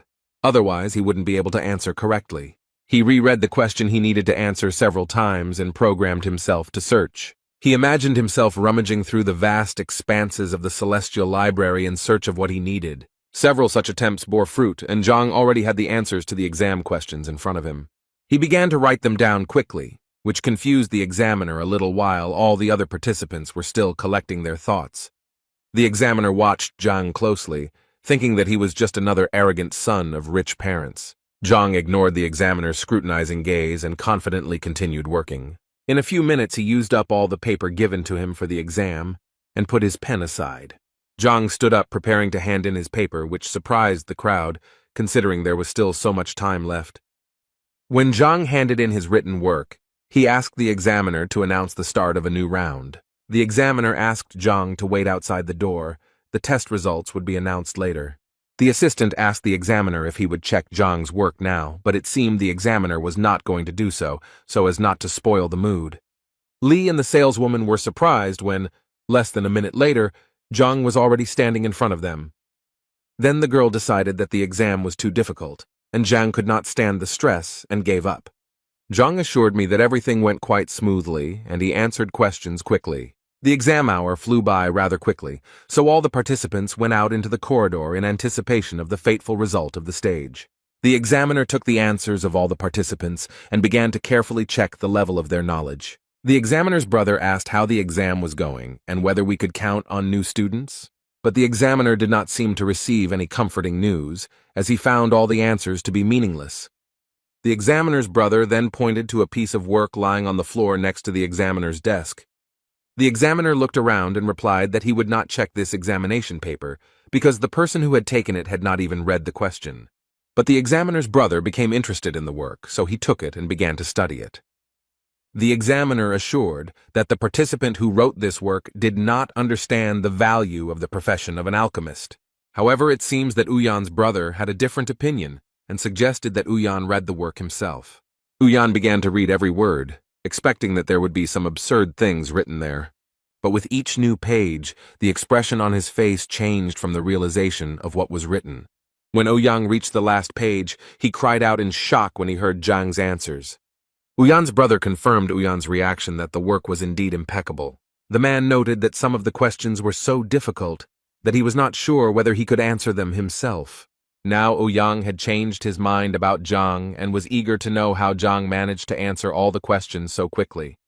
Zhang sat in the hallway with the other participants, waiting for the test results. A few minutes later, Hua, the pharmacist's assistant, appeared before the participants. The girl who brought Zhang to the exam was waiting for Zhang's lie to finally be revealed. Sun Tao from Lu Yuan became the first lucky one to score 91 points out of 100. Sun Tao could not believe that he had succeeded, but his friends congratulated him on his intermediate success. Next up was Qian Wenman from Ji Yun, who scored 90 points out of 100 and was also pleased with his result.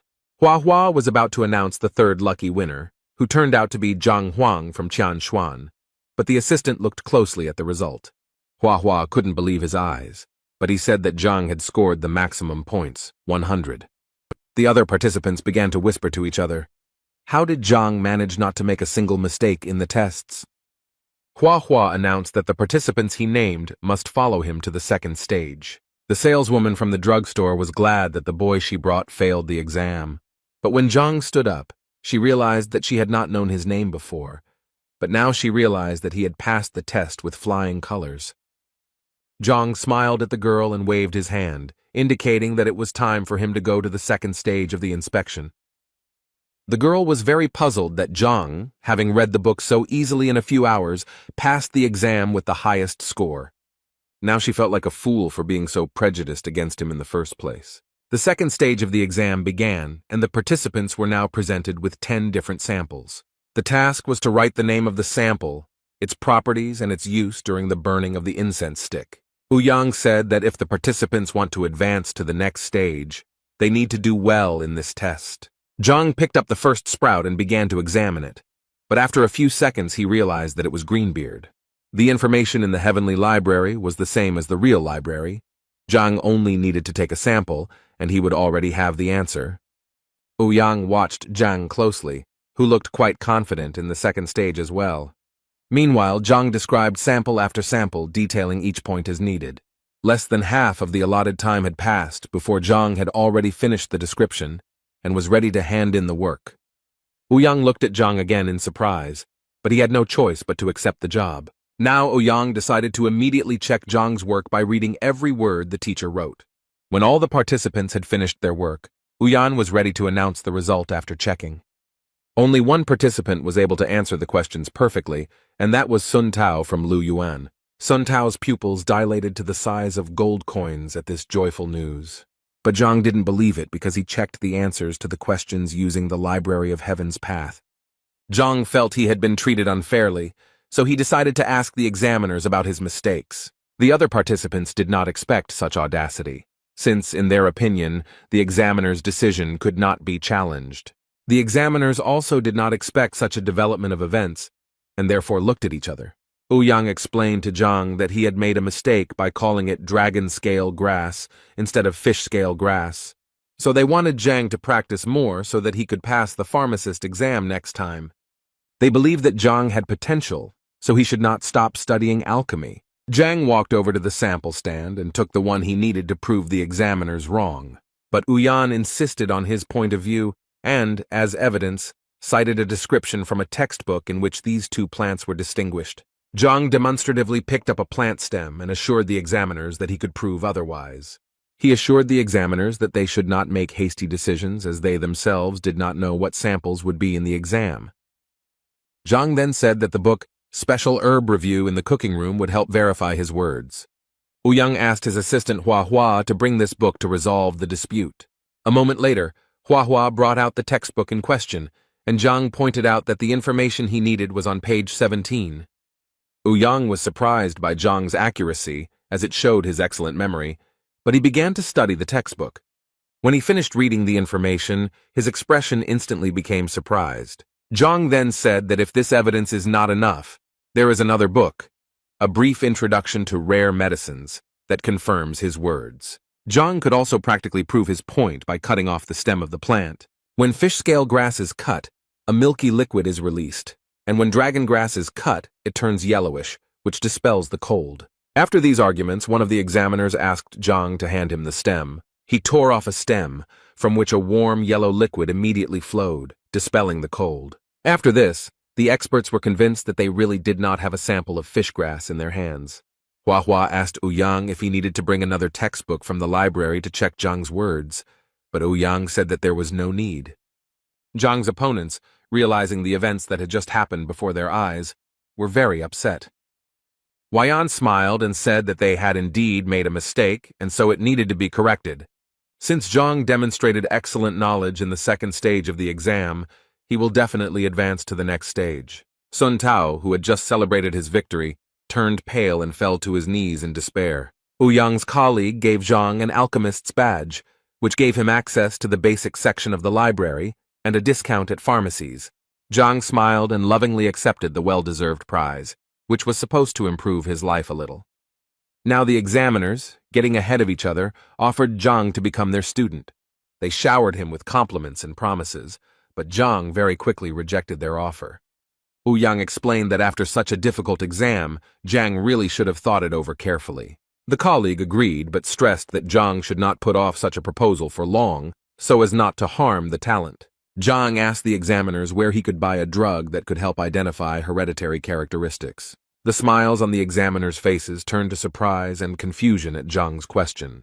Then Ouyang's colleague said that such drugs exist, but they have individual characteristics, and one must be careful with them.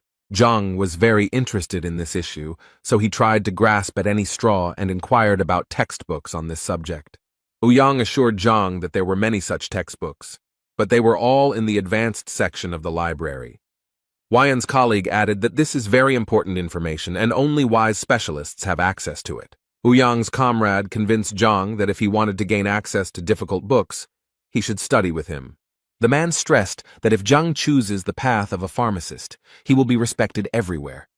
Zhang winced at such promising prospects, but all he needed was a book on hereditary abilities. Ouyang reminded that access to the library is limited, and to get in, you need to be at least a pharmacist. Then Zhang thought about how to become a pharmacist, because he really needed a book. Ouyang took Zhang's curiosity as a desire to learn something from him, which upset his colleague. Ouyang knew that he could not lose such a valuable student as Zhang, who was endowed with extraordinary abilities in pharmacology. Ouyang began to explain that in order to become a great pharmacist, one must be able to distinguish and classify different plants. Colleague Ouyang added that only through hard work and time spent studying can one achieve great heights. Zhang thought out loud that in 6 months he would have to become a pharmacist and that other options did not suit him. With this statement, he stunned the examiners, who exchanged surprised glances. Ouyang laughed and said that Zhang should be spared since, despite his young age, he still managed to do well on the exam.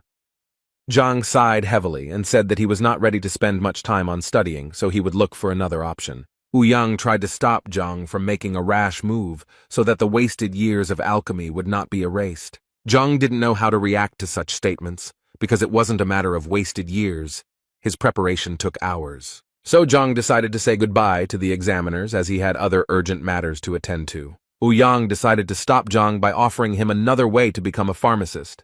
Ouyang began to talk about a method that suited Zhang, given his extraordinary memory, but his colleague stopped him. Ouyang gave his partner a look that meant he was confident in what he was saying. The partner was against it, as the method was too risky and had dire consequences in case of failure. But Ouyang insisted because it was the only way for Zhang to achieve what he wanted. A whole conflict was brewing between the examiners, but Ouyang was extremely persistent in his decision. Zhang was already a little seething from the verbal altercation between the two men, and he didn't like the intrigue they had created.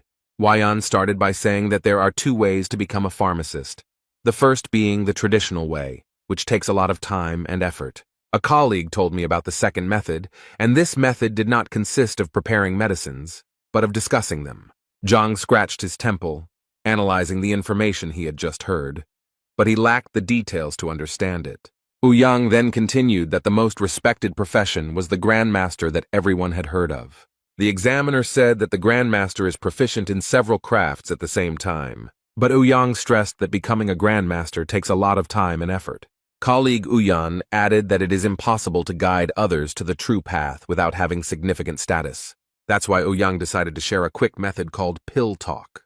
Grandmasters don't have time to endlessly make pills, but they can demonstrate their knowledge during discussions. This skill is also not easy, because you need to be able to defend your knowledge from the attacks of 10 alchemy experts. Zhang thought about this proposal, since with the Library of Heaven's Path, this method was the best for him. They explained to Zhang that although the discussion method seemed simpler at first glance, they preferred long-term training. Zhang wondered why most people choose the long road when they have the option of shortening their studies. Ouyang explained that in no profession is there a path without practice, no matter how much time was spent on theory. Zhang considered his decision, but also thought that he would never know until he tried.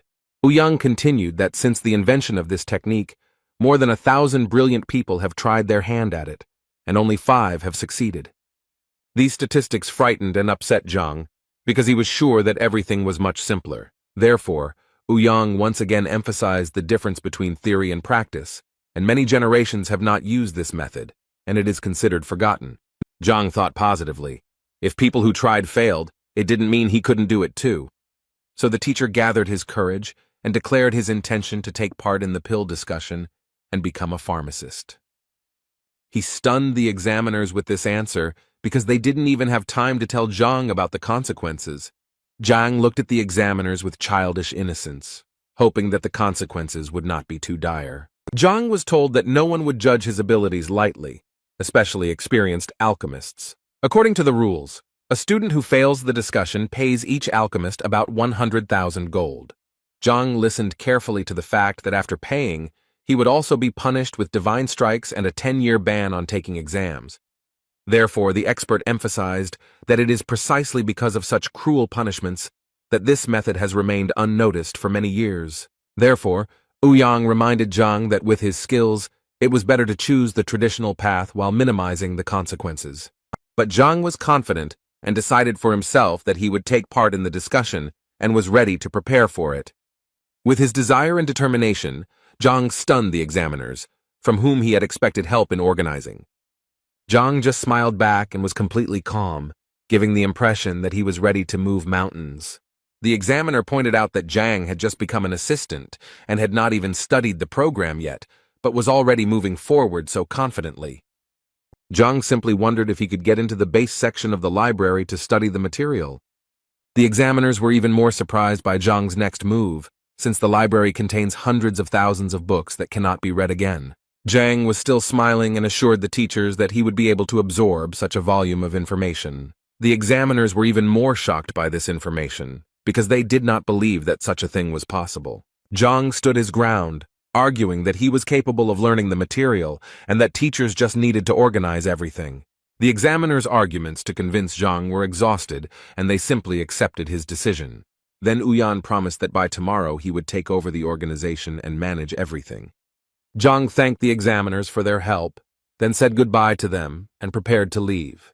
And then he suddenly came back and asked how he could get into the library, frightening the examiners. When Zhang finally left, The men began to discuss among themselves whether it was too risky to reveal the method during the discussion. But Ouyang emphasized Zhang's talent and special tenacity, which could help him. However, Ouyang's colleague did not believe that Zhang's persistence had any basis, and would he regret it? So the examiners decided to send someone to the library after Zhang to observe his methods. After a while, Hua, who had followed Zhang in the library, returned to the examiners. When the men asked him what he could tell them, he scratched the back of his head and could not find the words. All he could say about Zhang was that he was simply leafing through book after book, much to Ouyang's surprise. Hua said Zhang studied books such as Basic Methods of Alchemy or All About Alchemical Cauldrons. After listing the books, the examiners looked at each other and were surprised by this choice. After all, Ouyang understood that these were ordinary basic textbooks that every pharmacist's assistant should know. Hua was then asked if he had mixed up anything and if Zhang had looked at any other books. Hua assured that he saw everything correctly and made a gesture with his hands, demonstrating how Zhang was studying books. The examiners were unable to figure out exactly what Zhang's method was, as he simply skimmed through the textbooks. They then suggested that perhaps he was looking for a specific book in this way, studying it by its cover. Meanwhile, in the Hongting dormitory, Zhao Yao was sitting in her room, deep in thought. Her thoughts were interrupted by Uncle Yao, who came to say that he was leaving on business and that the girl would not be disturbed by unfriendly people. The girl became wary and wondered who her uncle was talking about, focusing on the unfriendly people. Then the girl realized that they were talking about teacher Zhang, whom the girl began to defend in front of her uncle. Yao was convinced that his niece had not yet experienced the world and did not see evil in the people around her. Then the girl took the wooden box and showed it to her uncle, who was very surprised by what he saw. Zhao Yao explained that Zhang gave her the sprout because he knew her health was not perfect and it could help the girl feel better. Uncle Yao couldn't understand where Zhang, given his status, got this sprout from. The girl was confused by her uncle's persistence and asked if everything was okay with the gift from the teacher. As Zhao carefully examined the plant, his uncle explained that it was extremely valuable and was the ancestor of the ice sun grass. Uncle continued to say that the ordinary ice sun grass did not have much value, unlike its ancestor. The girl was very shocked by the information from her uncle and asked him if he was confusing anything. Yao then assured his niece that this was the most expensive herb he had ever seen and that he could not be mistaken. The girl carefully examined the sprout, holding it in her fragile hands, which for some reason were now trembling. Meanwhile, Uncle Yao wondered how Zhang managed to get such a valuable sprout and why he shared it with the student. Zhao Yao was warmed by the thought that teacher Zhang had not only developed a customized training method for her, but had also given her valuable medicine. The girl got out of bed and pressed the sprout to her chest, realizing its true value. Then the girl asked her uncle how much money he had with him now. The uncle rummaged in his pockets and answered his niece that there was not much money, namely 20,000 gold pieces. Then the girl asked her uncle if he knew where teacher Zhang had gone, since he had been gone for a long time. Yao replied that he had been following Zhang and last saw him at the apothecary guild, which led Zhao to believe that he had acquired such a valuable gift there. Zhao Yao closed the box containing the plant and confidently walked towards the exit, taking Uncle Yao with her. Zhao Yao and his uncle arrived at the pharmacists' guild, where they learned that Zhang was taking the exam to become an assistant pharmacist. The saleswoman who met with Zhang before the exam just passed this information on to Zhao. Yao explained to his niece that this was not easy to do, since an alchemist's apprentice needed to remember the properties of more than 1,000 medicines. Therefore, Yao doubted that Zhang would be able to pass the exam without many years of training. The saleswoman then added that Zhang had passed the first part of the exam without making a single mistake. The first test tests knowledge of the properties of medicinal herbs, and a significant number of people fail this step, so Yao was surprised by Zhang's skill. The puzzle in Yao's head was not completed because Zhang gave Zhao a stock worth at least 100,000 gold and asked for nothing in return. Yao knew that Zhang was once a genius and had reached the 3rd martial rank at the age of 16, but that was where his progress ended.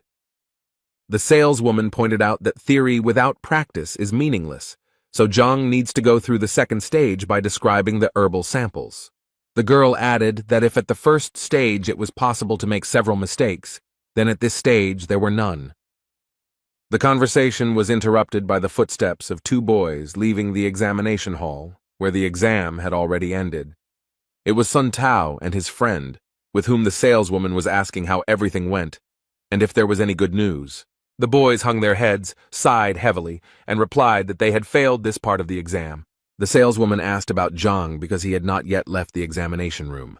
Sun Tao said with a sad expression that Zhang had passed the exam and would now be an assistant. The saleswoman did not expect such an answer, as she did not believe that Zhang would be able to pass the second stage. Zhao Yao ran to Sun Tao to ask when Zhang would leave the auditorium as she needed to talk to him. Sun's partner told the girl that Zhang had gone to the library to prepare for the pill debate. Now the girl was shocked that Zhang's career was developing extremely rapidly. The boys said that when they were outside the door, they heard that Zhang had been asked to take part in the debate, but at some risk. The saleswoman remembered reading about the dispute and how complex it was, almost beyond comprehension. Yao also didn't understand why Zhang was in such a hurry when he became a pharmacist's assistant at such a young age. Sun Tao's companion also didn't understand this, but added that he heard that Zhang needed a book on hereditary abilities that only pharmacists had access to. Sun Tao also said that Zhang was limited in time and had only half a month to find such a book. Zhao Yao remembered that there would be a teacher certification in half a month, and perhaps that was why Teacher Zhang was in a hurry.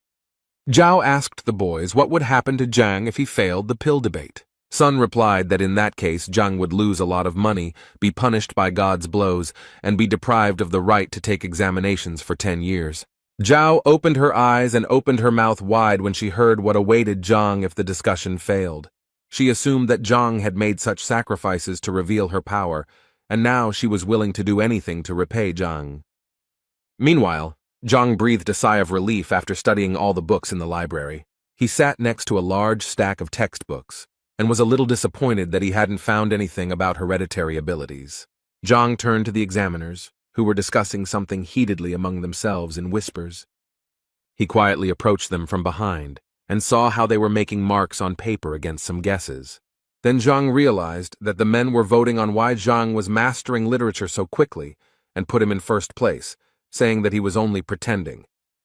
Zhang decided to settle the dispute between the two examiners, and said that he was simply looking through the books looking for something that was not lunch, but found nothing. After this, the examiners felt awkward and apologized to Zhang for doubting him. Yang informed Zhang that everything would be ready for discussion about the pills tomorrow. Zhang thanked the examiners for their help and warm welcome and said goodbye to them. He left the examination room laughing at the fact that pharmacists of such status were arguing about such trifles.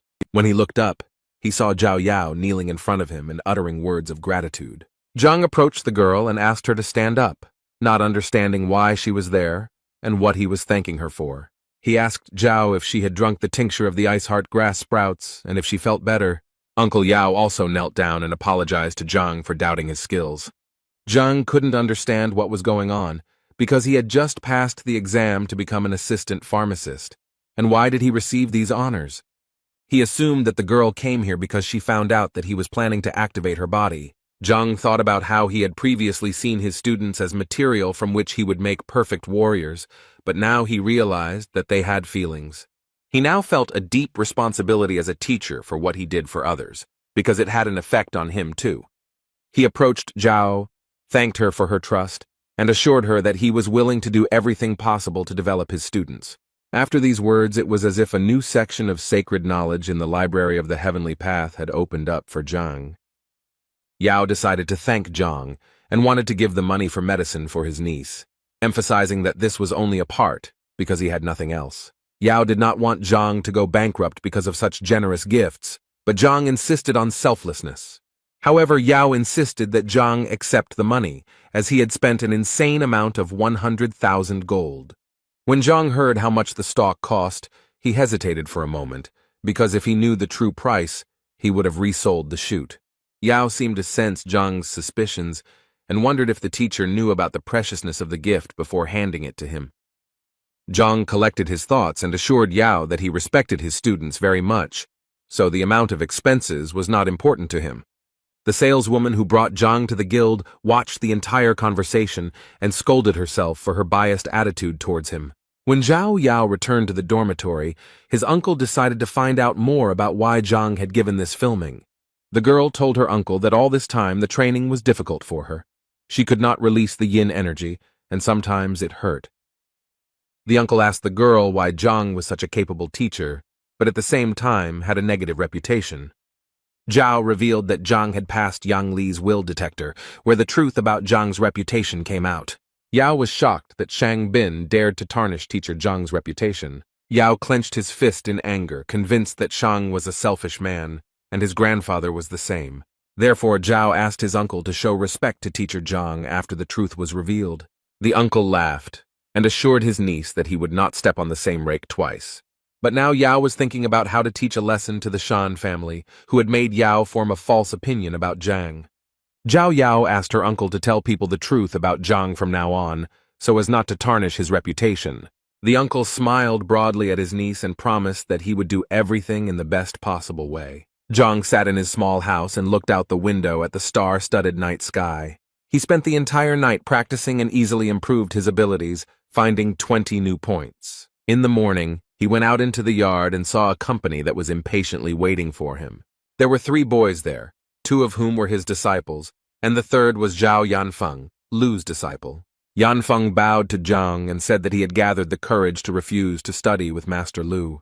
Now Zhang understood why Lu was angry with Zhang and called him for teacher evaluation. Zhang decided to leave Yanfeng to listen to the lecture that Zhang was going to give to his student.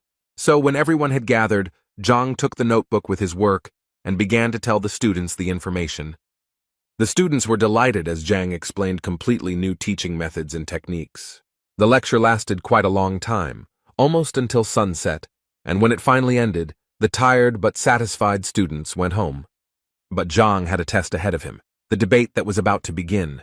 Zhang arrived at the guild where he heard a familiar female voice calling his name. It was the same saleswoman from the store who said that the masters had arrived for a conversation, but Zhang still had a chance to refuse. Zhang assured the girl that everything was fine and that he was determined, so he was ready to participate. The girl smiled back and made an inviting gesture to Zhang. As Zhang walked down the hallway, he reflected on the importance of this test, since the success of his students was at stake. When they finally arrived at the examination hall, Zhang saw Ouyang with a semicircular table and a large bronze cauldron standing behind him. Ouyang also decided that it was necessary to remind Zhang that it was not too late to withdraw from the discussion. Zhang smiled back and convinced Ouyang that there was no turning back. Then Ouyang also smiled and replied that he would no longer dissuade Zhang and wished him success. Ouyang decided that it would be a good idea to invite respected pharmacists who would appreciate Zhang's skills. A few minutes later, 10 respectable people, young and old, tall and short, gathered on the threshold. One of the judges asked Ouyang, pointing to Zhang, whether he really decided to participate in debates at such a young age. The other judges who took their seats at the table also picked up on this, mockingly claiming that Zhang had studied alchemy in his mother's womb. Ouyang said that despite his young age, he passed all stages of the exams with honors, scoring 100 points on the test. This information surprised the judges, but they quickly stated that it no longer mattered. One of the highly respected people was convinced that alchemy is not only knowledge of herbs, but also understanding the principles of their action. Zhang was outraged by the judge's behavior and thought that if age affects knowledge, then maybe he should get a few from the ground. Gathering his courage, he congratulated everyone present and emphasized that the discussion was not about his age. Zhang then tried to cast aside all prejudices about his age, because he was confident that his knowledge was no worse than that of the judges. One of the judges, who was an adult, did not appreciate Zhang's story and advised him to choose his words better. Ouyang called on all the judges to get down to business, as everyone was here to discuss pills, not discuss Zhang's age. Ouyang clarified the rules of the discussion, according to which Zhang had to give clear answers to the master's questions. He also added that if both parties are unsure of the answer, then the truth can be found out by making a pill. Ouyang also noted that the questions should concern only pharmacology without classified information. Ouyang made sure that everyone understood the rules, and all participants responded that they were ready to begin the discussion. Ouyang was ready to start the discussion, but Zhang made it clear that he wanted to make some adjustments. The masters laughed at Zhang, saying that it was too late to give up or declare defeat. Zhang smiled at the masters and assured them that he was not at all afraid of their questions. One of the masters did not like Zhang's behavior and became wary, waiting to see what would happen next. Zhang apologized for his behavior, but added that none of the masters would have conducted the discussion properly on their own. With these words, Zhang seemed to have stirred up a hornet's nest, and the masters were already on the verge of getting angry at Zhang. One of the masters advised Ouyang to guide Zhang onto the true path, since he could pay dearly for such statements. But Zhang suggested that Ouyang raise the level of difficulty of the discussion, so that the masters would not have any questions about his competence. Ouyang turned pale at this request, because the discussion itself was a complex phenomenon, and raising the level could turn out to be negative for Zhang. But Zhang suggested that each master prepare a pill, and he would explain the method of preparation and point out the shortcomings of the medicine. One of the masters was extremely unhappy that Zhang, being an assistant pharmacist, was going to point out the master's shortcomings. Ouyang couldn't understand what Zhang was thinking, because even though he had shown a great performance yesterday, he had been prudent. Zhang continued to mock the masters, saying that by pointing out their shortcomings, he could dishonor their honor and skill. One of the masters decided to start a discussion and agreed to accept Zhang's challenge first. It was Cheng Zhang who praised Zhang, despite his young age, for his courage and worthy knowledge, which Ouyang checked. Cheng asked Ouyang to prepare a furnace to demonstrate to Zhang that he was very wrong in his beliefs. The masters noted the skill of Master Cheng, who showed great promise among alchemists and managed to create more than 100 pills in 3 years. Cheng began his conversation with Zhang by saying that he had recently created an alchemical technique that he had named just a few days ago. According to the masters, the creation of new technology deserved respect, because such a master was destined to go down in history. Now, Ouyang felt like Zhang had already failed the test, because the new method was completely different from the original, and it was impossible to point out the shortcomings.